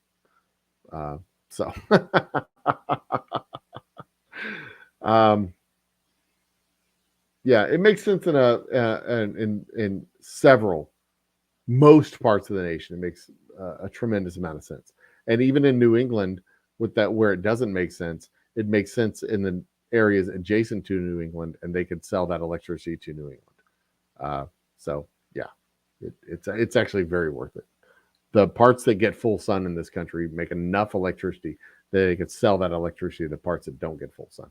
The question is energy storage and energy transmission, not so much energy generation, because we can generate a shit ton of energy. It's just a question of storage and transmission. That's the catch. That's the catch.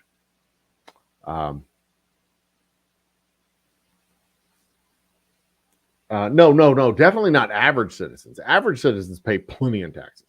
It's the upper levels of both corporate and private citizen incomes that they don't pay enough. They don't pay nearly enough in fucking taxes. $2,200 a fucking month. Jesus Christ, that's insane. That's insane. That's the argument that should be made for nationalized healthcare. Fucking national insurance. That's the fucking argument right there. Because you know what I pay? I pay a month $437 for my own personal health care. Me and my lovely wife are less than $1,000 because she pays for the kids, and their health care I think is $300 a month. So something like that. Remember a disgusting couch.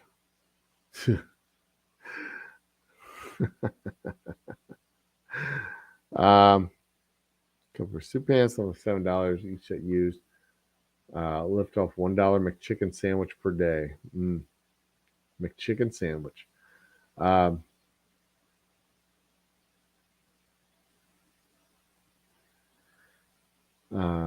Vast majority of healthcare issues are chronic ones based on lifestyle choices. Yeah, that's not untrue. That's the vast majority of healthcare issues are certainly lifestyle choices, but they get compounded by people who don't go to the doctor. 180,000 in healthcare last 2 years. Well, see, that's the drug addict. You're talking about a minor sliver of the population. Everyone's not a drug addict. That anecdotal evidence is not evidence.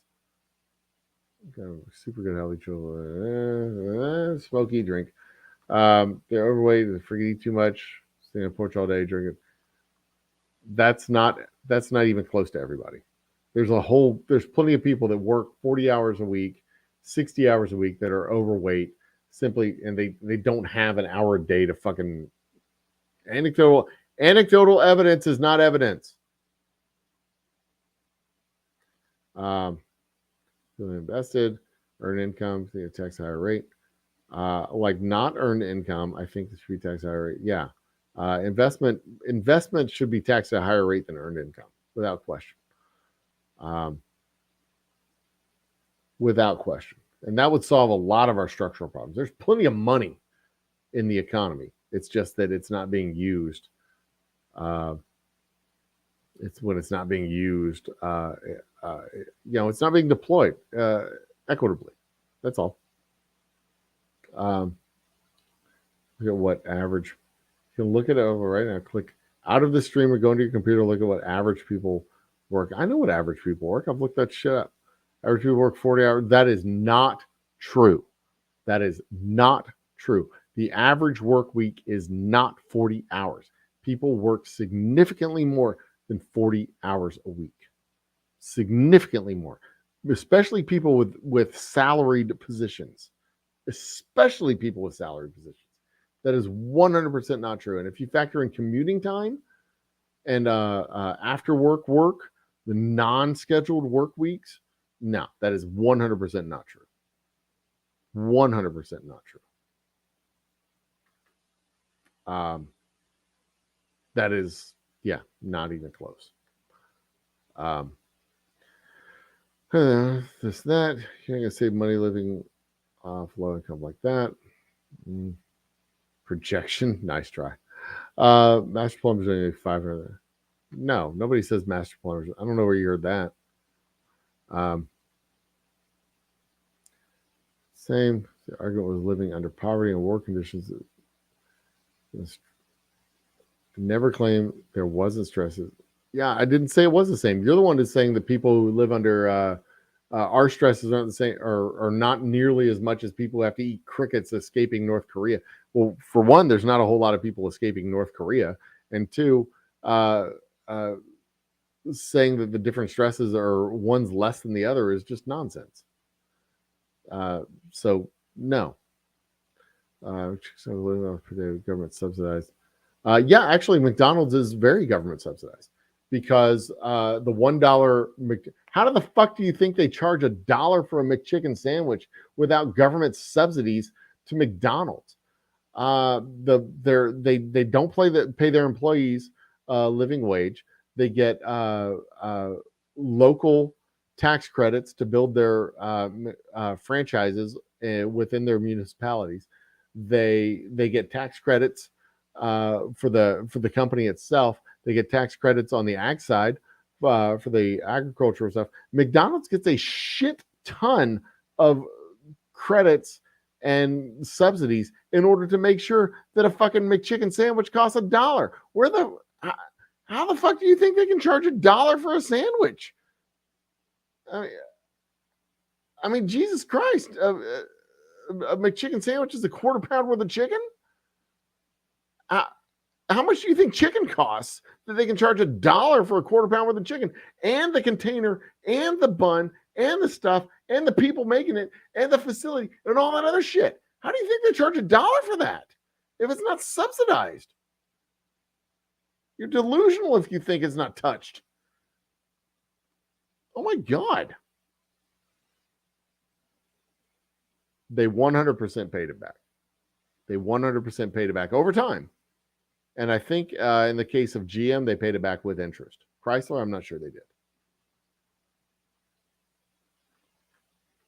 Solar panels, not all. I don't know what you're talking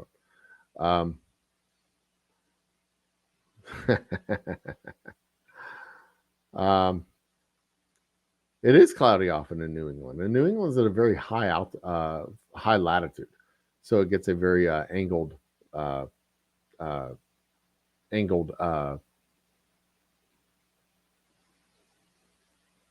what is it? Trajectory when it comes to light coming in. Yeah. Good night, Mr. Jiggs. It was a pleasure, my man. I got about 20 more minutes before I have to go to bed.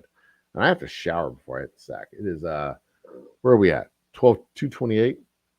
Bailouts for things that started right around the time things went down in the middle class. Sweet. Things went downhill around 1985. Right around 1985.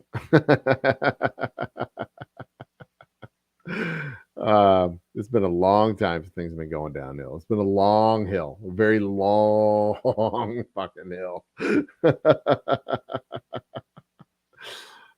People electing term. I'm not sure term limits is the solution, because if you get term limits, you know who comes in after 6 years? People who are bought and paid for. People are bought and paid for. People who have connections, industry connections. Yeah, you don't want term limits. You want professionals. You want professionals. You don't go to the mechanic shop and say, "Hey, how long have you been a mechanic?" And they're like, "I've been a mechanic for 7 years." You go, "No. I want a mechanic who's less than 6. Bring me a mechanic who's only been in here for 3 years, please. I don't want somebody who's been in here for 12 years or 7 years or 19 years. I don't want a long-time mechanic. I want a mechanic who's only been here for a couple of years. I want amateur mechanics working on my car. Thank you very much." You go into a doctor's office and the doctor says, "I've been a doctor for 27 years. I've seen this before. I know how to fix it." You're like, no. I don't want any professionals who've been around for 3 decades. Bring me in a brand new doctor. Term limits. Professional limitations on what you do. Thank you very much. No, you don't do that. The only profession we ever do that with is for politicians. If you don't like the politician, vote for another fucking politician. Now, with a president, that makes sense. 2 terms, in and out, done. But for most presidents, they don't want to run for 3 terms anyway. It's only ever happened twice in our entire existence as a corporate, as a corporation, as a company, a country. Jesus Christ. FDR successfully did it. Well, there was one other time, I can't remember who it was, wanted to run for a third term. They talked him out of it. I can't remember who it was. It was before FDR. But we don't do that with any other profession. I don't like the idea of term limits when it comes to my congressmen and my senators. I like the idea of voting their ass out and making them feel the humiliation of failure. Heroin overdose is number one death. Is that true?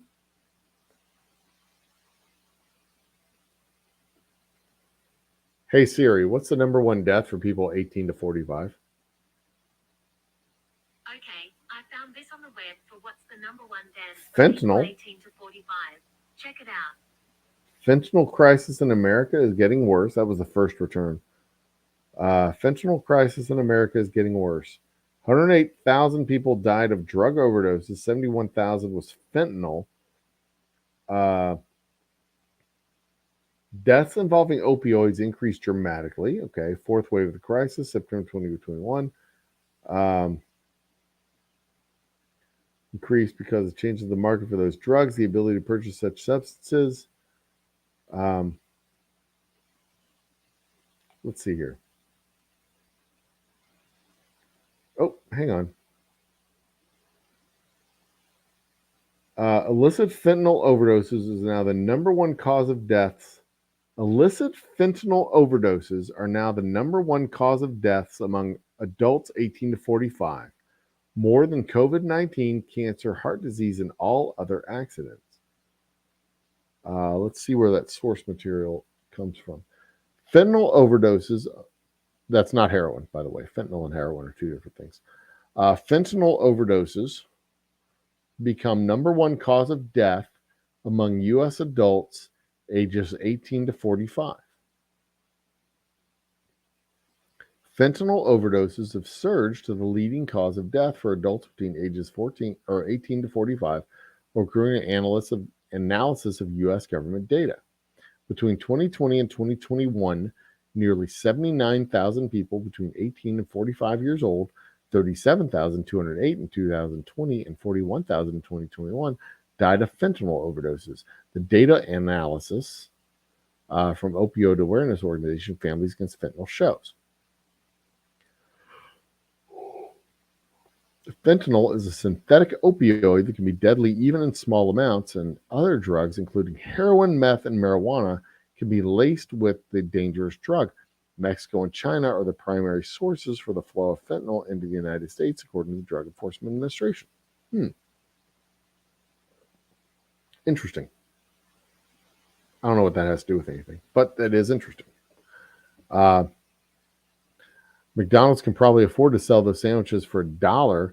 They're not a quarter. Yeah, I don't know how much it is, but what makes them bank is on the fries and soda. Yeah, I bet they can afford to sell them, but they can afford to sell it because they've been subsidized in all the other fucking ways. If you think McDonald's food is not subsidized by the federal government, you are fucking delusional. They have subsidies all up and down their ledgers, from the local fucking franchise that gets tax credits for opening up that business right there, to the federal, the corporate level that gets subsidies, that gets their taxes subsidized because they don't fucking pay a reasonable tax. The whole fucking business gets subsidized from the ground up, and they can do it because they're fucking McDonald's. They can pay to have they can afford to get their shit subsidized. Commuting time, straw man. People work far more than 40 hours, Sam. Far more than 40 hours a week. I'm saying I purchase the food I eat does not mean I'm taking it. Yeah, it does, actually. Yeah, that's like saying just because you got a mortgage doesn't mean your mortgage isn't subsidized, but your mortgage is absolutely subsidized. Absolutely subsidized. I worked to get that education. That education wasn't paid for by the government. Actually, it was subsidized by the government too. Yeah, it was. Yeah, your house, your like so much of what you do from jump is from the money in the bank to your cell phone bill to your if you have a landline, your internet use. So much of what you do, so much. You have no idea how how much has been subsidized, and say that I work for what I don't take any. So that's boomer talk. That's boomer talk. It is 100%. 100%. I mean, it's not all subsidized. It's not like you're taking, you buy a phone and you're buying it with federal money. But yeah, it's, I mean, part of what you're paying is paying to the corporate coffers because of the subsidy that comes from the federal government. They choose winners and losers. They pick them. That's how it goes.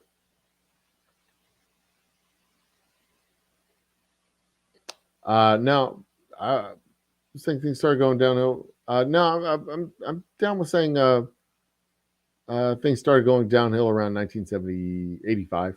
Yeah, that's about when things started. I mean, you can literally look at graphs of wealth disparity, concentration of income, like all kinds of indicators, mental health, healthcare bills, just general expenses on healthcare. You can like track it down to the early part of the 1980s. How all this shit started going sideways from all kinds of new stuff, or all kinds of categories. Name it. Name a metric, and you can point to first half of the 1980s. Almost to like the explosion in incarceration rates. First half of the 1980s. The drug overdoses. The mental health crises. I mean, you can down a whole list of metrics. Name a metric. First half of the 1980s, almost to a metric. I don't think I said it was 1945. I don't think I ever said it. I might have, and if I did, I was wrong. New blood in government positions. You get new blood in government positions. Well, one way is to actually expand the representation of government positions. The reason we have 435 representatives is because of a law. Fucking change the laws. Make it more representative. Have more representatives because we have more people. We've had the same number of representatives since 1917. We have more people since 1917. We should have more representatives since 1917. The only reason we have districts is because of a law. The only reason we have any of this shit is because of the law, except for the number of senators. The number of senators is set by the Constitution. If you have 3 times as many representatives, it becomes much harder to pay for a majority. So, yeah. I don't know if that'll ever happen, though. Because you know who makes the laws? The people who are bought and paid for. I don't know if that'll ever happen. I don't know if that'll ever change in a million years. So there's no straw man when it comes to that. I don't want. Yeah, there's no professional politicians. The people who write the laws. And yeah, no, they're not crooks. I mean, some of them are corrupt as fuck, but they're corrupt as fuck due to the structure of how it's set up. There's only 400 of them, 435. It's designed so that they can, more and more power. That's not going to change with term limits.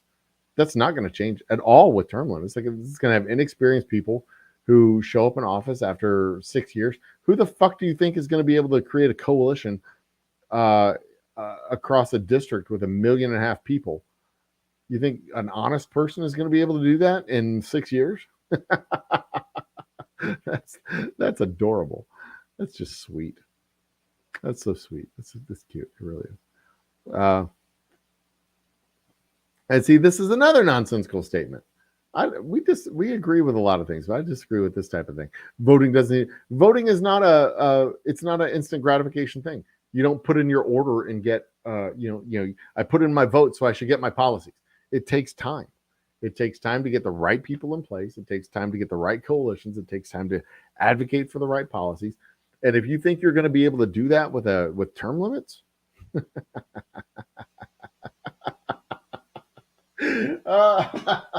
you think you're going to be able to do that with term limits, you are cuckoo bird crazy.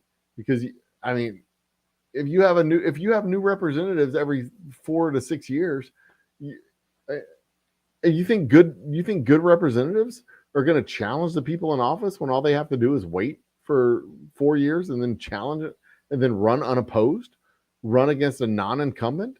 I mean, that's just nonsense. That's just silly. It's adorable though. Hi, Vanessa Kitty. Welcome to the party. We mentioned you earlier, so you know. The overdose mixing alcohol and prescription Xanax.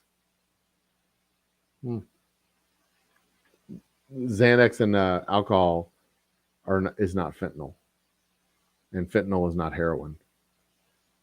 I didn't say that many people. I didn't mention heroin before you mentioned fentanyl. So before you mentioned heroin, you're the one who said heroin was the overdose. Most people. This was you. That was you. Heroin overdoses, number one death people, 1845. I never mentioned the word heroin before you said heroin. Fentanyl is the number one source of overdoses, not heroin. And fentanyl is not heroin. Those are two different things. And Xanax and alcohol is also not heroin. So nice. No. Grocery store, well, they're banking on you buying other things. Yeah. You know who else is subsidized by a shit ton? Grocery stores, and also soda companies, and also actually chicken farmers are not particularly Hey Siri, what is the average work week?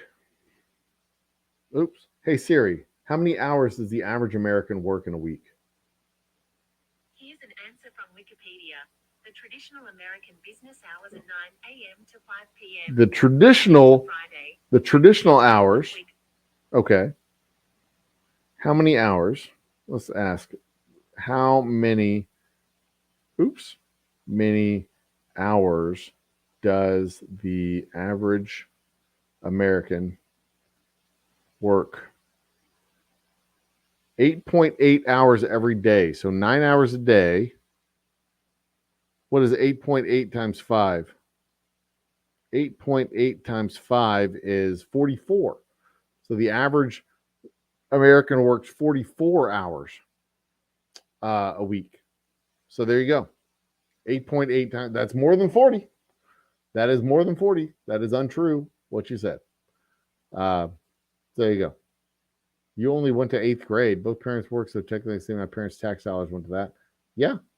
That elementary school and middle school is federally subsidized. Even there are local block grants that federal block grants that go to local districts that help pay for public school. So, and even private schools are federally and state subsidized. So you don't get to claim no subsidies with your education either. But $8 lost later. Crime rates have been going down for decades until very, very recently. Incarceration rates are still going down. Is that true? Incarceration rates. I think that feels like it's true. Asian rates, USA. Let's look at the incarceration rates USA. Imprisonment rate 358, the lowest since 1992. So 1992 was its peak. It's been going down since then. But that doesn't mean that it didn't start going up in the early 1980s. It didn't like start drastically going up since the early 1980s. That just because it's been going down since 1992 doesn't mean that it didn't spike up in the early part of the 1980s. The governments will make us all felons eventually. If you give them a chance to, they might, especially with private prisons. It's the government's best interest to create more felons for their private prison industry to flourish.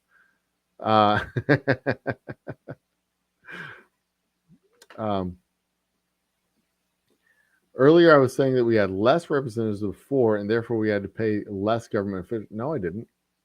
What? No, I didn't. No. I don't know what the fuck you're talking about. Sorry. Essentially, there's... Can't recall. So essentially, there's no... What? No way to change it. What? The fuck are you... I don't know what you're talking about, Sam. Sorry. I have no idea what you're talking about. The largest employer of mathematicians in the USA? I have no idea what the largest employer of mathematicians is. Probably NASA, I guess. I don't know. No, what we're doing isn't working. That's why I said we're on the verge of a structural change, because what we're doing now isn't working for most of the people in the country. So we're on the verge of a structural change. Most people don't do heroin. Okay. If you're saying welfare people use heroin, and I say most people don't use heroin, and then you say the leading cause of death is heroin, and I say it's not the leading cause of death, it's fentanyl. Heroin is not fentanyl. They're not the same thing. Fentanyl is a different opioid than heroin. They're not. Nonsense.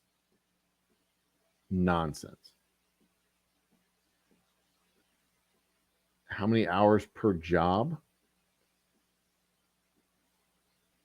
There are a lot of people that fill their spare time with gig economy stuff. Gig economy is still a minority of people. I mean, it's a. I don't wanna. Same difference is just fucking nonsense. What isn't subsidized? There's not a whole lot that isn't subsidized. There's a whole lot that is subsidized, and it's really hard to step back and say, well, I don't take any federal. Yeah, actually, you benefit. That's like people in the South, pre-Civil War saying, well, I didn't own slaves, so I didn't have anything to do with slavery. Like, no, your entire fucking economy benefited from slavery. The entire economy benefits from government subsidy. The federal government is like 20% of the economy. I mean, it's like you don't benefit from that? Like, how? How do you not? Like literally the bank you used is propped up and subsidized. Yeah, no. Per week would include all jobs. No, sure. 40.5 went 38.7. That sounds about right. Either way, it's roughly 40. Extraordinary, right? Okay. Yeah, it's a little bit more than 40. It's right around 40. That sounds about right. Maybe a little bit more. Slightly more. But that's taken into account salaried jobs and wage jobs, and a lot of wage jobs don't pay 40 hours a week. Welfare did change back in the 90s. That is true. And your pay comes. Yeah, every teacher is a government employee. Every single teacher is a government employee. Every single teacher, every single postal worker, every single soldier, every single military contractor, every single defense contractor. You build missiles. You work for Raytheon, but you build missiles. You're a government employee. You're a contractor. You work for Raytheon, but you're a government employee because you get all your money from the feds. Yeah, it's how it works. It's how it goes. And, it's fine. It's fair. It's okay. And there's nothing wrong with that. They pay good money.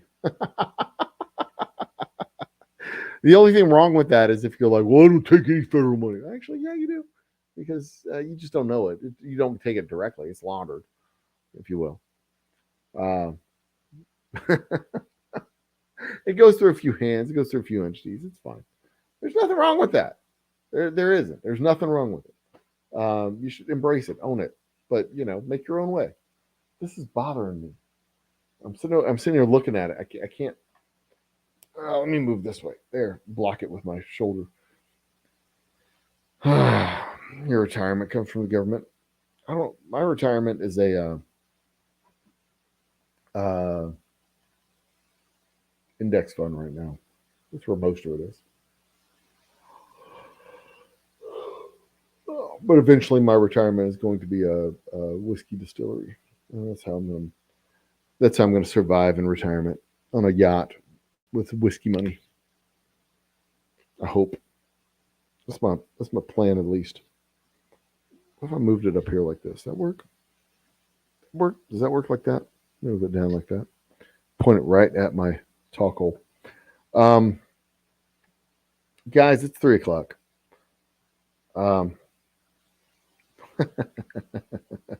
It is 3:00. I need to shower, go to bed, wake up in the morning, do unspeakable things with my lovely wife. It's been a fun night. It really has. I think I might come back tomorrow night and do it again. But we need to get somebody else on this side of the screen to chat with me. So I'm not just talking into the abyss. This was fun. I really enjoyed it. Sam, I really appreciated your input. I really do appreciate your point of view. I really do appreciate your input. I do think that we agree on more things than we disagree on. I just think that there's a structural imbalance and things are going to have to fucking change. I absolutely 100% like the idea of self-reliance and doing for ourselves. I just also, the reality of there's a whole lot more fucking going on than we can just sit back and say, well, I did it myself. Well, yeah, I did a lot myself. Even with the company that I've got right now, my distillery, I did a lot of this shit myself. I didn't do it all myself. I did a lot of it myself. But, I had support from friends and family. And, for half a year, I was able to take subsidies in order to survive because of the fucking apocalypse. But it's this right here, the structural fucking imbalance right here. Structural fucking imbalance. Something's going to have to give in the next, 5 years. Something's going to give. I think we're seeing the beginning part of it now we have low unemployment and high inflation and a stock market that's going bonkers. Like something's happening. I don't know what it is, but something's happening. I'm not a soothsayer. I can't predict the future. I don't fucking know. It's cold in here all of a sudden. I can't predict the future. I don't know. But I do know that something's happening. I feel it. You feel it. We all feel it. I feel something's happening. But we'll see. We'll see. Yeah, Sam. This was a fun conversation. I'm glad Sam was in the party. It would have been. I would have really. My insurance is all government, all four. What was this? No. Yeah, and most people don't actively take government money. The government doesn't pay people generally, unless you're a direct government employee. But there's so many things in our government that are subsidized that we don't realize how subsidized they are, whether it's through tax breaks or tax credits or whatever. There's so much of it that's subsidized. I mean, most people don't get paid by government entities. That's not how it works. Most people don't get paid by government entities. So we can't say the government's going to raise wages or cut wages or whatever. The government doesn't do that. The government create policies that encourage companies to pay people more, or they can create policies that encourage companies to pay people less.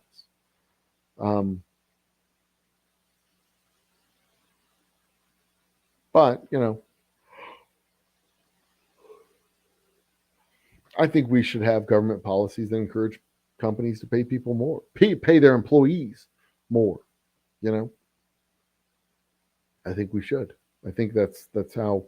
I think that should be the role. And that used to be the role of government. That should be the role of government. That used to be the role of government. that, we want more people making less than 100. Well, I guess now it'd be less than $400,000. Like encourage companies to pay people more, less people making 30, more people making 100. And it would create other problems.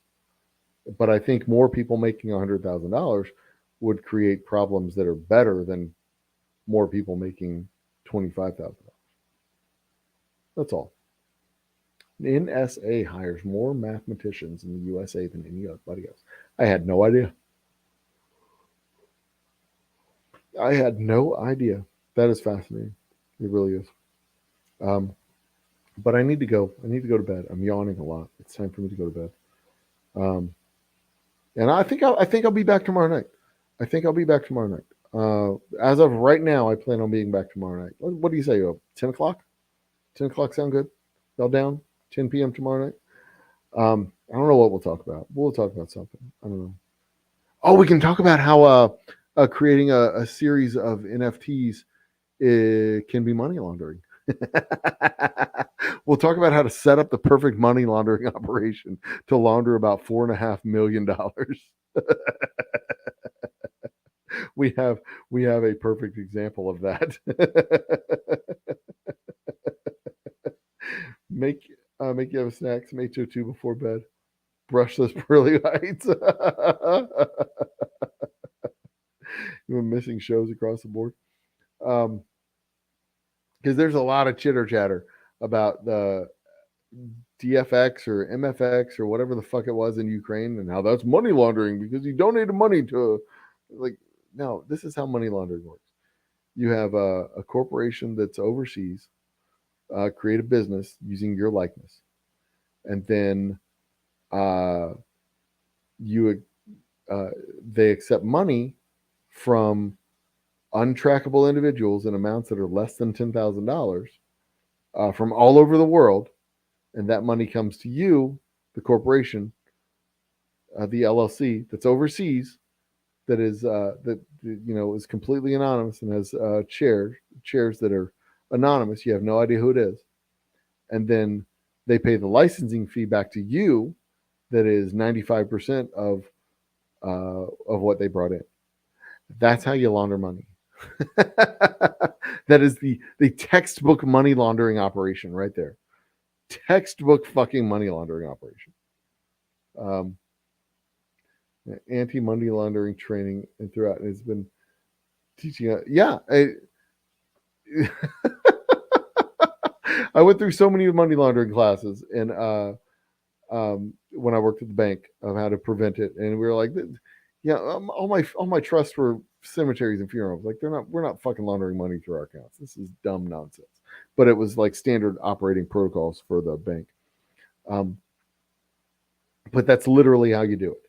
You set up a shell company overseas, where you don't have to declare the directors and managers. License your likeness, sell a product, a nonsensical fake bullshit product, and then people pay for that product, and then you get the money from the licensing fee, and then you pay the people down the chain, and make sure that everybody's taken care of down the chain. But the person who sets up the company is your lawyer. You pay your lawyer his whatever 2%, 5%, 1%, whatever it is, and you get $4.5 million.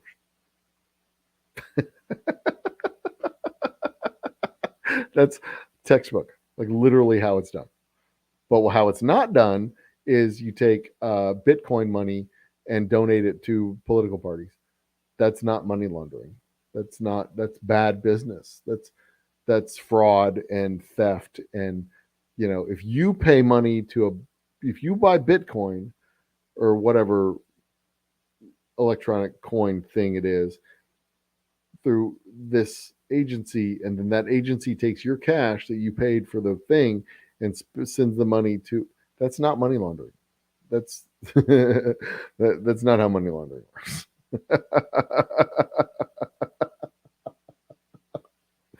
Oh, Jesus Christ. And He fucking does it right in the open.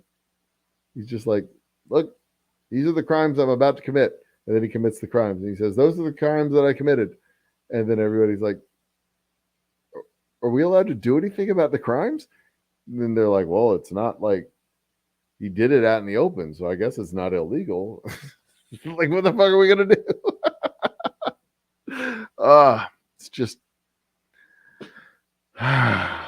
Anyway. What's up? Got my explosive license after first enlistment back in the 80s. All right, guys. We need to bounce. One of those corporations sign off in a huge line of insider corporations. FTX comes to mind. But FTX was just fraud. It wasn't actual money laundering. There was no laundering going on. It was just fraud. There's a difference between fraud and laundering. Laundering is money, dirty money that goes through a legitimate organization to make it clean. Fraud is taking legitimate money and making it illegal. That's the difference between fraud and money laundering. Money laundering takes illegal money and makes it legal. Fraud takes legal money and does illegal things with it. That's the difference. That's the big difference. And that's what FTX was doing. They were taking legal money, like a Ponzi scheme. They were taking legal money and doing illegal things with it. It was not laundering. It was the opposite of laundering. It was dirtying money. What's the opposite of laundering money? Opposite of laundry is just dirty. You launder dirty clothes. You dirty laundered clothes. FTX was dirtying laundered money. They weren't laundering dirty money. It's just fucked up. Now, if you were a drug dealer, let's say a drug dealer, and you bought Bitcoin, and then you use the Bitcoin to buy a condo in a high-rise apartment building in New York City, and you decide, and then you turned around and sold that condo for cash. That would be laundering money. If you took drug money through FTX and bought an FTX coin, whatever it was, and then used that coin to buy a condo and then sold the condo, then you're laundering money. You've taken dirty money, turned it into a thing, flipped the thing into an asset, and then sold the asset, and now you have clean money. See, that's laundering money. But just taking, if you buy Bitcoin or FTX coins, and then FTX takes your money that you paid for the FTX and donates it to some charity or political party or whatever, that's not laundering money. That's not laundering money at all. That's not how money laundering works.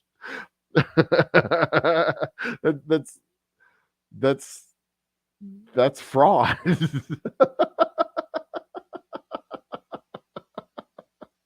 But that's not money laundering. That's taking clean money and making fraud. That's making legal money illegal, and that's fraud. That's bad. And you should get arrested, which is what happened, and you need to go to stand trial and possibly go to jail, which is what is happening. That's what's happening. Oh God, laughing this much is hurting my stomach. I gotta go, kids. I really do. It is shit. It's 3:15 now. We'll be back tomorrow night. We'll do some stuff. Drink good whiskey. Subscribe. We'll see you tomorrow night. It's been 5 hours. It's a 5-hour fucking show. I'm gonna wait 1 minute and 35 seconds, 25 seconds, 1 minute 20 seconds, and then I'm going to sign off. We'll be back tomorrow night. We'll be doing shows all week. New Year's extravaganza, 1,300 rockets into the air. Also, I'm going to fight a kangaroo because we have over 1,000 subscribers. And I said I'd fight a kangaroo, and we got over 1,000 subscribers. Also, be on the lookout for more video. If you haven't hit that notification bell, you should do it because I'm going to have more videos posting probably every week for the foreseeable future. I've got several 1.5 to 2.5 minute videos scheduled and planned, written out. prepared, all that shit. Bacon, Samantha, Taco, Vanessa, Jigs, everybody. Thank you so much for joining me. I appreciate it. I really do. I appreciate the support. Be awesome to each other. Drink good whiskey. Feliz Navidad and sayonara. Cheers, everybody. And as they say in show business, good night. Does that work?